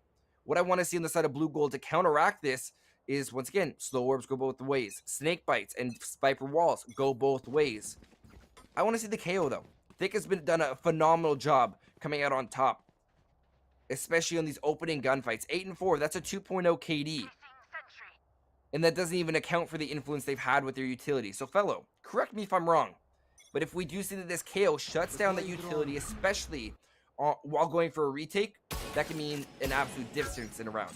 I think I would have to agree. Funny enough, initial utility not used a lot by both teams, in all honesty. We did see that owl drone, which was nice to gather some information on Ducklar's position, but besides that, it's been rather dry in the util department early on. The Seekers will be deployed as well, along with some denial of sights with that cloud burst, allowing Rascal to get a bit more aggressive. Only dealing with marshals for the most part.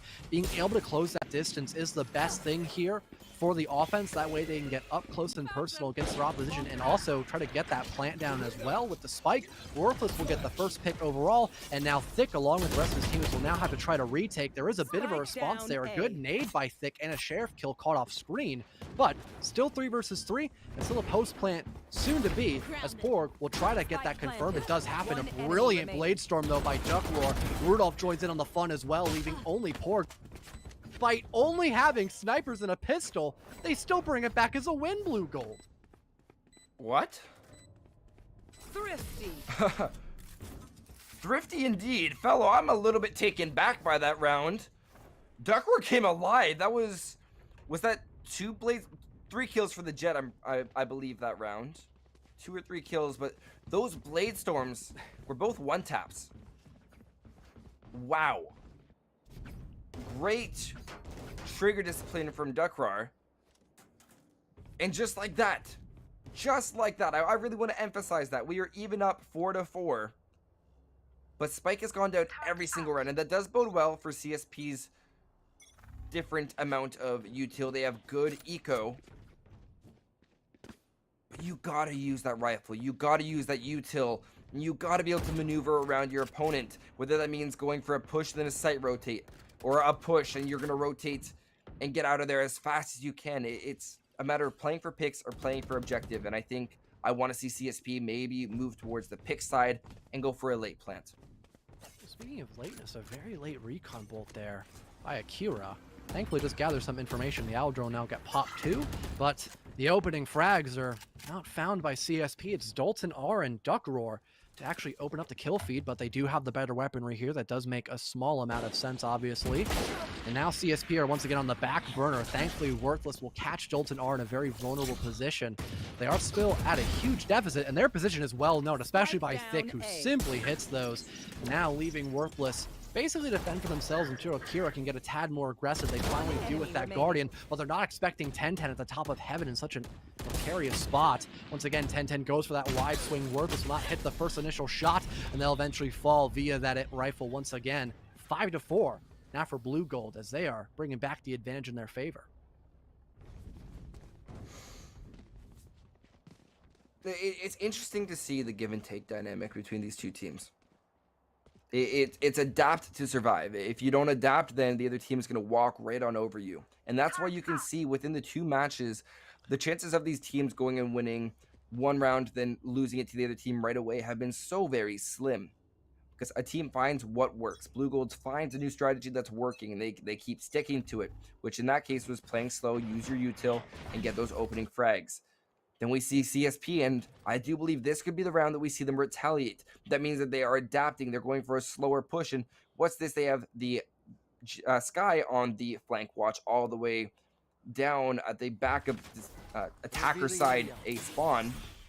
And now the Viper is going to be challenged in just a short moment. Rudolph just sitting there with the shorty in hand, looking for the Sage. They'll find it. Goodbye, Porg. That's no Sage wall. Looking for a second one, not able to find it.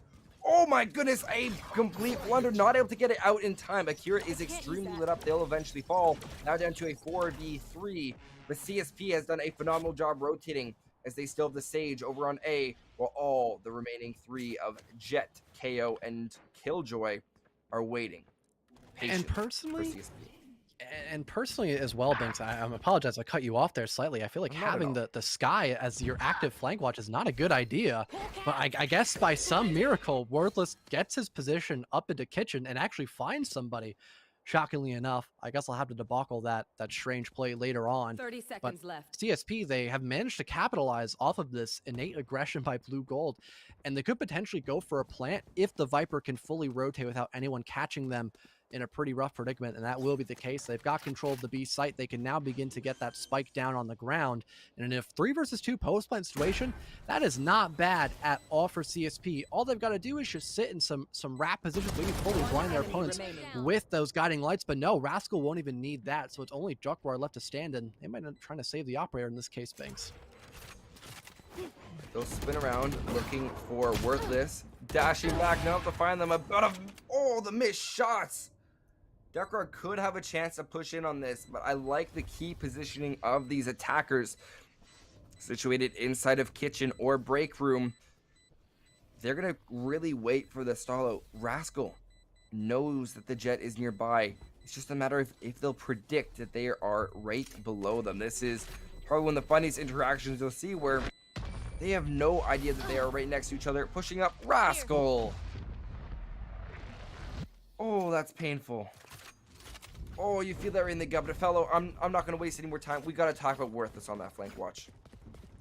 Especially with, you know, how potent your utility is, I feel like maybe having your Sova instead on that flank watch is a better idea, because all you need to do is pop your Owl Drone early on. Then if you want to save that recon bolt for the post plant so you can utilize those shock bolts or the Hunter's Fury, that's not a bad idea either. And then that allows your Sky to utilize those guiding lights properly, get a bunch of information, especially that Trailblazer too. It just seems odd that out of all your agents to go on that flank watch, it had to be Worthless. Eventually it did work out, but for I feel all the wrong reasons, to be honest with. It's the kind of play that you'd expect to see on a save round. Something that doesn't always work. You're going out on a limb, and it does work out. What else works? That's the Sheriff going against 2 rifles. They'll be able to find 2 Akira, 2 huge opening frags. There is going to be a res trying to counteract what could have been a completely detrimental change to the round. Now off the Killjoy, they'll be forced to rotate. But there's Thick. They'll find 2 looking for 3rd, but no, they're going to get shut down by Rascal. Duckroar also cutting off the rotate. Brilliant use of utility will almost entirely shut down CSP. Yeah, good team cohesion there. Thick getting aggressive and calling out to his team that, you know, no one's going for a split take. It's a full commit into A. The lockdown gets popped as well because they understand where everyone's playing out on that round, and that allowed Thick to have a really successful just position with the flank denial, or the rotation denial, pardon, on the flank. And even having a tag team peek as well by Duckroar. He got aggressive near mid as well. That was just a really smart idea by Blue Gold, only expending 1 ultimate that whole round, essentially, and honestly getting away with highway robbery to bring the advantage slightly back in their favor once again. I mean, that is just a hilarious way to successfully steal away a round against CSB. Wow. CSP really needs to pick it up now. This is the final round and a half. We have Hunter's Fury, we have Seekers, we have Blade Storm, we also have Sage ready with their res. It's just a matter of if it will be used. Elusive Elephants to be able to take out Duckrar. That gives them the free opportunity to upgrade to an op. Dalton also finding the sky, but they've already used their ultimate. They've done their part. Now Blue Gold. Now with the 3v4, they don't have the utility they need. They have the res if they can get into the proper position. Rascal to find Thick. And it seems like CSP have a plan. It's just a matter of executing now. Oh, they've got Rascal watching the flank. They're very low on HP. And try to go for a second attempt there. It's not going to work out here for the offense. Can maybe play it a bit farther back there for Rascal since he was on such little HP. But it's still a man advantage. And now it is only up to the Lone Sage here, as 10-10 will now fall on the Killjoy. They have to push up above the barrier orb, and unfortunately, that's going to run right into the unloving arms of Akira. A 6-6 first half, as we're back onto pistols. I mean, at least we had this matchup be still neck and neck, despite the map change up. But a lot of very dire rounds that were very one-sided in comparison to what we saw on Fracture, to say the least, Binks. I really want to highlight those final 4 rounds. Last time we saw Blue Gold really have their plan figured out by the final 2, I believe it was attacking rounds for them previously, where they run the final 2, then I believe they won 2 more as soon as they went on to the defending side. That's on Fracture. This is the first time that we actually see rounds traded back and forth, with CSP actually being the team to get 2 rounds rather than the 1 on the trading pattern. But a very quick disable from the KO, and they're going to go for a rotate. And this is a 5-man push on the side of Blue Gold. We saw them go for the 5-man push onto the A side of Fracture, but they had a way to free things up, a way to surprise their opponents. This time, that does not look to be the case. Worthless to find the opening frag onto Duckrar, as it's going to be an absolute chaos as we have the plant go down. Elusive Elephants creeping up around Tube. They know Thick is up there. It's just a matter of finding them. It will be Akira with the Sheriff to eventually find it. Worthless now sending those guiding lights. Spike has been initiated. 5v3, time ticking down. Akira scanning out. It is going to be if they are able to work in combination, or if the frags will get the better of them. Well, so far, it looks like the frags of the defense is going to be way too strong. 10-10's the only one left, and I believe their Nanostorm has already been destroyed, so they have to just rush into the fray. 2 versus 1. There goes that Spike still being brought down. Worthless gets off it, though, instead of sticking it, and this actually could be a win by 10-10. They just have to hold on for a little while longer, and by golly, Binks, I think they've done it. Blue Gold, once again, they get away with robbery, and for once, they end up winning out the pistol round. Fellow, every previous conception that I've had, any statistic that I've looked at, I think this game has proven me wrong on every single account. Map pick rates, we were proven wrong. Agent pick rates. Not this round, we weren't proven wrong as much, but Fracture, we were definitely proven wrong with what we would have been expecting. And does that mean it's the wrong choice? 110% no. It means that these teams are bringing something interesting to the table, and especially on a pistol round, that's exactly what you want to see. It gives the winning team the ability to now push up aggressively. This is something we never have seen Blue Gold have the ability to do, as they are just cleaning up the site. Porg finally able to find one with a classic, but they will get directly flashed out by KO. Joined by Elusive Elephants, they have a uphill battle to fight. Running and gunning will be Thick. Refragged by Elusive Elephants. They'll find 2 to their name. Only 2 to go. They might be able to find a rifle. And once again, in a round where we think there's no hope, Elusive Elephants manages to find one. Well, I got the Stinger, which you can kind of play in a mid-range depending on if you want to go and actually aim with it. Spots out one of the pieces of util to stop that defuse, but there's still a nano actually pop there on the Spike. Gets caught on the rope and will not be able to stick that one down. 10-10 gets aggressive and actually manages to cut Elusive Elephants down on the wire out of all places. Blue Gold managed to get their second round on that second half as well. It was expected, though. They did have the SMGs, but their aggression, because they understood how much of an advantage they had there, was just marvelous to see perfected by them. Moving on to the third round of the half. Blue Gold knows that they're going to be playing at a disadvantage.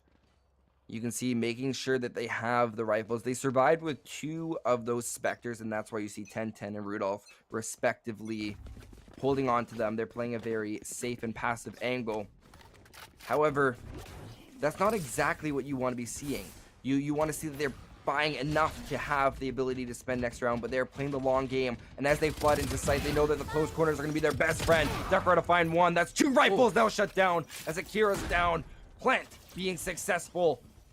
Pushing up will be worth this. They have the frag. That Viper smoke getting caught on screen means that it will not be able to deny the line of sight. All these players on CSP are getting lit up, and this could be a bonus now on the side of Blue Gold, giving them the 3-round advantage. Elusive Elephants last alive, and they'll all upgrade to rifles on a flawless round.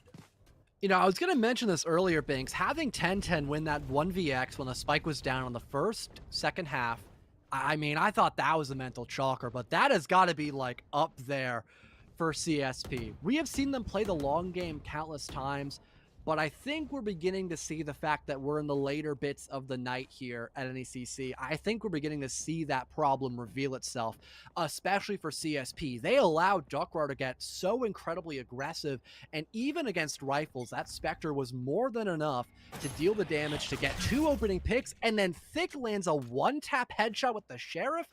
I mean, talk about just outright just one-upping your opponents, really, for Blue Gold, and they are just looking to continue this pain train. They might get aggressive once again for a full 5-man split leading into B, as they want to get this plant down as early as possible, because these are the positions that have been favoring them time in and time out on their offense.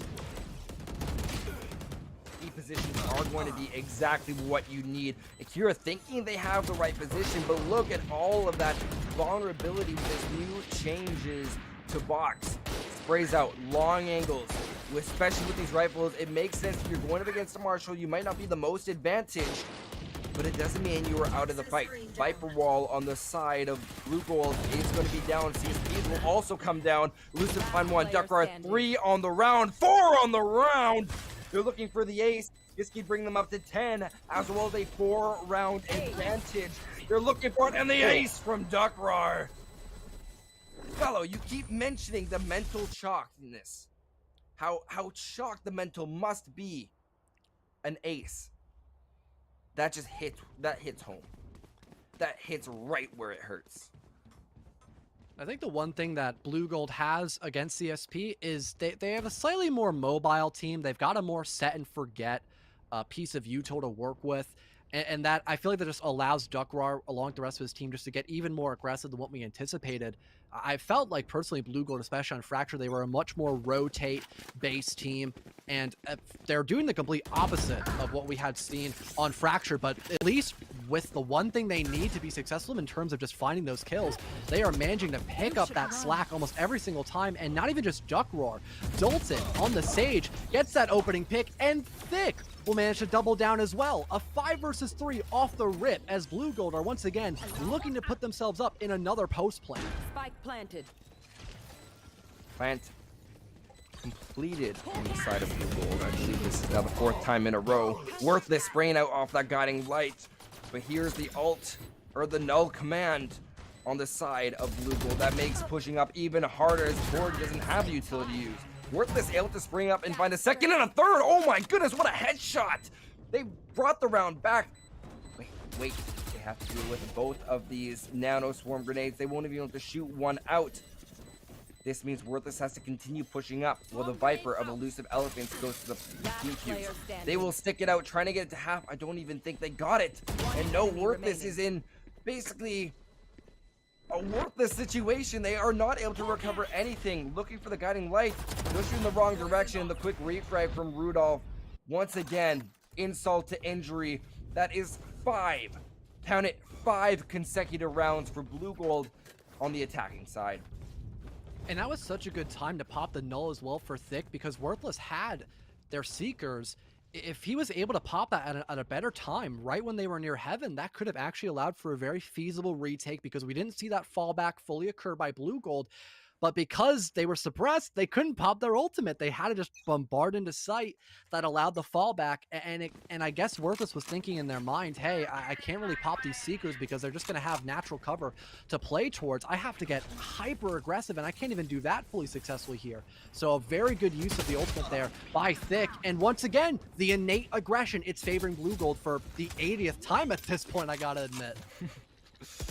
It does seem like history is repeating itself, but if it ain't broke, fellow, you ain't gonna change it. All right, I think that's a really good way to look at this. Duckworth are able to find more frags, believe it or not.